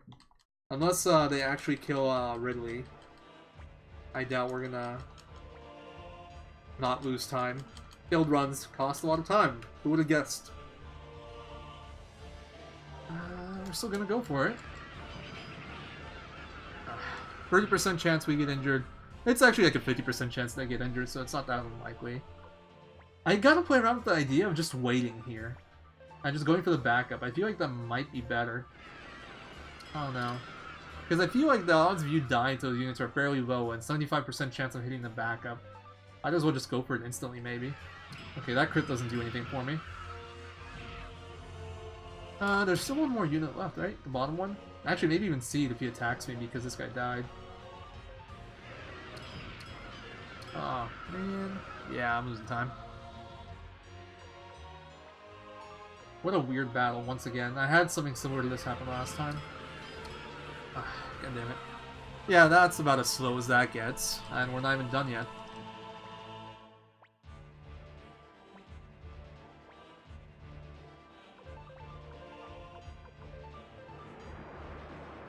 Please, don't make me burn any more time. Alright, there we go. Ruka pops up out of nowhere. Retreat. I actually lost almost a minute here, that's kind of silly.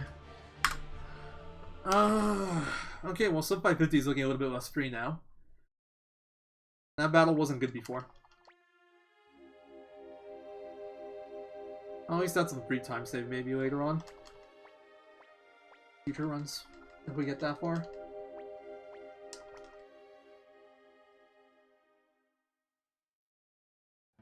Talk to Apple now. Okay, you ended up here. That's weird. Advi to you, Shu to you, and then Chaco to Flick. Chaco still a little sloppy. Chaco still ended up in the reserve, even though I intentionally put him in the second slot. That's really... And that didn't happen like the where I tested in my save states, it didn't put him in reserve. I don't know why it's been doing that every single speed run, but I can't replicate it in my routing saves. But it keeps on throwing Chaco into the reserve, which is not what I want because I want faster access to him to get him onto Flick.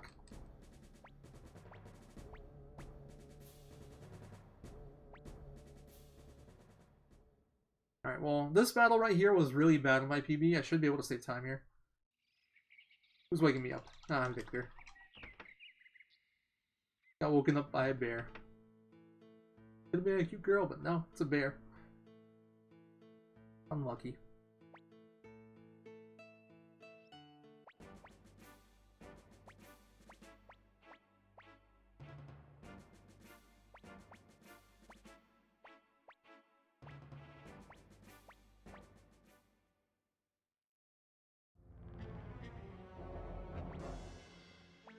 Also, keep in mind, Chrono, I actually had a good early game. I had a really good early game.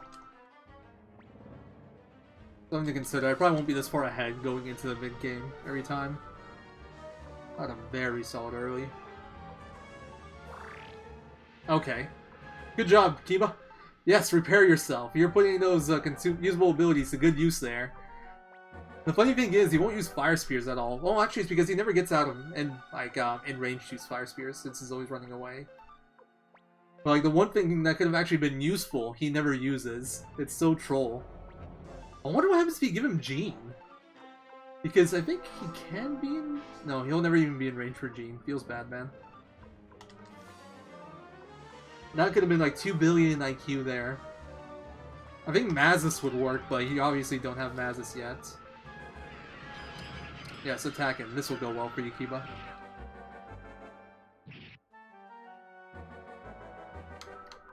Okay, that wasn't right. Alright, please. Nope. Please. Okay, I'll take it.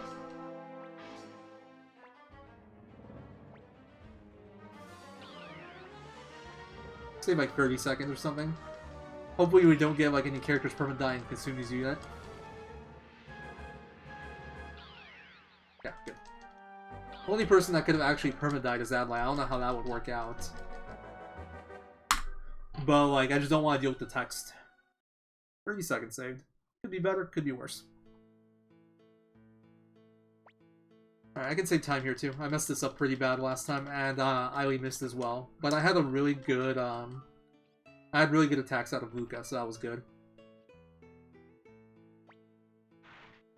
Yeah, elevator's definitely faster. Because you want to go down the stairs there. And like, whenever you get a cutscene around this spot right here, you want to move as close to Luca as you can before you trigger it, so you walk less to the right. Because you have to walk up to like that middle line right there. Saves like a second or two if you optimize your movement there.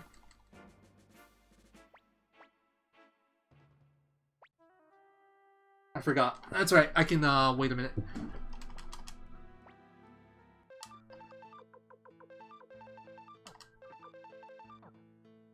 There we go.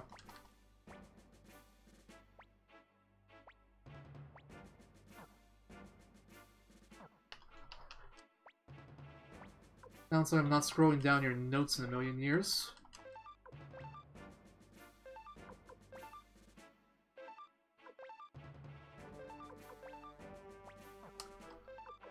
So that little discard there, that triggered the Reunite Speed glitch. That's what I forgot in my PB, that really boned me in the mid-late game. Well, actually, it's really just late game, but you have to do this before Luca, and once again, I almost forgot. Luckily, I remembered just in time.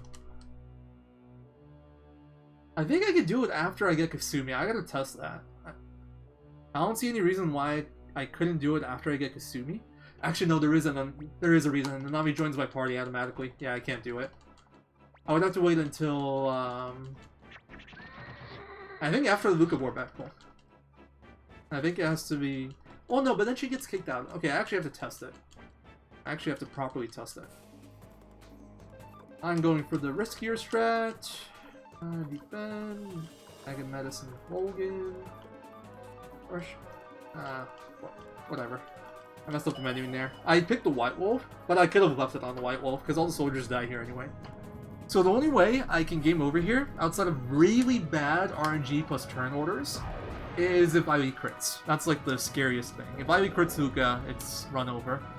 If Ivy hits Luca, normally I save 20 seconds. If Ivy misses, I break even. Cool, save 20 seconds. But Luca is doing fire attacks. These are slower animation-wise than, sake. These are slower animation than physical, which is what he did in my PB, so we are losing time to this. Alright, Flick might go down here, but we're safe either way because we have 2 Jizos on him. Alright, Luca, please do 1 physical. Save me some time there. Oh yeah, this is the new Luca War battle. We actually do it with Flick's party instead because the damage actually does carry over. So even if we overkill him, carries over. Alright, we got a Jizo, it's all fine. It didn't matter anymore anyway. And this will kill him. So I was going to go into the crouching animation here. The crouching animation means we actually did his whole health bar in damage. But for the later battles, we will still have to hit him at least 1 more time. So that was good in terms of Ivy not missing, but I had a really bad pattern out of Luca. He really took his time. He did triple animated attacks, which takes longer than physical. This battle auto ends. The big benefit of doing the battles this way, though, is you don't need to wait for Luca to kill off Flick and Victor, excuse me. So, like, old route with Nanami, we needed to have Nanami in Ryu's party because there is a chance he outspeeds you there, I think. It depends on level. Good thing it didn't happen. And that gets me to like level 51 or 52, I don't remember. Depends what level you were before. But with Nanami, since Nanami unites with Ryu, I needed to do it with Ryu's party, which meant I had to, well, I had to let Flick and Victor die, essentially. Which can take, Victor generally dies pretty fast. Flick, he can take a while to die. That's like the biggest time save, not having to wait for Flick to die.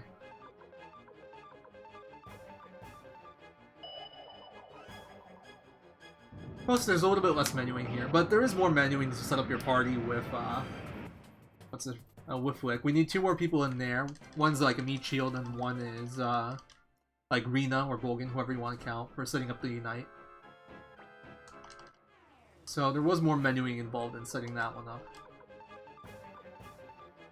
But my old gold was a 633 for the old strat, and that was like literally every perfect. This is somewhere around like a 633 as long as Ailee hits. No matter what Luca does. If Luca gives you good patterns, then you can do it even faster.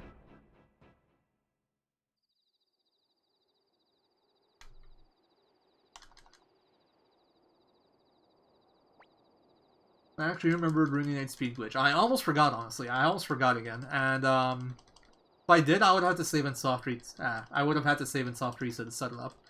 This time I would have remembered to actually make sure Rai's in the front of my party, and it would have been an issue, but I would have had to do it. And I would have obviously lost me time. This time I remembered. Feels good, man. Alright, Luca, let's get to it. I can gold this split because Luca did triple fire, but I can save time here.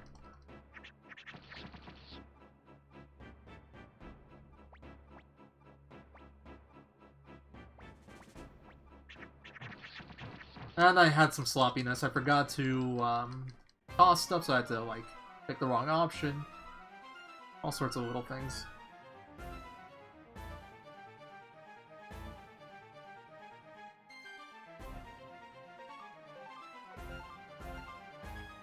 Alright, we're done.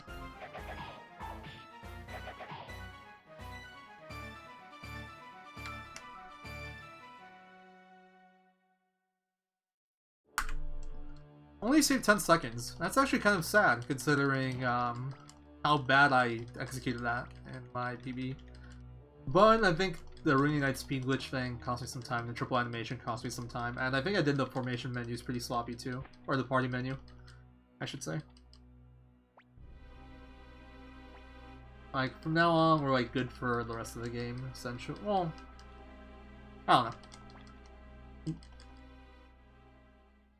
From now on, though, we should be relatively safe against run ending stuff.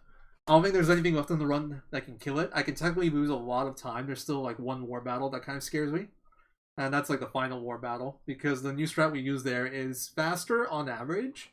But you can lose time to bad RNG. It's we don't get Templeton anymore, which saves a lot of time, but we do have to kill one soldier before we can enter Elro now. And I had I don't want to say perfect, I had a very good Elronel battle. But at the same time, my Leon battle sucked, so maybe I can save some time there. And Golem was bad, Bone Dragon was good. I really gotta pee. I'm trying to remember, I lost a lot of time on Golden Wolf because Vusha. The Vusha glitch messing me up for like, cost me like 30 seconds or something, I don't know. It was pretty bad. I lost time to saving and soft resetting to trigger the Rooney Knight Speed Glitch and then messing it up. I lost time to messing up the Beast Rune fight, although since Ailee clutched that out so hard, it really wasn't that bad. I might not even save time here, there, like, depending on what happens. I got, like, the best pattern possible on that fight, which is funny. Well, it's not even the best pattern, it's just that Ailee knocked down right head, which meant that I should probably move there, first of all. Well, stairs are about the same here. Take the stairs, why not? If you do all the bounces, stairs are a little bit faster here. I forgot about that cutscene though. Never mind, I take it all back. Elevator's definitely better. Fucked up. It's like maybe a second. Went too far. Maybe I should, based off how how they move there, maybe I want to be one further down. I don't think so. That doesn't really make sense. Anyway, I forgot what I was talking about. Anyway, this flip right here, I can save like 30 seconds, and the reason being is I use Vicky to teleport me back outside to talk to Koyu, and it saves me like a second maybe, I don't know, something like that. I don't have the time save written down in my notes anymore. But Vicky failed teleported and teleported me to Cave of the Wind. And I had to exit there and I'm bringing Mirror back and then teleport back to the front of my castle. So there was notable time loss there. About 30 seconds. I can save that this run. Where's Blinking Mirror? Second slot? Yeah.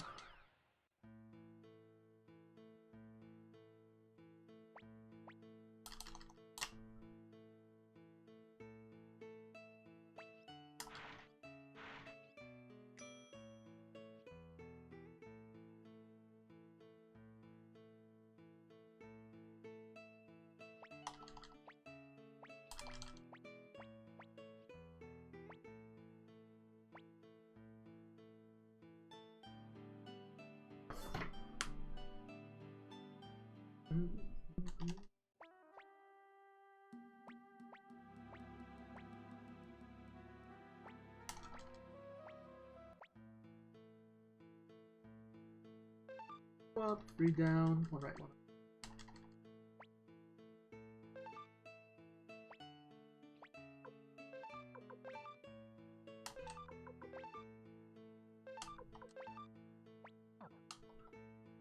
This party is very specific.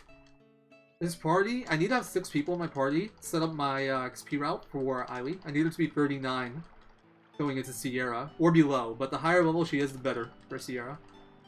And 39 is basically the max if I give Luke Magic Ring. Besides that, it's hard to think. Besides that, everything's like pretty standard. We are gonna save some time here by bringing Eileen since we have access to Kite Rune. And Kite Rune is faster animation than anything we have available at this point. Or like anything, period, really, for large groups. As far as I know, anyway. I don't think there's anything faster animation-wise. If there is, I have yet to find it. Obviously, assuming that Kite Rune one-shots everything. It isn't really guaranteed to do, technically.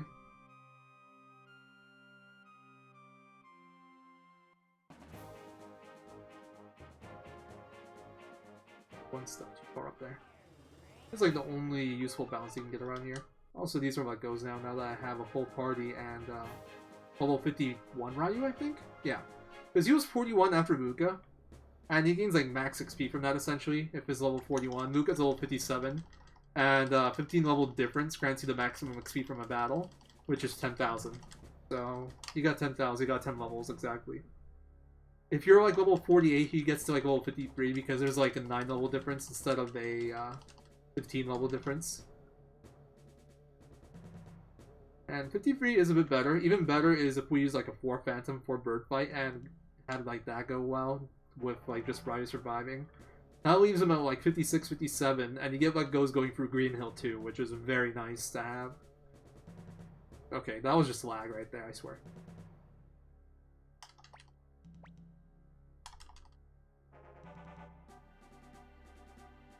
Green Hill Forest is essentially the only area left where I don't get guaranteed let goes. Although I think there's certain enemies in Tinto Mines that don't get guaranteed let goes with level 40 or 51 Ryu. I think it was the Unikamis that I can't let go of. Sucks. But it's not too bad. For the most part, we get what goes on most things there.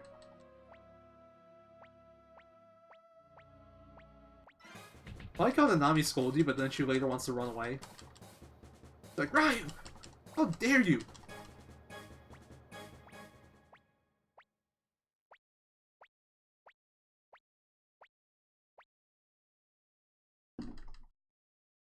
So lonely without you. I mean, I've been taking care of you for the past, like, year in game time, or 3 hours in IRL time.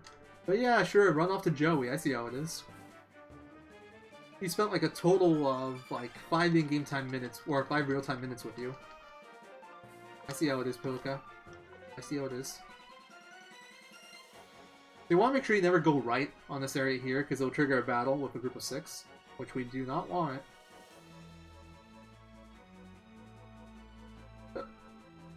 Oh, a little sloppy. I got stuck.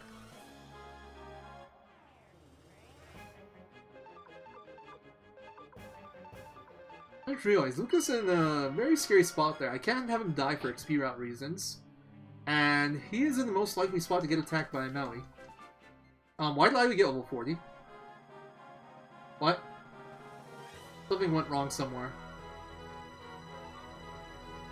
I put Victor in convoy. I'm an idiot. Okay, I fucked up.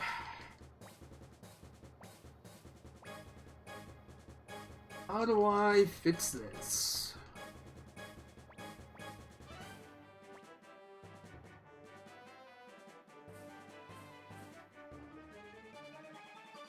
So I'm gonna...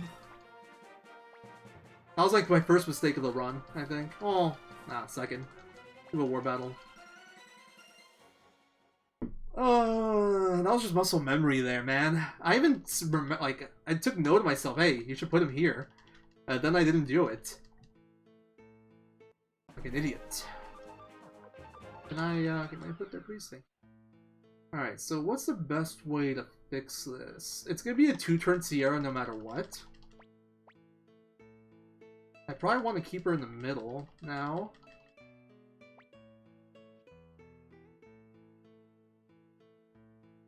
I don't know. I don't know how to do this. I shouldn't teleport here. This is how I feel teleported last time. Whatever. I'm just thinking about how to fix my strat here.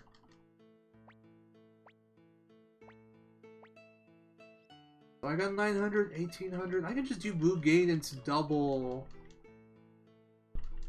Ivy attack, but I feel like I'm gonna have to sit through a Sierra attack either way. I could probably do better than Blue Gate. At the same time, I can't think of a way where I actually do better than Blue Gate.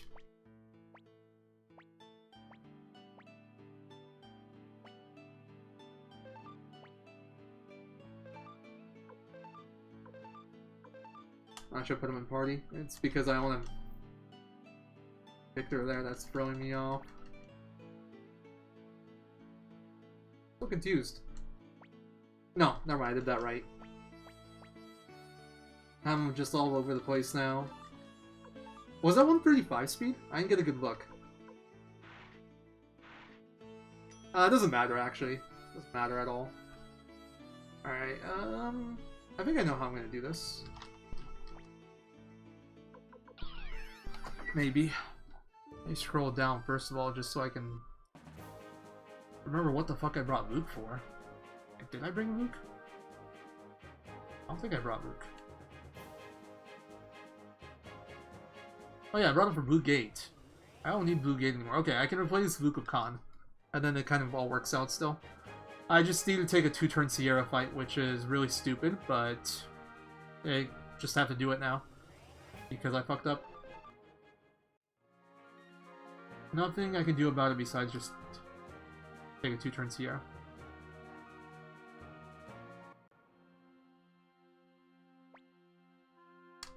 If I had better eyes, I could have maybe checked my stats and seen if somehow Eiley had low enough magic defense that Blue Gate would proc, even with level 40, but it's really unlikely.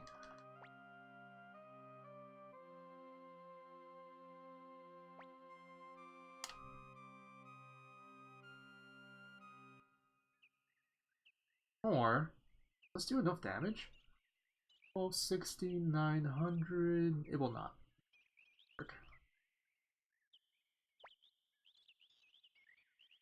So yeah, I'll just replace Luke with Khan. I don't need Luke for anything else in the area. I can bring Khan with me to, I can bring both Khan and Sierra with me to, Shinto section. Yeah, we'll be fine. I'll just do Khan, Charm Arrow on Sierra.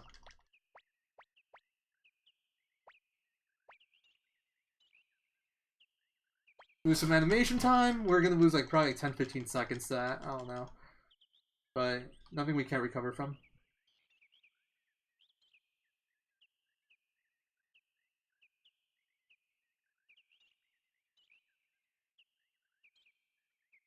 I don't think if there's like, I can't do it anyway because I don't have a bolt scroll, but there's maybe really weird shit you can do with like Victor using a bolt. Nothing I'm gonna bother with.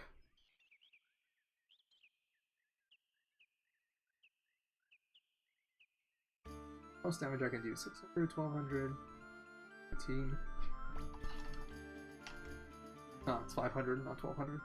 500, 100. Significant difference, actually.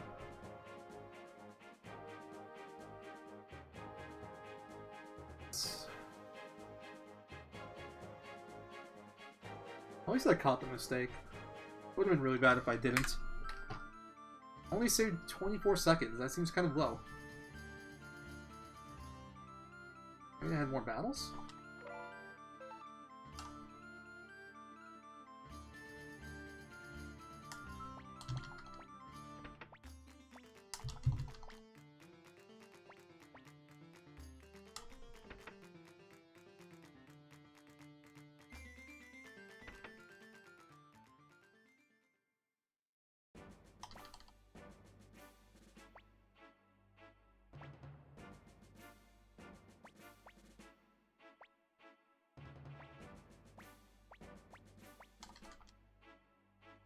Alright, let's pay attention here. I don't want to soft-lock the game.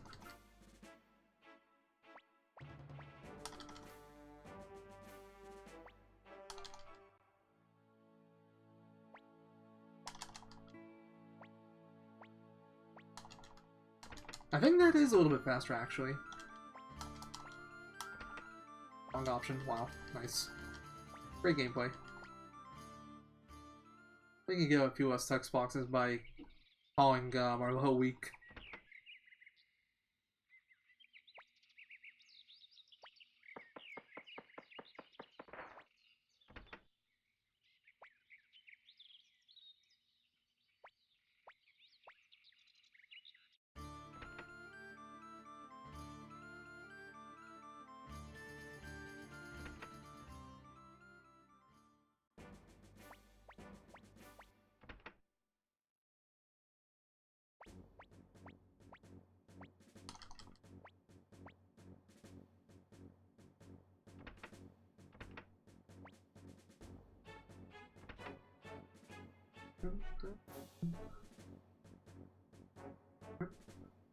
Gotta make sure you go exactly where you need to go. If you go off to the right anywhere before or after this, I'm not sure about before, but after this for sure, you end up soft-locking the game. Okay, I gotta try to find time here to move some files around. Oh, for fuck's sake, why are you there? I'm out of recording space. Almost messed up there. Oh, that would have been the run killer.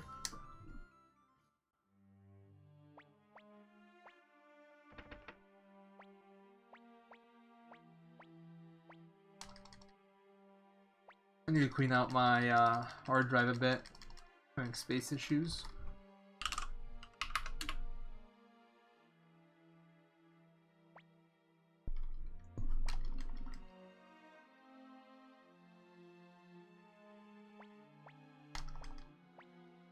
Alright, that should do it. Should have enough. Also, I never actually knew this, but there's a cutscene with Jess at like the entrance to this house that I just completely missed always because well, I've been speedrunning, I guess, for a while, and I would just instantly talk to Gustav. I don't think I've ever looked around. I was actually kind of scared there going to those stairs because if I soft-lock the game, that's where it would show. And I did go a tiny bit to the right. I don't know exactly where the cutoff is for the soft lock. So I was a little bit paranoid there.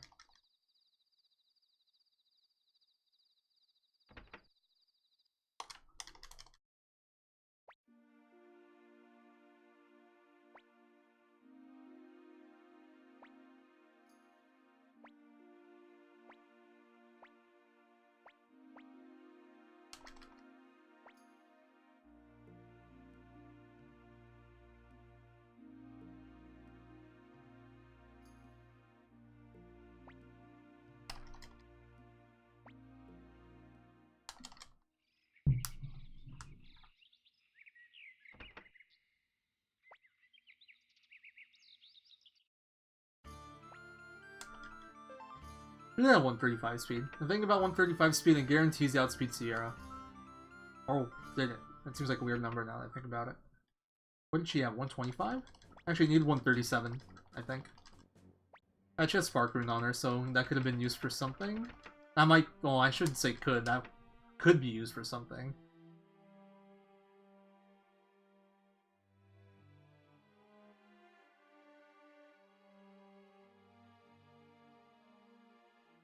But since I messed up, and we gotta wait for the Sierra attack anyway, unless like Eiley crits or something. And honestly, I'm not gonna bank on that.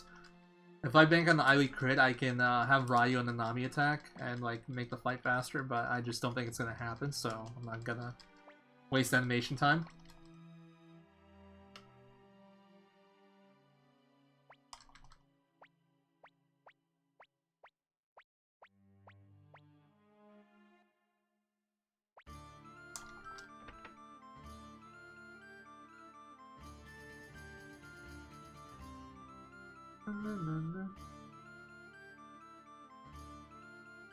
I load that too early.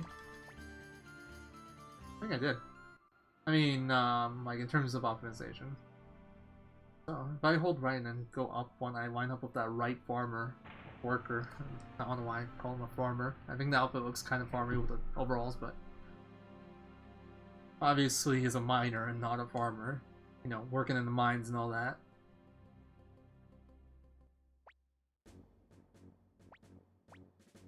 Hey, Wild Neckgord appeared. I'm gonna catch him.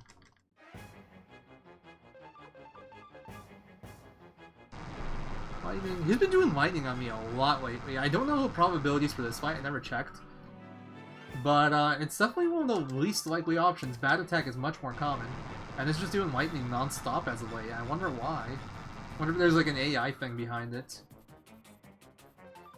Or if it's just RNG and I'm hitting lightning non-stop. There's the bad attack.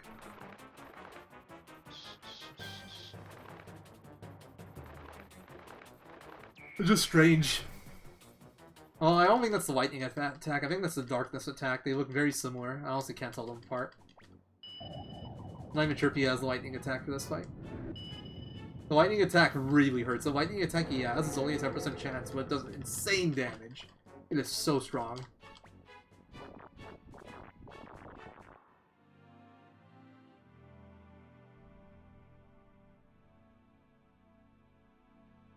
Hold on, 1200, 900, 900. Alright, yeah. I tried to use Escape Talisman. No point using it now. Actually, I think there probably was a point. Would have still been faster. Whatever.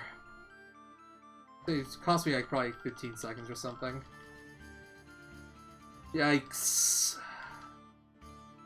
Why did I have to start thinking about Sierra Map there, of all places? This is like one of those things where a mistake leads you to making another mistake because you're trying to figure out how to fix the first mistake and you lose focus.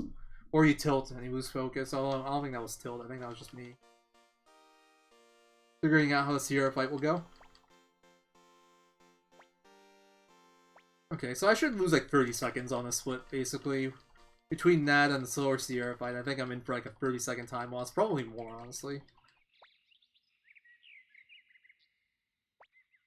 XP route's also gonna be a little bit weird, but I think it should be okay. The only thing I'm worried about is like... Oh no, that... Eiley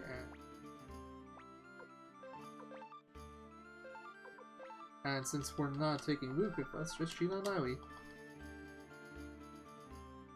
I'm gonna take Khan instead. That little fucking invisible rock or something right there that gets you stuck is really annoying. I always forget which way you have to deal with that. Like which direction you have to go.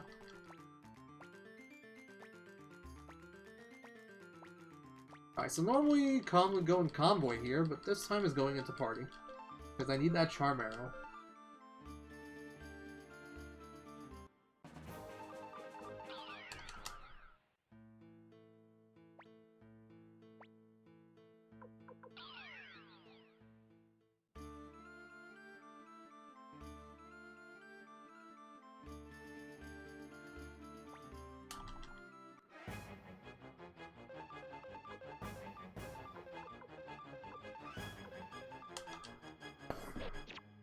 definitely losing time. Okay, 9-11, didn't call him. That doesn't really matter. I could have left the eyelid and call him and get it, like, go for a chance of violencing, but I didn't think it would work. Okay, fairly fast. Okay, YJ counter. That slows it down. How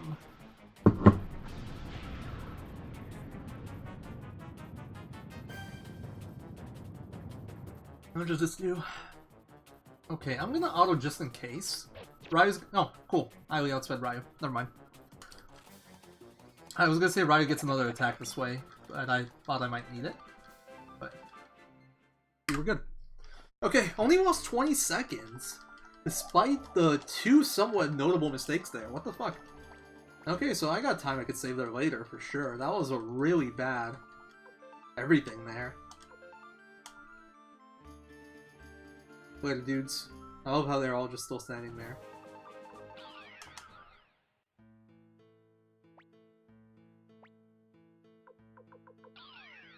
Oh, it's faster to go down there. Good to know. I gotta add that to my notes. So Crom is 1 up, 3 down. Or 1 right, 3 down. I have it wrong in my notes, but I knew I had it wrong in my notes. Need to fix that.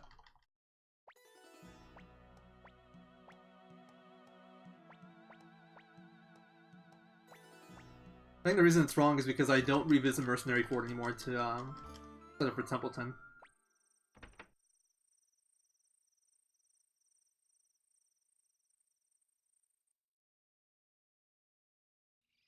Alright, now I think I just add both Khan and Sierra to my... Yeah, I add both Khan and Sierra to my party. I could add just one. But there's no real benefit to it besides the slightly faster menuing. And I think I get a few less let-goes. Actually, I do get level 45 Ailee by default if I do that. Okay, yeah, we're gonna do it that way. Although, it is reducing the likelihood of Ailee getting attacked by laser, too. Fuck it, we're gonna play it safe. We're on good pace. I'm just gonna add them both to my party.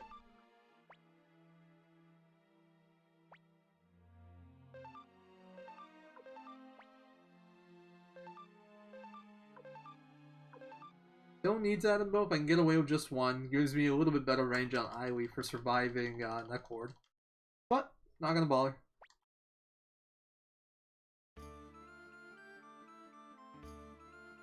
Because this way I get a better run rate and less chance of getting Death Lasered by Necklord onto Ailee.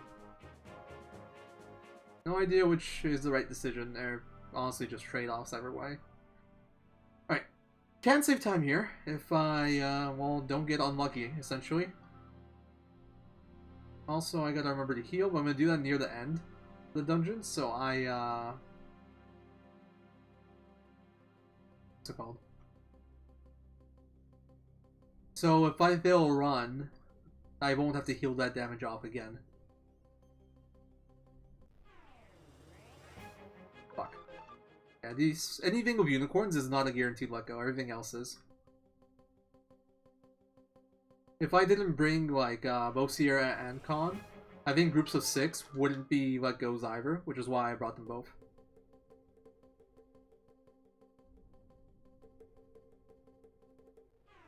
Might be worth retiming the Sierra battles again. A 2-turn might not be that bad if you set it up in a good way. We still need an extra 1,000 damage. I think it would look exactly like what I did. I don't think we can do better than that. Unless I somehow still had Wind Rune on Luke, and even then I don't think it gets any better than that. Because I probably need to supplement the damage loss from not having Charm Arrow with probably 2 attacks from Ryu, which is like another 5 seconds.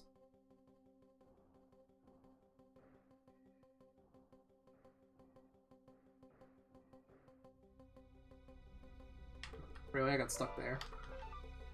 I just sworn going up more prevented that. Okay, I gotta review that. I just bribed that one right there. It was only 1. We'll call that a mistake. Well, actually, I still need my money. Maybe that wasn't a mistake, because I do need to sharpen my weapon to 13. And that is fairly expensive. Okay. For fuck's sake. I'm getting so many battles of unicorns. They're fairly uncommon in this dungeon, and yet I'm finding nothing but unicorns. Now I have to watch Sheena healing animation. Fuck's sake, dude. Oh, there's a little time loss. I've seen so many for how uncommon they are in this dungeon. Okay, of course. They know, dude. They know. They know what they're doing. Damn Unikomis.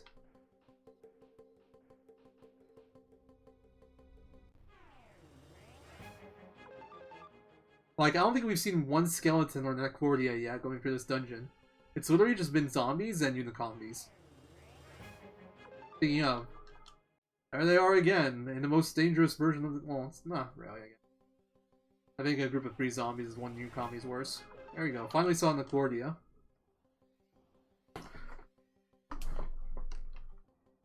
Still don't think we've seen a skeleton anywhere. If this was like a Pokemon catch all the monsters kind of game, then we'd be in trouble. We can catch them all, %.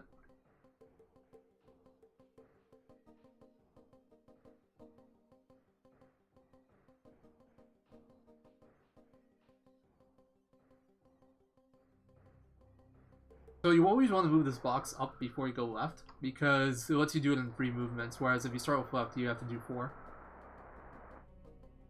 And then you just, also you want to make sure that none of your body is like outside the box when you push it up.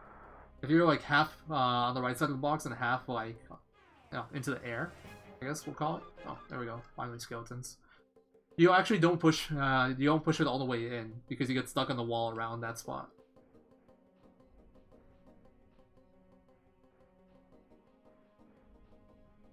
Next screen we can heal.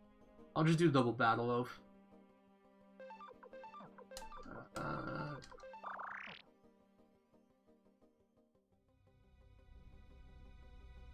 Simplest way to heal there.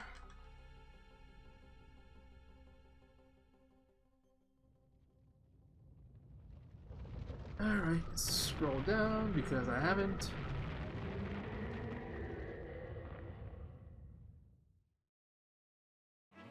I'm gonna go for Thor shot. Defend. How did I get that? So you can choose to either Thor shot or attack with Ryu. You need both, unless Eily crits.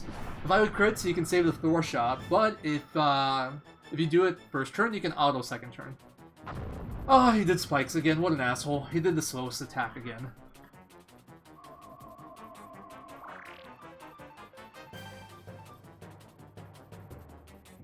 Just do it again. It's fairly fast. Alright. I'll heal Ryan. I'll heal. Oh, there's a crit. That doesn't do anything for me. Actually, if you crit second turn, I guess that saves a Thor shot too. This was a split where I could have saved time, but once again, he did spikes first turn, and I had that failed run and lots of battles going through, so... Instead I lose freaking 15 seconds. That is pretty yikes, honestly.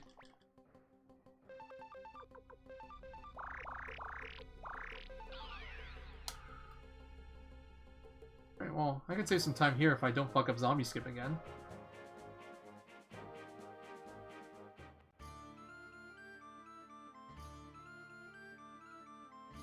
Right? Okay, there we go. Messed it up, like, by not doing it right away once, but that's not a big deal. Not used to this party, so my menuing is a little bit off. 44. I'm not gonna go for the extra level. Okay. Might get it, actually I might get it regardless because of the messed up XP route, so. I think they give me 400 each, so I end up 44.8. Finally. Oh well, not a big deal.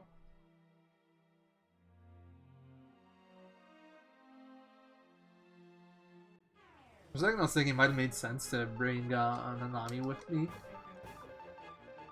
But you can't do that because then the targeting would be mixed between Eily and Nanami. I fucking missed a zombie, dude. Okay, that's like 7 seconds lost. That's just RNG with Kite Rune, it can happen. 94% chance that we don't miss ever, but... Okay, probably won't save that much time here now. And... a lot of bad luck in like the mid-late game of this run. Should still be able to save time though.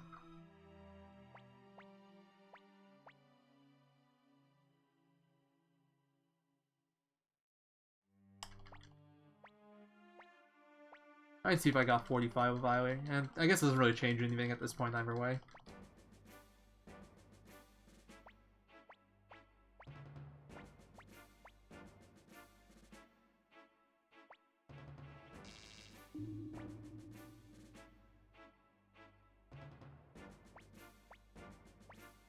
I got an hour or so left. Found that to my bladder. It needs to hear those words right now.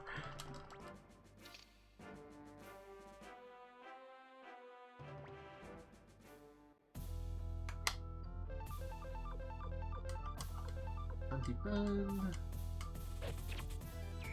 I didn't miss or anything weird. Good, bad attack. Now, as long as we don't see a death laser, we are good.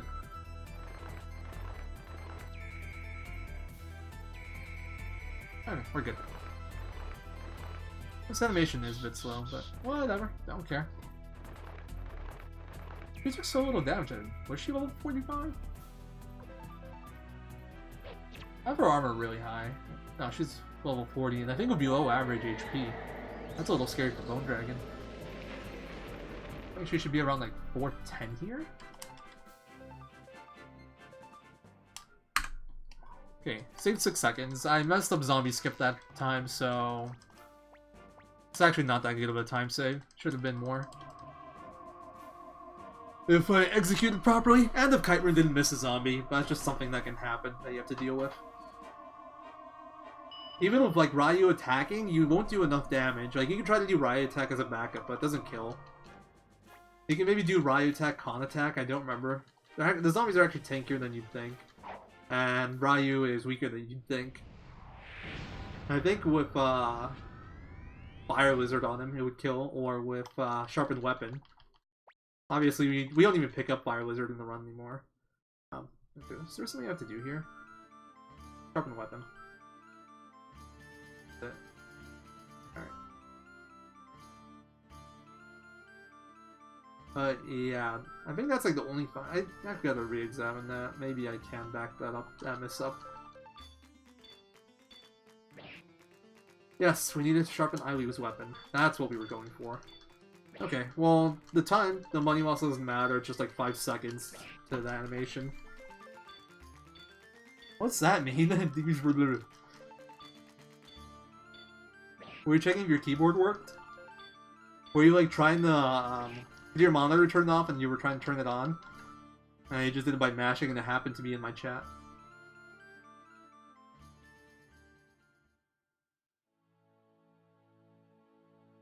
Actually, maybe I shouldn't have Eily in that spot. I gotta play around with my formation more. It makes a lot of sense to have her there for... Oh no, I need to have her in either the 3rd slot or the 1st. Maybe 2nd, I guess, but it's kind of bad with Sierra RNG. Okay, I thought I picked the wrong option there for a second, but I'm good. Later, Jess. Like, I've done that before. I was trying to wake up, like, or I was trying to type somewhere else, and I ended up typing in someone's chat because I had my mouse somewhere else. And I didn't realize it. Hi, Sheena. What are you doing there, bud?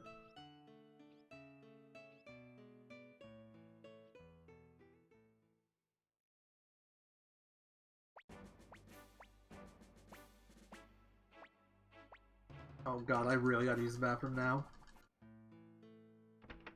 And there is no break, basically, for the rest of the run. Okay, we have an hour left, we have an hour left, we have an hour left. I can take it.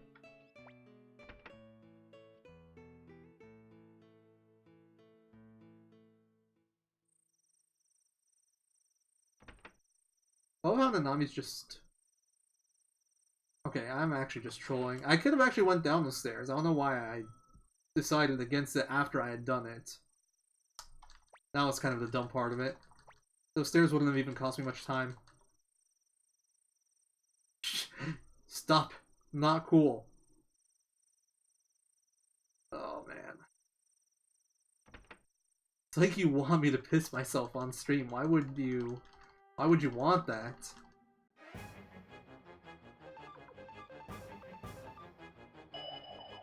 Okay, she actually outsped me. This is a little bit worrisome. I don't care for this turn so much. She also did the slower attacks. I'm gonna lose time here. She can either do that, 40% chance, or attack 60% chance. But she did the slow one, because she hates me. But I'm more worried about getting outsped next turn. If I get outsped next turn, then I lose even more time. I actually gotta re-examine the speed here. We should win the speed thing most of the time. I think it's really unlikely that she outspeeds you. Also depends on your level. Okay, it's not that unlikely, but... Because she has 137, you have 142. I just checked my speed.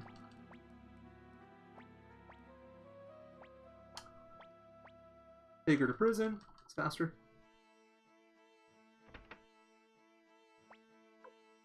I gotta go and time all the elevators versus stairs things. I feel like maybe stairs might be faster here too.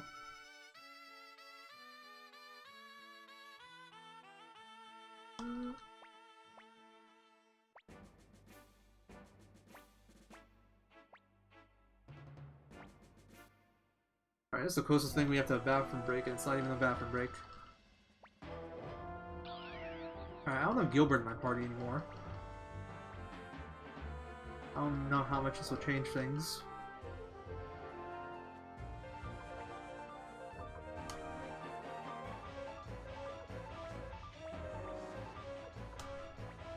So I purposely don't move Flick there, so the mage is more likely to move up.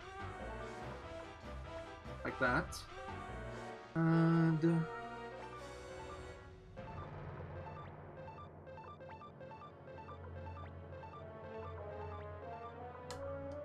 that was pretty sloppy on Raya's movement. I couldn't remember what to do there.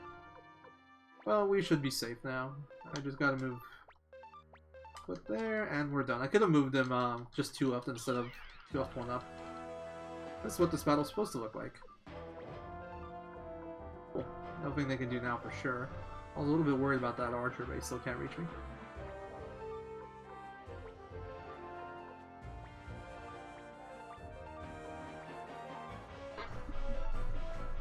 So this is what like this battle looks like now. It's a little bit faster without Gilbert too, but mostly it's like it's up to the mage AI. The mage that's like 2 behind Joey right now. It really depends on where he moves. If he moves even 1 up or 1 down, the fight's pretty trivial. But if he moves straight the whole time, it's actually a pain in the ass.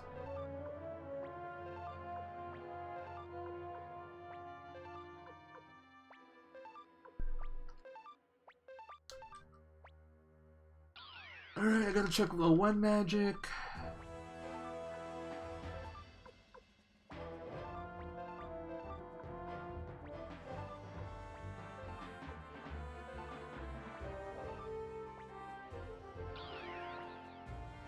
Looks like I forgot to split here last time. Or the split didn't take, I don't know. Alright, let's make sure we don't add Luke on accident instead of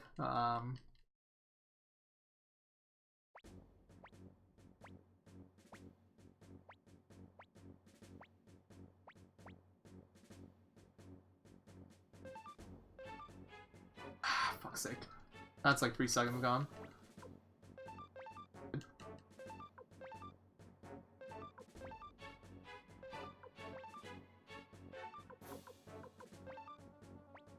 I think I saw 86 there. I can get the best look.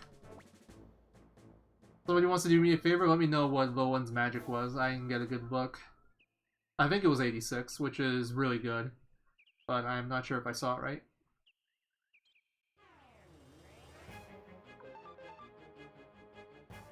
Really now?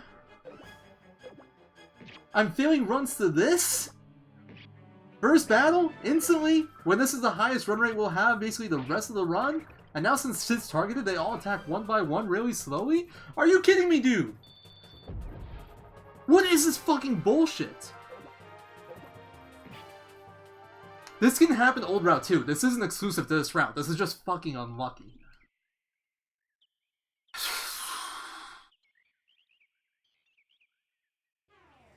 Hey, Miss Fatal Pillow. Yeah, not a smiley moment for me. Right there.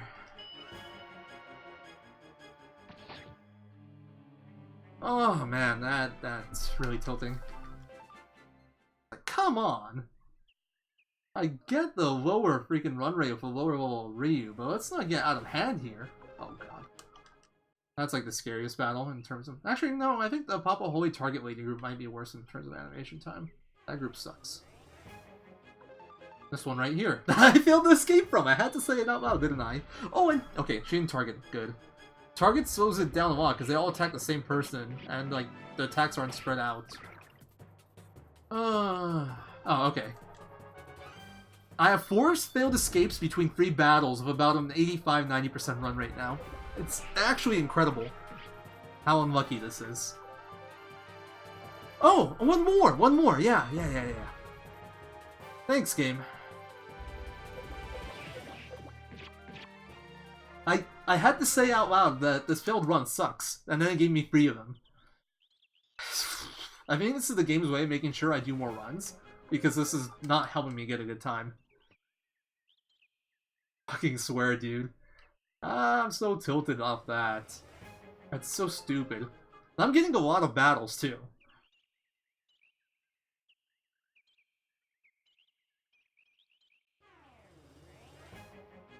Yeah, that's not how life works, man. At least not from my experience.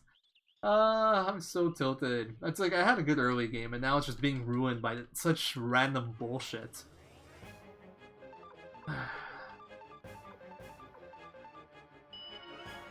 I'm waiting for the kite run miss here, too, just to add salt into the wound. Yeah, should have focused on hacking the encounters. Oh well. I RNG manip the wrong thing. Feels bad, man. I think so many battles.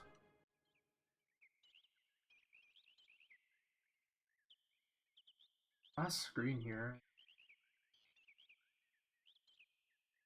That way. That screen always jukes me. Okay. Oh, I'm losing time here. I don't know how much because I don't have a split there, but...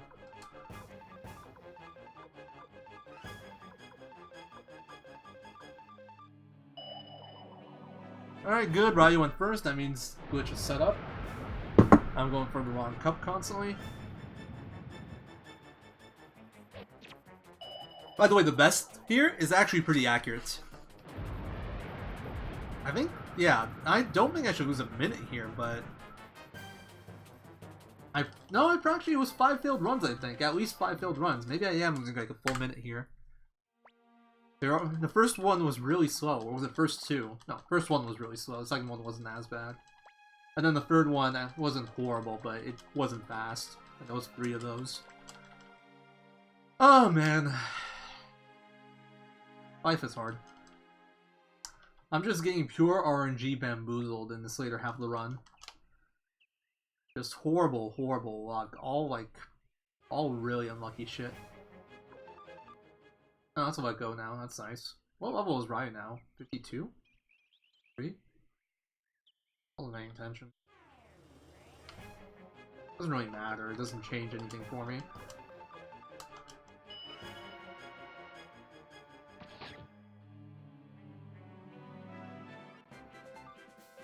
$52. Okay, those are what goes to 52. Got an extra medicine, don't need that.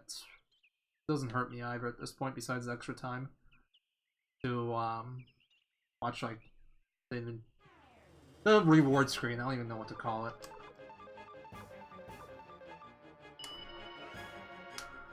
I will have to heal, I think. I should actually keep an eye on Rina's HP right here. 258. Yeah, I have to heal. She takes about like 300 damage from a bite attack. Can't risk it. She took too much from those failed runs. I will have to heal.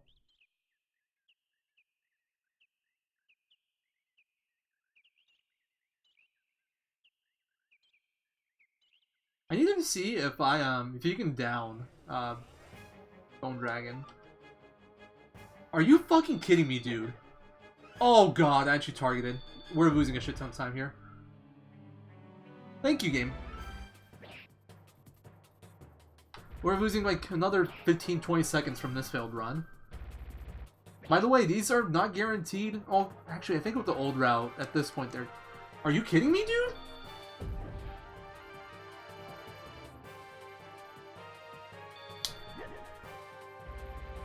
How does this work? Can you both attack at once? Huh?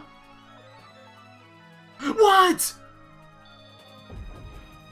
Dude, I'm at like 85% success rate or something like that. I'm failing so many into the worst fights.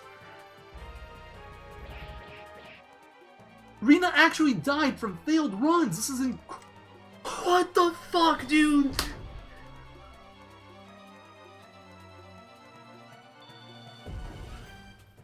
In before we game over here.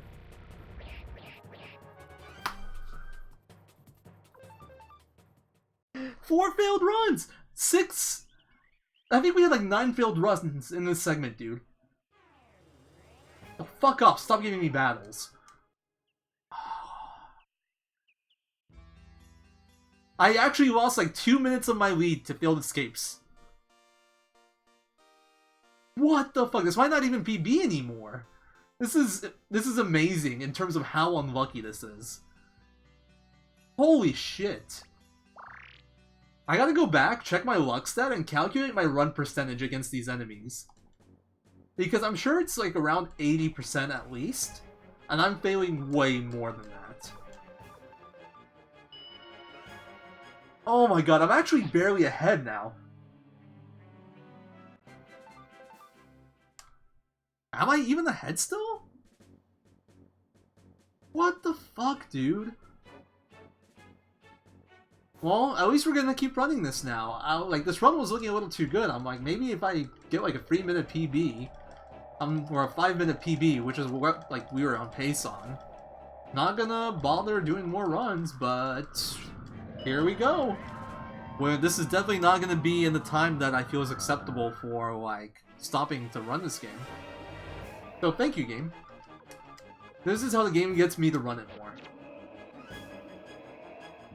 Alright, good, ref. I attacked there instead of defending, so... So if it does bite attack, it actually puts Ailee in violence range. And by defending, I mean shifting. And I always know like the 50% chance of getting bit in there. Basically your odds of being turned into like an 85%.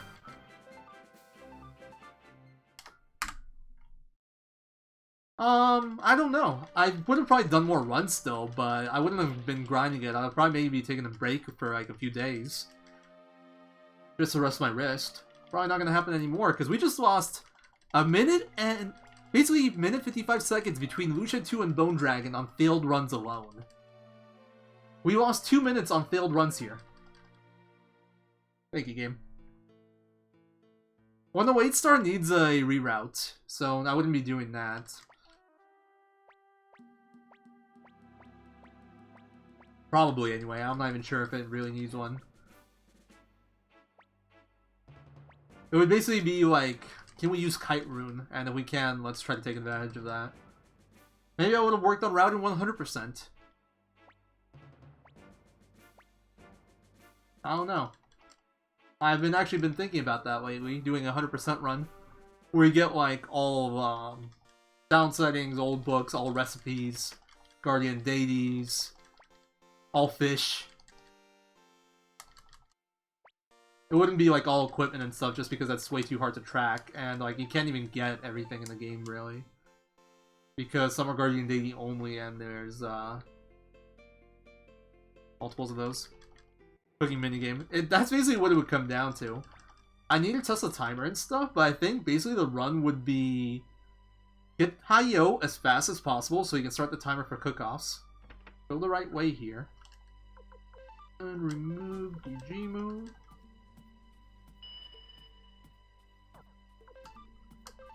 And double beat over. It'd basically be get Hi-Yo as fast as possible, and then like everything you need to do for 100%, you try to do it between Hi-Yo timers. I'm just not sure if there's enough time between, because I think there's like 12 cook-offs, and assuming it's 30 minutes, you have like 6 hours to beat the game and get everything between cook-offs. I'm waiting a little bit there, so I don't run into that glitch again. If I swear, if I get the glitch again, I'm just gonna tilt out of my mind. Oh, for fuck's sake. If I failed to run there, I might have actually, like, rage quit. Yeah, Clive side quest. Well, actually, I'm not even sure if Clive would be required. I think it would be. You would need to do McDole side quests too. Squirrels as well, yeah. McDole side quest would be required, not necessarily for McDole, but because you would need to get special stew from Grimio. So you would load Suikoden 1 data. I think it'd be a pretty interesting run, but like, I think it'd be one of those things that you only do like a few times, and that's it. Because once again, assuming you can get everything done between Hi-Yo cook-off timers, there's no reason that the time ever changes. You just gotta make sure you finish everything between the timers, but then it's like a matter of waiting for cook-offs. And you'll always be starting the cook-offs based off like what time you got Hi-Yo. So it's like Hi-Yo % and then get 100%. Ah, man, I hate that battle so much now. Target ladies are actually, I never realized it before, but target ladies are a horrible enemy to fail runs against. Because if they put that target effect onto someone, you then have to wait for every enemy to attack them, which takes way longer than the enemy splitting their attacks. Donate now for Hi-Yo %. Hey, I'm all for it. Except it'll actually be Hi-Yo %. I'll just be like a 2.5 hour run. Get Hi-Yo and we're done. R1 for Hauser, okay. Nice. Nice memory.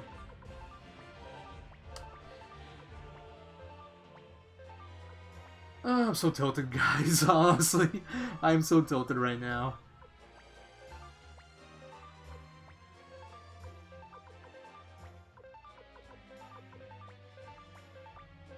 Oh, there's actually 2 enemies that can attack me. It's so weird that the Orion went down. Oh, okay, that's some time loss. Oh god. So, this is like a situation I've never seen before where there's actually 2 units in range. Okay, he waited. If that guy attacked me and killed me, that would have lost me minutes. I don't even know how I'd recover that. Well, either way, this is the worst that this war battle can go, essentially.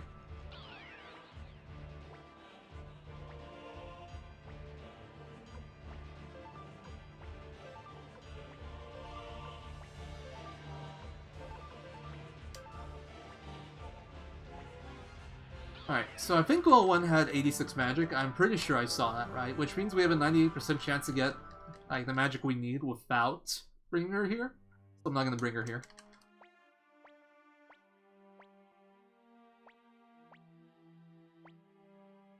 Swap Ailee and Ryu for this one.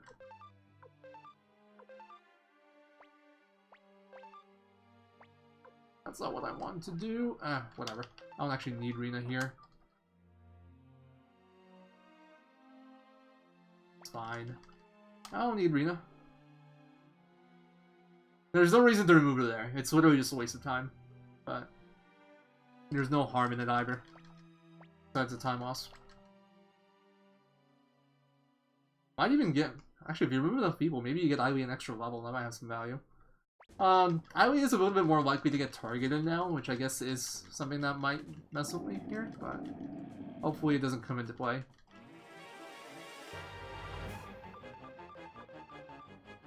I think the gold here is when I... Okay. That's a bad start. That's about as slow a start as we can get. Physical attack. Okay, that's fine, I guess. It's not giving me good attacks. Bite, like, its physical attack is by far the most likely. Okay, that's good, though. She outsped both its attacks this turn. Saved only 10 seconds on a split where I had to wait for Lucia for, like, 5 hours. That just doesn't seem right, either. Ugh. Man, I thought I had more time to save there. I should have had more time to save there. I don't know why that was so bad. There was some sloppiness, but it shouldn't have lost me more than like 10 seconds. Actually, maybe like 13. Yeah, this run fell apart a bit on me, not gonna lie. We can still recover. I have a lot of time saved here, because last time my notes were wrong, and I got really confused. I thought Gilbert started in the wrong position because of like a bug or something, but it turns out he was just supposed to move down 1 instead of up 1. And I was like, wait, that doesn't make sense. Why would he move up 1? It was just my notes were wrong. But we don't even have to worry about that because Gilbert isn't in our party anymore.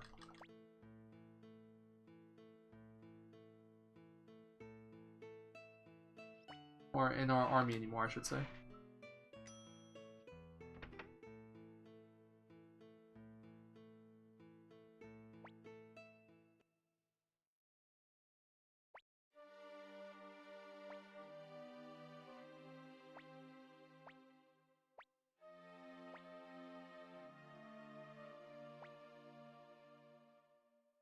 God, I really just want to finish this run so I can use the bathroom.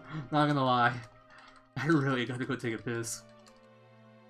It's been almost 6 hours. Well, it's been 5 hours and 10 minutes about since I've used the bathroom.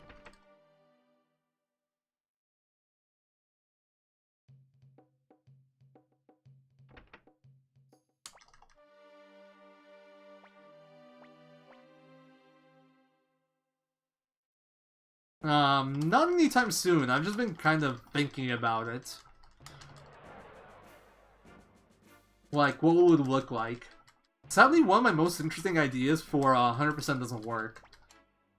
Which was, I was thinking since Kite Rune takes the accuracy of, like, your character into account, maybe it takes into effect the Weapon Rune effects. So I tried Hunter Rune with Kite Rune, and, like, put enemies to sleep, did Kite, and... So it keeps the Hunter Rune damage. You do 0 to 1 damage. I don't remember which one it was. It was 0 or 1. You do keep the accuracy loss from Hunter Rune. Your hit rate goes down to like whatever the fuck it goes down to. I don't remember the number. But even though you get both the negative effects from Hunter Rune, you don't actually get the item drop with Kite Rune, which is really stupid. You get all the negative properties of Hunter, but not the positive. Really, really stupid. But that's how the game works. Actually, I was thinking the other way around. It'd be all side quests, well, probably Clive. And then cooking would be included. Items I wouldn't go for everything, because it's just not possible to track. I would go for like all seeds, livestock, fish, sound settings, old books, blah blah blah blah blah. Like all the collectible ones, but I wouldn't go for non-collectibles. Because it'd be really hard to track. I should have Waking Mirrored there. Faster. Oh well. It's like a second or two faster.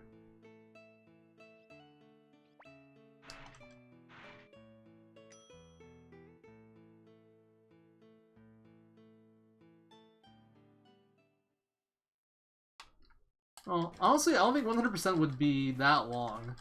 I think it'd be like around 10 hours tops. Assuming it gets routed really well, because you would do everything between high-yo cook-off, so it'd just be based off that. It'd be high-yo cook-off %. Alright, so Gilbert isn't going to get attacked at all, because it's not here, which is nice, but turn 3, the Knights will reach me in the top left corner, which might be a little slow, but should still be fast. Alright, I'm going to take note of... Actually, they reach me this turn. Uber went first. Unlucky. You really want Uber not to be next to Victor, because it's actually probably going to attack him every turn, whereas the other units probably won't.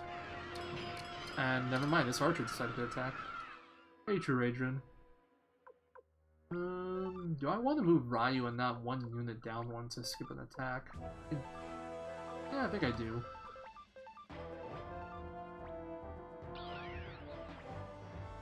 The problem is it puts Ryu in range of that bottom right unit.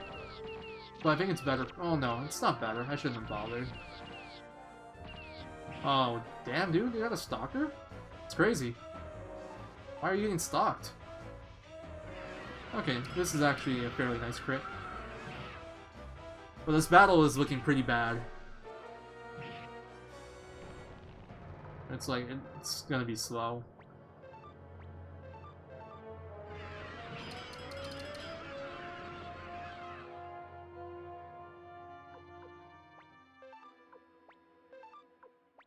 Oh, at least the other knights aren't getting me in range. Ah, good. Those units defended. That's really good for me. Damn. It's crazy.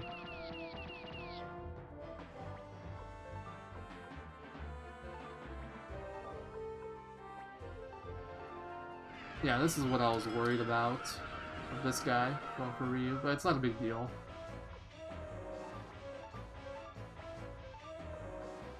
Get a guard raccoon. Well, they probably won't fuck with you if you got a guard raccoon. It's a valid point. I think a raccoon would be more effective. I suggest you replace the grandma with the raccoon. We evaded all of his attacks, which I don't give a shit about. I mean, I guess if I would have taken damage, it might have been slower for him to die, but... Oh, speaking of death, this is... Well, actually, that might save me some time. I'm if the archers don't want to attack Victor. Oh, no, it wouldn't have mattered. Yeah, this is a slow rock axe. Again, this would be like a 650 something, maybe even a 7, which was really shit. There's still one Matilda, or yeah, there's one Matilda Knight that can still attack. I'm hoping he doesn't, but there he goes. And he goes and gets himself injured, so it's even slower. What an asshole. Yeah, this is like a 7-minute rock axe. 7-minute rock axe. Wow, that is horrible. Gotta love RNG.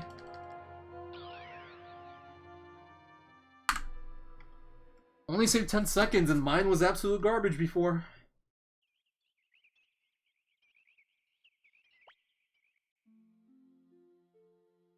And my Gerudo was actually decent. We're actually, like, we can maybe even not PB if my Elronel and Gerudo go bad enough.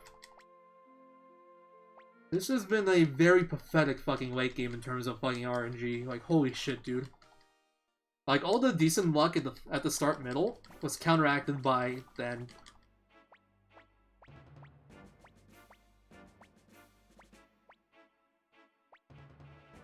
What'd you say there? Nacha? I read that wrong, right? Right, yeah, right after you said that she can come with you, she said something. It looked like Nacha to me, which isn't a word.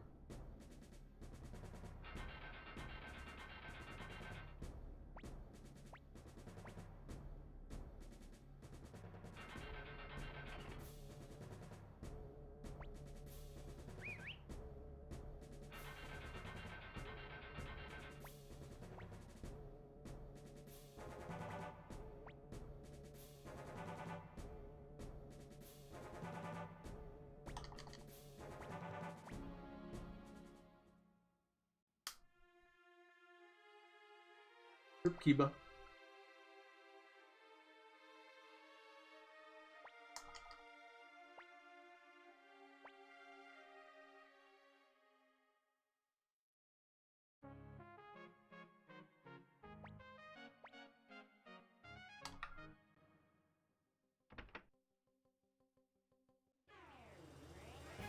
Instant battle. Good start. Wondering how many failed runs we'll have in here. Wow, okay. This encounter rate. But I haven't failed any yet. I had 2 battles in the first hallway. Feels normal, man.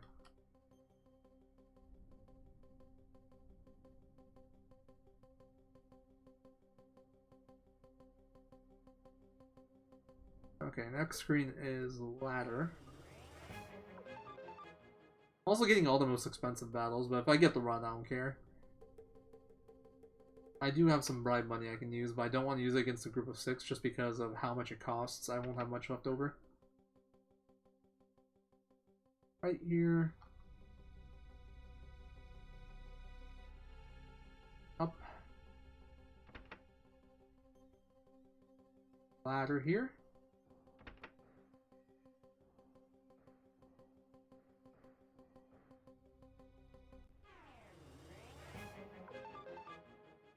Almost bribable. Okay, and the rest of this is obvious for me. More. I'd bribe you guys, you're fairly cheap. Just in case. That's actually like the fastest failed run in here probably too, but might as well. I still have most of my money left over, and we are reaching the end of the area, so might as well play it safe. I do want to have a little bit of money per hour now, but I don't need a lot. 322,000.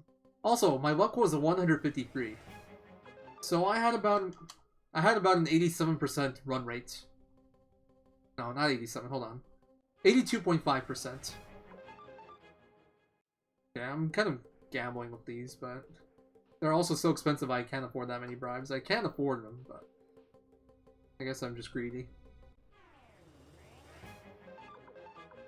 Like, I have a mental list of what battles I should and shouldn't bribe, and just like all these big battles aren't on that list. Okay, that was actually a pretty good walk, run, whatever you want to call it. Like another battle, I'm just gonna bribe it, no matter what. So 150 luck, you have 82.5% run rate. I have 165, I think, right now. Hold on, 150. Wait, no. Math is hard. 152 is 83. I have an 86% run rate at the moment. When I was going for Green Hill, I probably had like an 83%. I failed like 10 runs.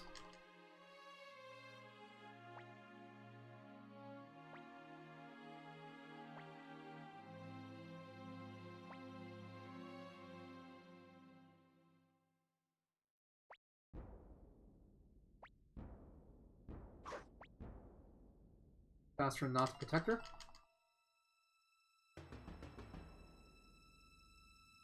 Only fast tech speed worked here.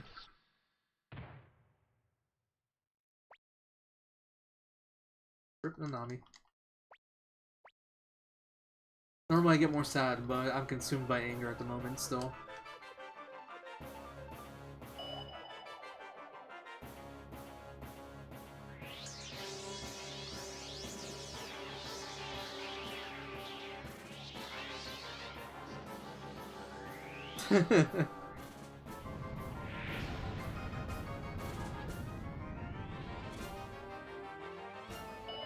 Physical? Oh, wait, not yet. When it's your turn, Gerudo, please go physical attack Ryu. I would greatly appreciate it.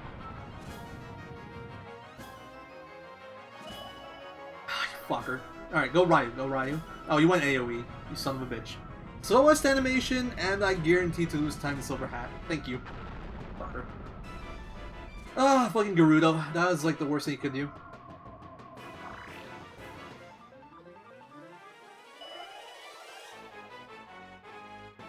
Feels bad, man.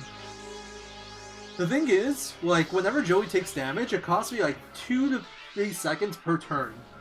Because I have to watch that healing animation. It can cost me like an extra 5, essentially, if he takes damage first turn. And then, like, there's the actual animation time of his attacks, which can cost me more. Okay, he went physical this time. If only he did that first turn.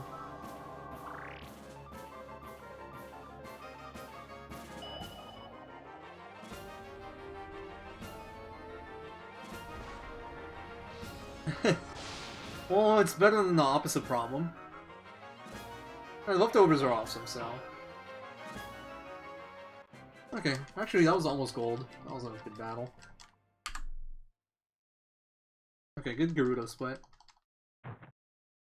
What happens when you succeed in all your runs? On like fucking... face. Alright, the gold on this battle is also wrong. I can, if I'm really lucky, I can save up to 30 seconds on the split. But it is pure RNG. Some of which I don't even have control over.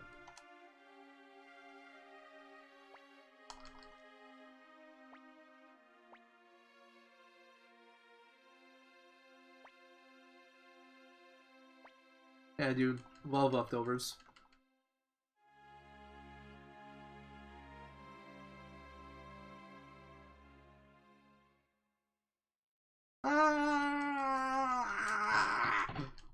Give it my right face.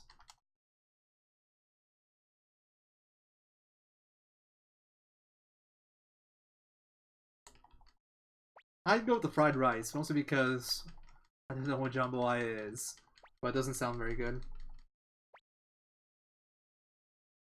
I'm gonna Google it. I have a second here.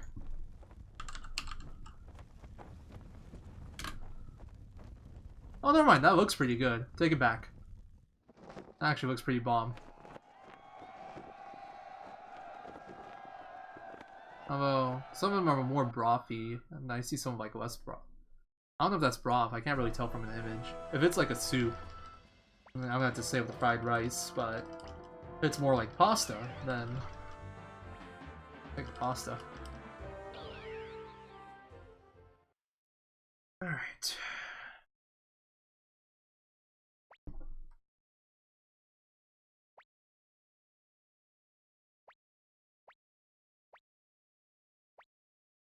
That sounds pretty good.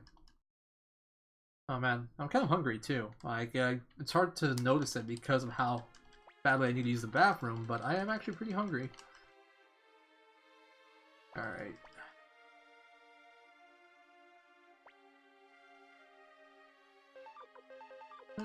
Best equip. Oh, you didn't equip anything that I actually want to have on. Thank you, best equip. That was completely useless. And then items, discard.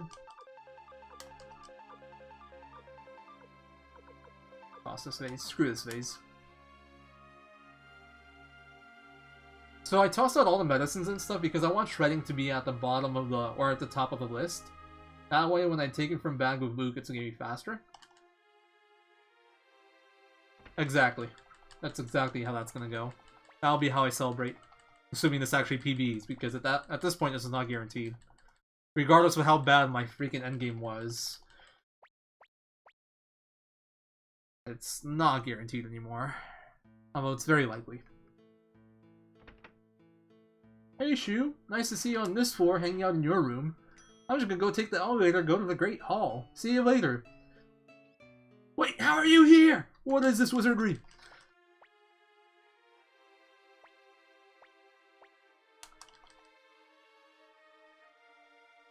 How did he beat me here? I took the elevator. Stairs faster confirmed. Not really. This run doesn't really deserve a celebration. It would have been no if I didn't fail Sierra, like XP route, and then didn't forget the escape talisman, maybe, because at least at that point it would have been a well-executed run. But it's not well-executed, and with those failed runs, it's not even that good. I think we can still get like a 51 though. If things go well for us, we can probably get a 51. But it would have to be pretty lucky, honestly. As sloppy as like my late game was, because of my decent luck on Beast Rune and Lucia 3, I didn't lose that much time. Like, it could have been way worse. Yeah. Shu, best strategist confirmed. Takes the stairs and beats you, even though you took the elevator. And he was still in this room when you went on the elevator, so he had an extra head start. It's just OP. Please, Konami, nerf Shu. It's not fair to the other army.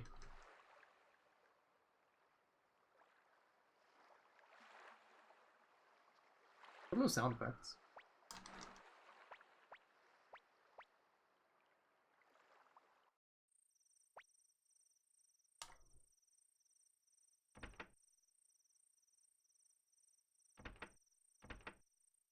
Yeah, you can go under the guards. I just confirmed it. You probably don't want to anyway, because you need to walk up there. But you can go under the guards. Cool. There is like a gap there. Alright. 20 minutes or so left. I can hold my bladder.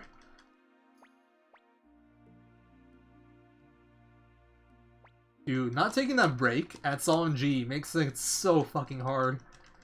And like, if I took the break there, I would have lost time because Freed went and got himself killed, but... Damn, dude.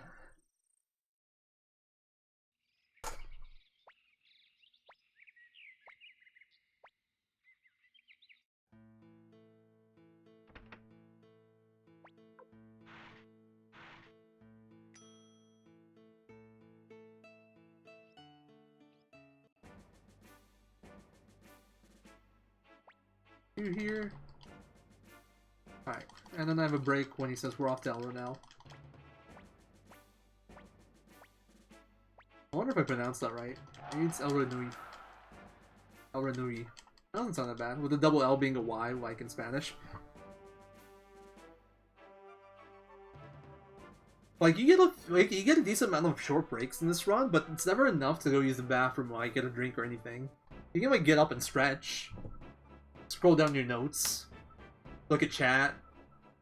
I don't know. Check your Facebook real quick. But you don't ever have enough time to like leave your seat, go to a different room and come back while you do something. Like there's a 50-second break in Muse when we get that like wolf animation. Oh, 50 seconds seems high for that. I might be misremembering that. But there's like plenty of breaks like that scattered throughout. 30 seconds here. There was like about a minute for this war battle.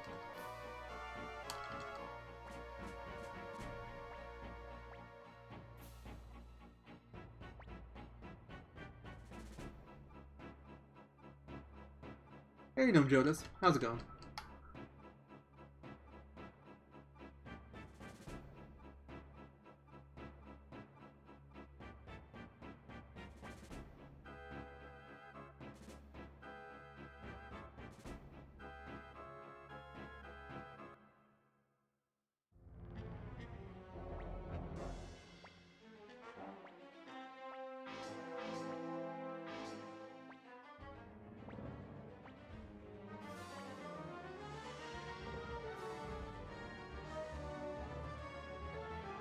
Alright, so I got like the slowest possible fight here. By the way, check out the double shoe. I got the slowest fight here. I had both Leon and Colgan attack Victor. You can get through the battle without either one attacking. Usually you get one attacking. Hopefully we have some better luck this time around and he doesn't get attacked. As much, at least. Also, I hate that this forest here that we're in, it doesn't slow down movement. Oh, we're probably just gonna get attacked twice. I think it's just RNG. Feels bad. But that's like 20 seconds we can save, and then we have like 10 more seconds we can save on the split if we get luckier with the next war battle. But the next war battle is very solid, so there's no guarantee that I save time there. Wait! Aw, you jerk. Possibly. It still depends a lot on... Oh, come on, dude! I got the worst case again. It depends a lot on how the next war battle goes.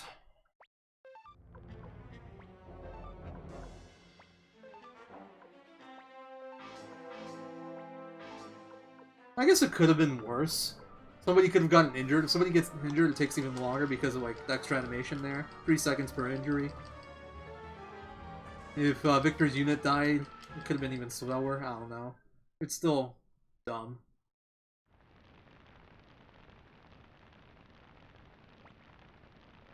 And what's funny is, I never got attacked as often there before, and I should be less likely to get attacked now, because the Victor, like, the way that Victor's set up now, is way stronger than he was before, which should deter the AI from wanting to attack him.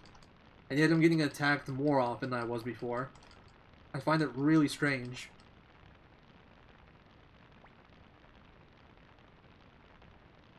Well, anyway, those 20 seconds that I could have gained are now lost. Now I just gotta hope I don't get really unlucky with this war battle. If it takes me longer than, like, 2 extra turns, I'm probably gonna be about even with my PB. I think 3 extra turns, it's even. Something like that. And this fight is basically, we have a lot of 50% chances to kill a soldier, and we gotta kill him. Or 50% chances to injure a soldier, and we have to kill him. Ideally, with the first 3 50%.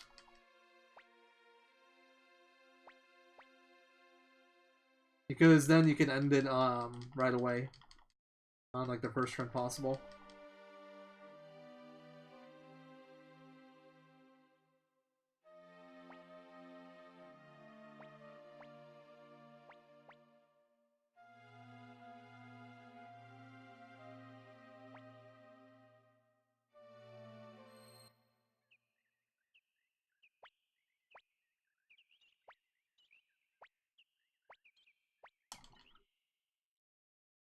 Alright.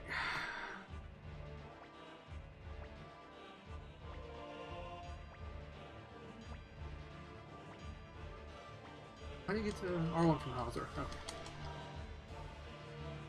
I gotta work on my menuing here for this fight. I don't know the optimal way to do it yet. Okay. I don't really need notes here. I'll just go down this. Oh wait, that does that. Okay, that's really good. That's better than what I was doing. Nice!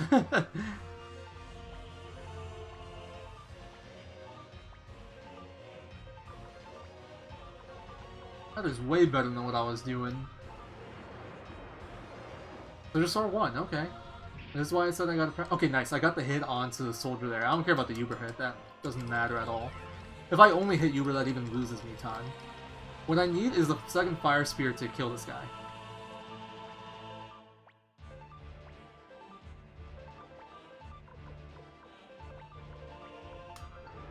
If it does, I got the optimal fight. Such luck. Okay, as long as Victor hits him next turn, we get it. Victor has a 50% hit rate, I think. And it's like tied. Nope. Okay, we're losing time here.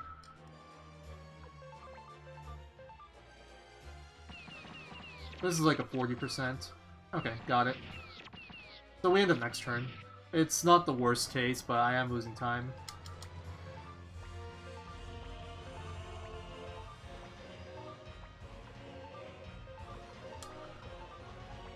There we go. extra turn, only lost 6 seconds. Okay, so my menuing was probably pretty bad in my PB there.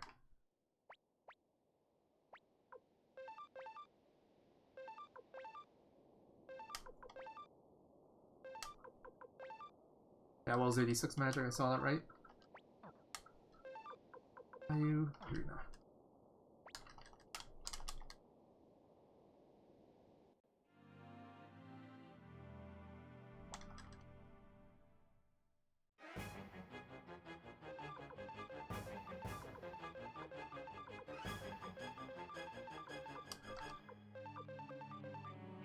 I was taking a little bit of my menu in there. My muscle memory is still kind of messed up for when I was working on Beast Rune timings with Luke's lightning slot. I have to think about where he has his lightning constant. Okay, I want Ivy to go faster than Flick here. It's not guaranteed. If she does, that can save me time if she crits. Which she didn't, so it didn't matter. In fact, actually, now that I think about it, it's actually slower if she doesn't crit. By like 1 attack animation, so it's not a big difference.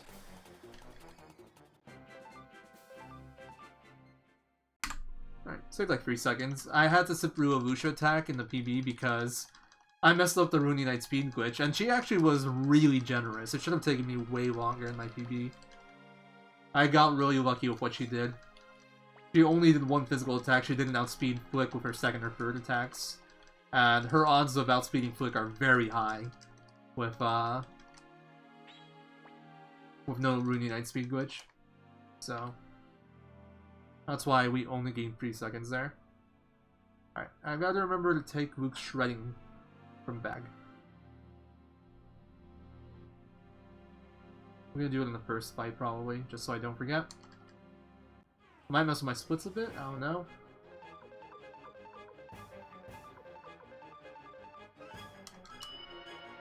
Yeah. That menu is so easy because it's the only item in my inventory, because I threw everything away.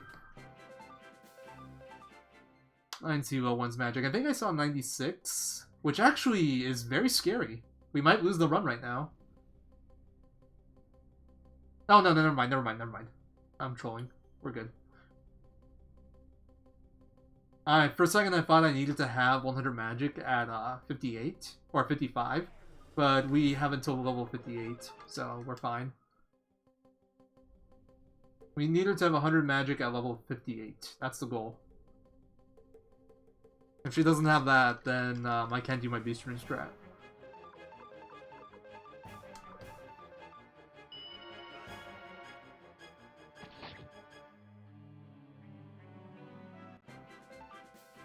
Oh yeah, we're good. She has 98 already. She's guaranteed 4 more levels. Unless like something really weird happens and she dies versus Stephen Colgan, there's nothing that can really mess us up.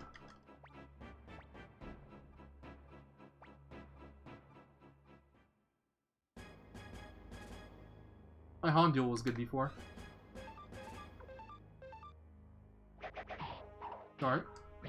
Okay, damage roll. Ah, what the fuck is that one?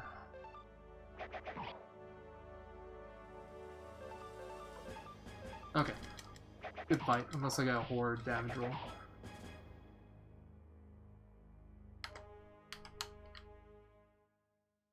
Probably lost a little bit of time there. Oh, no. Cool. Broke even. I had to think about one of the options, and I did my take from bag before Han, whereas I think my PB I did after. So I thought I would lose a little bit of time there, but... Alright, Stephen Colgan, as you can see, I can save a lot of time, but this is partly RNG. It depends on my encounter rate going up to Stephen Colgan. Kite Rune not missing. And the Stephen Colgan fight, I can't have Eiley miss Seed or Colgan. Each one's like a 90% chance of hitting them, so it's in my favor, but I can miss.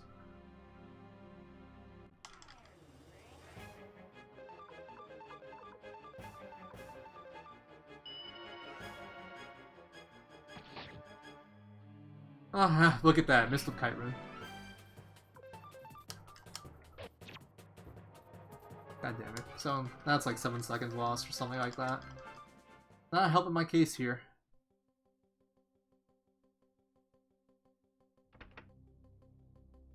Not helping my case at all. I've had 2 Kite Rune misses. I'd say on average you miss like once per run. Or you should miss like once per run, so a little unlucky. Actually, before this run, all the runs I've done, I never had a kite run miss. Now that I think about it. I think maybe one, actually. Against zombies and Tinto. That's the only one I can think of.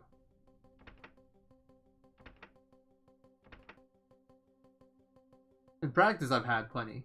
There was one time where I was on emulator, and I had frozen my tech stat before in like the RAM watch, so I can test the hit rates on a certain fight. And I, for some reason, even though I didn't have RAM watch open, I guess that's just how it works, it still had my tech frozen. And it was frozen at 1. So then I was like testing something in Green Hill. I had an Ivy Kite Rune, and she was missing everybody. I was like, wait, what the fuck, dude? I missed like even all 5 soldiers ones. I'm just like, wait, that is like statistically impossible. And then I realized what was happening. And the funny thing is, since you have a minimum hit rate of 30%, even missing all 5 with 1 tech is still very unlikely. It'd be, the probability is like 0.7 to the 5th power. I don't know what that is off the top of my head, but very unlikely. I was just like so confused. Oh god, there's Batman. Oh, fuck's sake. I can barely move because I need a pee so bad.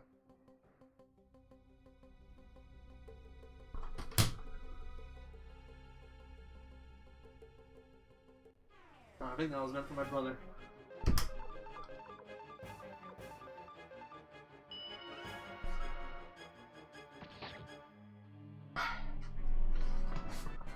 You'll see in a little bit. You'll see in a little bit. She's literally used for only 1 fight. But she does have a very important role to play. Hey, that's a good thing, more. That's a good thing. Get more replay value. Wait, they released the next difficulty, so it wasn't like built in? That's kind of weird. I've never heard of difficulty as a DLC thing. Hey RPG Mal, how's it going? Oh, wrong way. So I've had 2 battles on my walk so far, which is pretty good. 3 battles, I have to say something. I always say something and then it's instantly ruined. That's a little bit less good.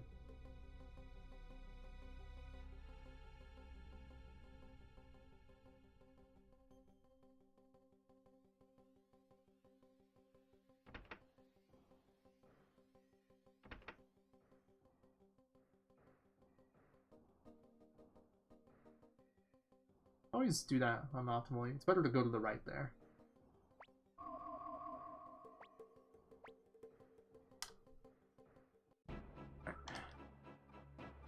Ah, okay. Oh, cool. It's a pretty cool speedrun. You should watch it start to end. It uses a lot of interesting stuff when you can. Well, even the ending's pretty cool, so at least you caught that. Alright, so this should be a 1-turn fight as long as Eiley doesn't miss Seed, and Seed should never get a chance to attack as well, as long as, once again, Eiley doesn't miss. I think even if Eiley misses, as long as she doesn't miss twice. But if she misses once, then Colgan might get to live, and if Colgan kindness reigns, that can start to become an issue. If he does 2, I think, it becomes an issue. If it's 1, we could just auto. Unless she misses again, in which case we have lost a lot of time to complete RNG bullshit. Alright, good. Flick outspeed. It's really important that Flick outspeeds Eiley here. Because if he doesn't, then Eiley hits Seed twice, and then you can't kill Colgan right away. Oh, cool. I got a multi-hit. Double B would have done the same thing, but that works for me. And we got a 40-second gold. Feels good, man. Feels good. I knew that. I figured that split could be golden, but we golded by like 12 seconds. That's very good. Alright, and this fight I should be able to save time because I had to do some equipment swapping. And the fight itself, well, it was almost perfect because Eiley crit him down right head. But I did have to take an extra turn because I didn't set up Ruin the Night speed glitch properly, and my fight got messed up. My 3rd blazing camp damage didn't do anything to left head and right head, so I needed 800 more on each of them.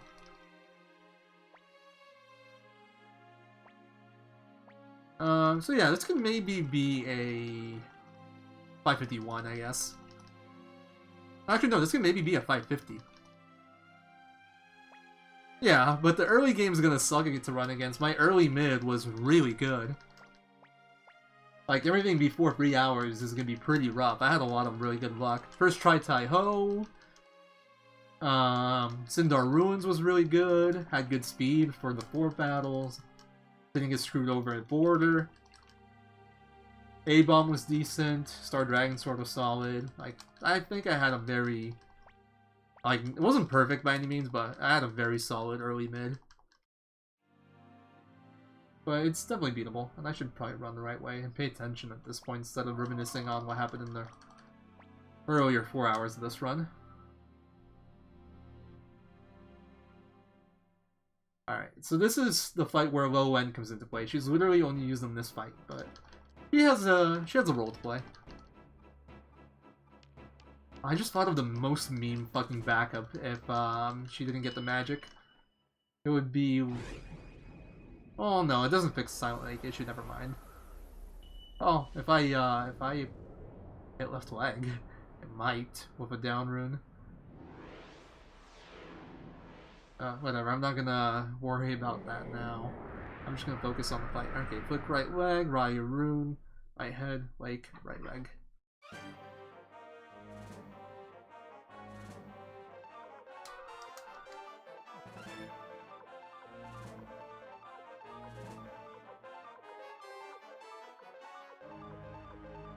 Alright, so the reason we bring Lo Wen is for Silent Lake.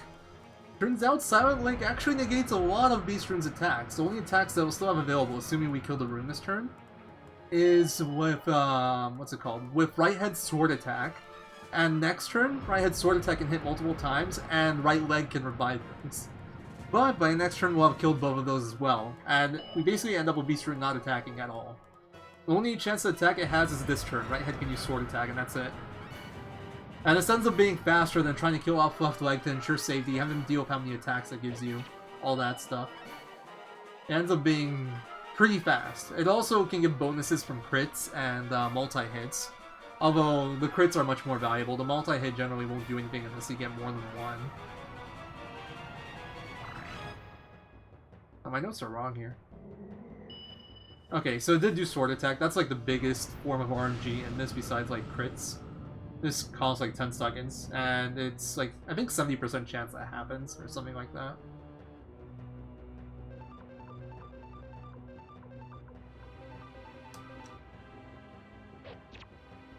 Crit? Oh, it doesn't matter there. So this should kill right head.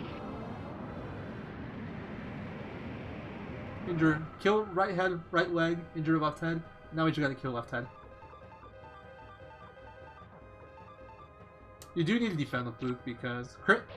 No. Okay, now I don't want any bonuses. Because back row party members can't attack in this fight. Okay, that is the most fucking useless crit. That actually loses me time because of the lag. It's so troll. It's funny, I actually didn't even gain time here, even though I didn't have Rudy Knight glitch set up here. And fucked up my speed stats.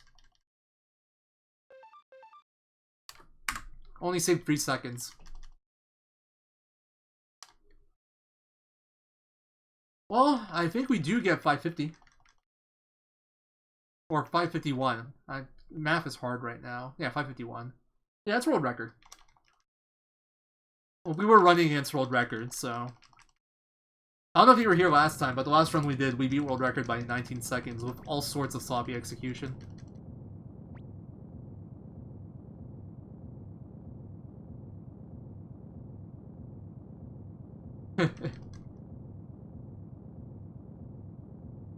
Although, I don't think this record... Oh, this is like a decent time. This one can actually stand for maybe a little bit. The record that I got last time was honestly kind of free to beat. Just don't make any massive mistakes. Don't get screwed over by war battles, and it's like it's easy record. This one was a little bit more challenging, even though we got a first try. It was mostly because we had a really good early game. But one split left, and then I can go take a leak. What I've been waiting for a while now. Yeah, this is 551. 551.30-ish. 30, 40, something around there.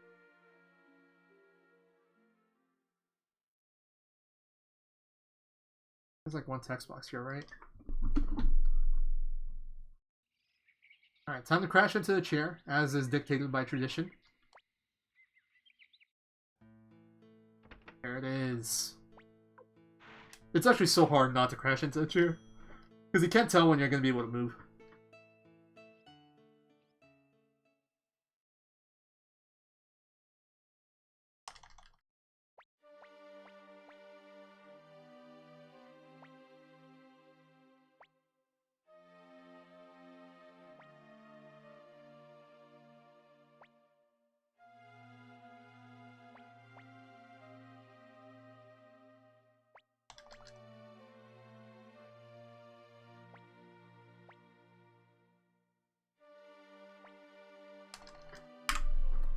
Yay, gold! Alright, I'm gonna go take a leak. GG, guys. Be right back. Oh, God.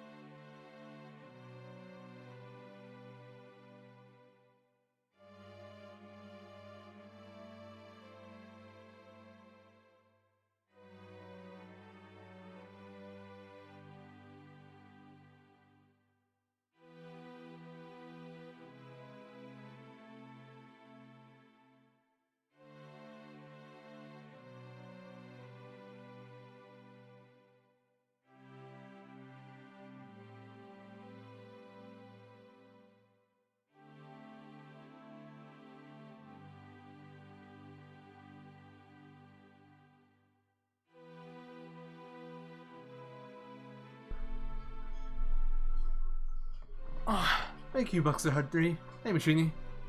Possibly Space Coyote, I would not be surprised. Alright, I'll be right back again. I just want to get a drink. And then we'll go over the splits.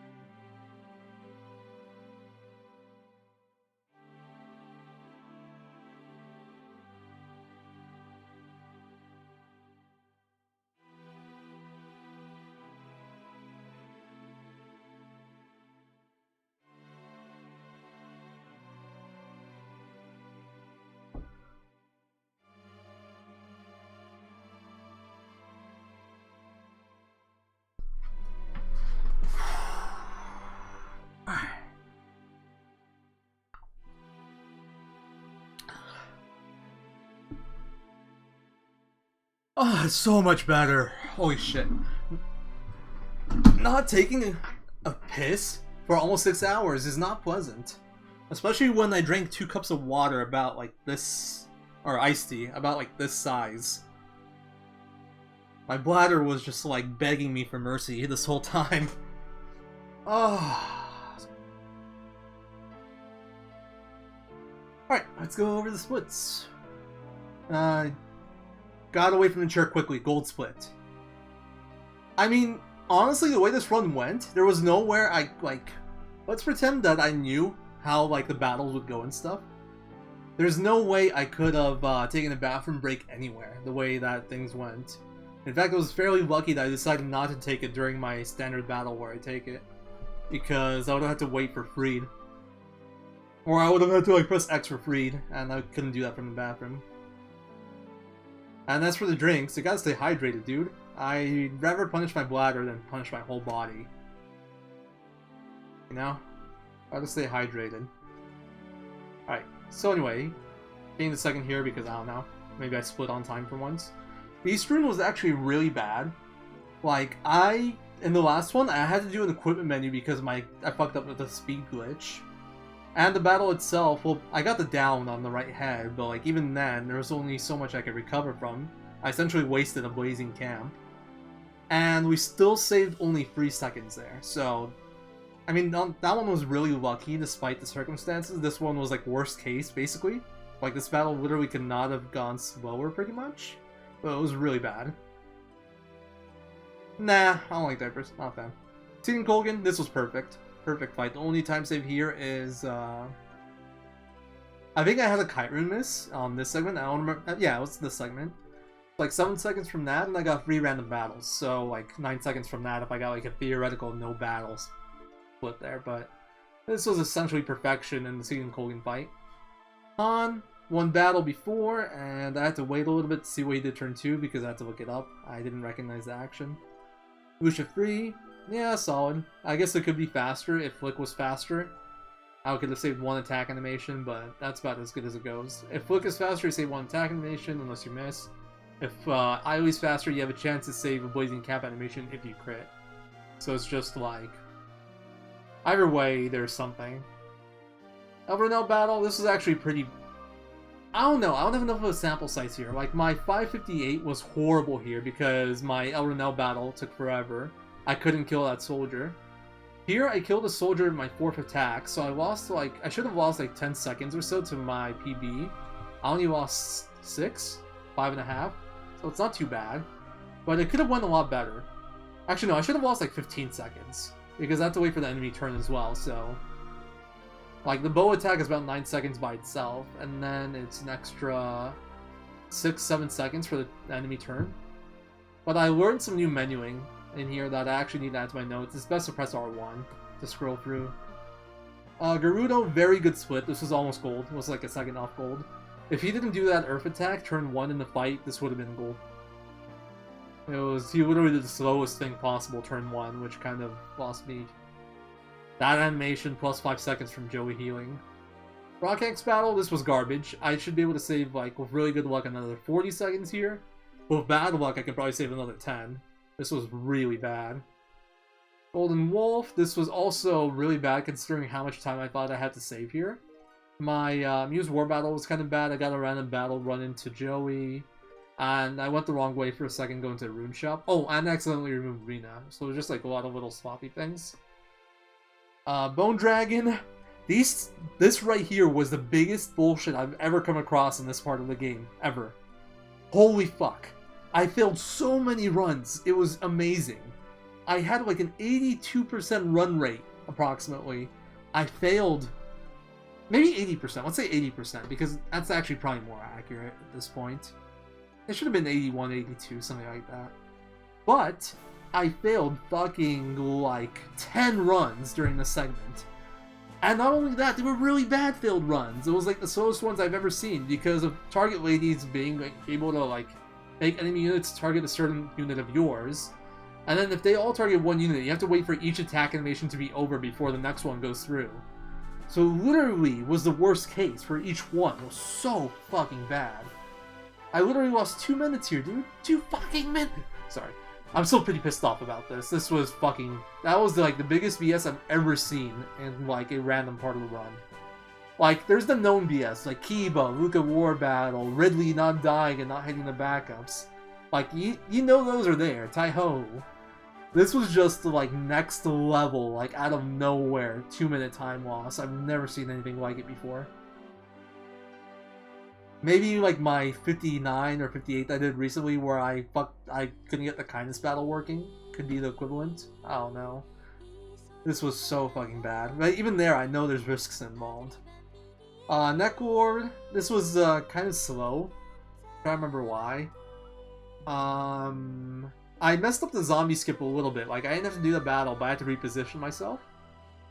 Oh, and Kite Rune missed a zombie. That's what it was. Kite Rune missed a zombie. I lost me like 7 seconds or so.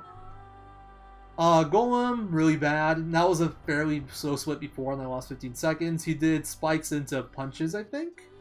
Which is... The punches are fast, the spikes are pretty fast, but spikes into anything sucks. It loses you time. And I think I just probably had more battles going through. And I failed to run to fucking 2 Unicombis. Another place where I failed to run. Sierra, this one was really bad. Was actually, I thought it would be worse, but it wasn't. This one was completely my mistake, though. I made 2 mistakes here. First one was, in the Muse Peace Conference, I accidentally added Victor to Convoy instead of Party and messed up my XP route. So I couldn't use my standard strat. And then, I forgot to escape Talisman after the Battle of Necklord. That was probably like another 15. But then, since I couldn't use standard strat for Sierra, I had to replace Luke in my party with Khan. Go for a 2-turn battle with 2 Wily attacks and Charm Arrow, and I think that went as well as it could have for that scenario. But it's definitely slower than the standard fight here. Although I don't know by how much. I gotta retime that. Might give you more options to play with here, so I should look into that.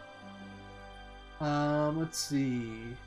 Pinto 319. That was a good split. The reason I saved... Well, it was okay, actually. It was like 6 seconds off gold, probably 2 more battles. The reason I saved time... Actually, I messed up some dialogue stuff. So maybe it was just, like, floppiness. Reason it was kind of slow is... Or fast, reason it was faster is because in my PB, I actually had Vicky fail teleport me to, freaking... What'd she do? She failed teleporting me to Cave of the Wind. I had to run out and then Waking Mirror back, and then teleport back to Castle. It cost like 30 seconds. So that's just like time saved from not having to deal with that. This Luca fight was pretty bad. My Luca fight, he did triple fire attack, which is slow. Each fire attack loses you some amount of time. I don't know how much. Physical is faster, because you don't get the long animations. What else was it? Eileen did hit Luca, so that was really good for me. It would have been worse if she missed. And then it comes down to... I forgot to do the setup to set up Ruining Night Speed Glitch, so I had to say no to Shi once, as I remembered, and do that. And I think I did that a little bit slow, too. Besides that, it was fairly normal. Well, this one wasn't awful. This one was fairly unlucky, but I wouldn't call this one awful. It's just like how good the early game, there was a lot more potential in it. This could have been like a 548 if the late game wasn't such shit. And a lot of it just came down to RNG, honestly. There was like maybe, if I'm being hard on myself, there was about a minute of mistakes. And I think it was less than that. Like notable mistakes. Once you add in like the small little ones, then it ends up being more than a minute probably, but it was pretty good. It was just really bad RNG. Yeah, I wouldn't be surprised, Space Coyote. This is actually my first half-decent world record for Suikoden II in a while. Like, this is actually okay execution-wise and okay time-wise. Some sloppiness, but this was not bad. Let's see, Luca War Battle. Could have only been better if Kiba didn't attack, and if Fire Spear hit, I had to go for Invention. And Kasumi got hit by Invention, so it was like an extra death dialogue, but this was solid. Also, the War Battle menu in here was a little bit sloppy, because once again, Chaco got kicked to reserves. I don't know why he does that. I don't want him in reserves. It's a lot easier to menu if it's not in reserves, but he always ends up in reserves for some reason. So I'm starting to think that, like, standard Kiba is actually more than a minute faster, simply because the War Battle menu ends up being faster. Huh. I did it for you, Chrono. That was all for you, man. Ridley died. This was another really bad split. I failed like 2 runs going back from Banner, which was really shitty, and then the battle went really badly. I hit the first backup with the Fire Spear, but Ridley was in combat like 6 times, didn't die, killed 2 units, which takes even longer. Like, the animation time there was horrible, and I got a lot of battles walking back. Worm was also really bad. I had 2 really bad failed runs. Well, I think it was more than 2. I think I failed like 4 runs in this segment to fucking Tigers. I lost like 30 seconds to failed runs, basically. Well, about 25 to failed runs and like 5 to sloppy healing. Kiba, I messed this split up a bit. It was partly weird AI movement and partly my mistake, which I was mostly an adjustment to the weird AI movement. I didn't know how to handle the weird AI movement, but if I didn't move like 1 kobold up instead of left, I could have probably saved like 30 seconds there. Kiba, even though Ryu was way closer to him, decided to go towards Victor, who was further away from him. It was really strange. I think I've seen something like that maybe once in all my trials. It was really weird AI from him. I didn't know how to handle it, and it threw me off a bit. Maybe. I'll try that next time. Well, not really. Ridley flees. This one just went right for once. I didn't have any failed runs between these two. That helped a lot. And I actually went towards South Window instead of going towards Cuscus. That helped a lot too. Those were both very helpful speed ups there. Let's see. Refugees. Refugees were actually really good. I only lost like 10 seconds there. You can't tell because my Leave Green Hill split isn't right, but I saved like 25 to 30 on Green Hill. And I lost like 5 to 10 on Refugees. I missed the run. Hey! Where have you been? Thank you for the subs, Stepback Joey. I've just been busy routing this. It's a whole new route now. And then it's a lot easier to do that off stream, so I've just been doing that off stream most of the time. Now that that's finished, I can stream again and do runs. But thanks for the sub, dude. Really appreciate it. Welcome back. And I'll be uploading the run to YouTube, and there's always the VOD, so if you want, you can always catch it that way. I will be doing more runs still. This time, even though it is world record by 1 minute 46 seconds, it's not the best. I still want to improve it. Leave Green Hill. I saved 25 seconds here. 10 seconds, I think, is to better equip menu and make maybe 1 or 2 less battles, and 15 seconds because I sharpened my weapon more during the Star Dragon Sword split. So, which means I didn't have to sharpen it here anymore. I sharpened my weapon to 6 from in Cuscus because I got first try Tai Ho and I rolled 555, so I got an extra 4,000 to work with. Assuming you won first try, it's an extra 4,000. If you would have lost, it's like an extra 6,000 or 8,000, depending how much you would have lost. Enter Green Hill, this is whatever. Pestrat, I actually had a horrible Pestrat fight. It was a 4-turn with triple single attack, which is at least, or 6 single attack, which is good at least, because those take longer. But I think it's like a 55% chance it uses RAM. 50 or 55%, and I got 6 of them, which is really weird. And really strange. And none of them were aimed towards Nanami, which is what I want also. They were all aimed towards Rina and Ryu. And the odds of Nanami not getting attacked by double ram is 25%. So I hit that 25% like 3 times, I think.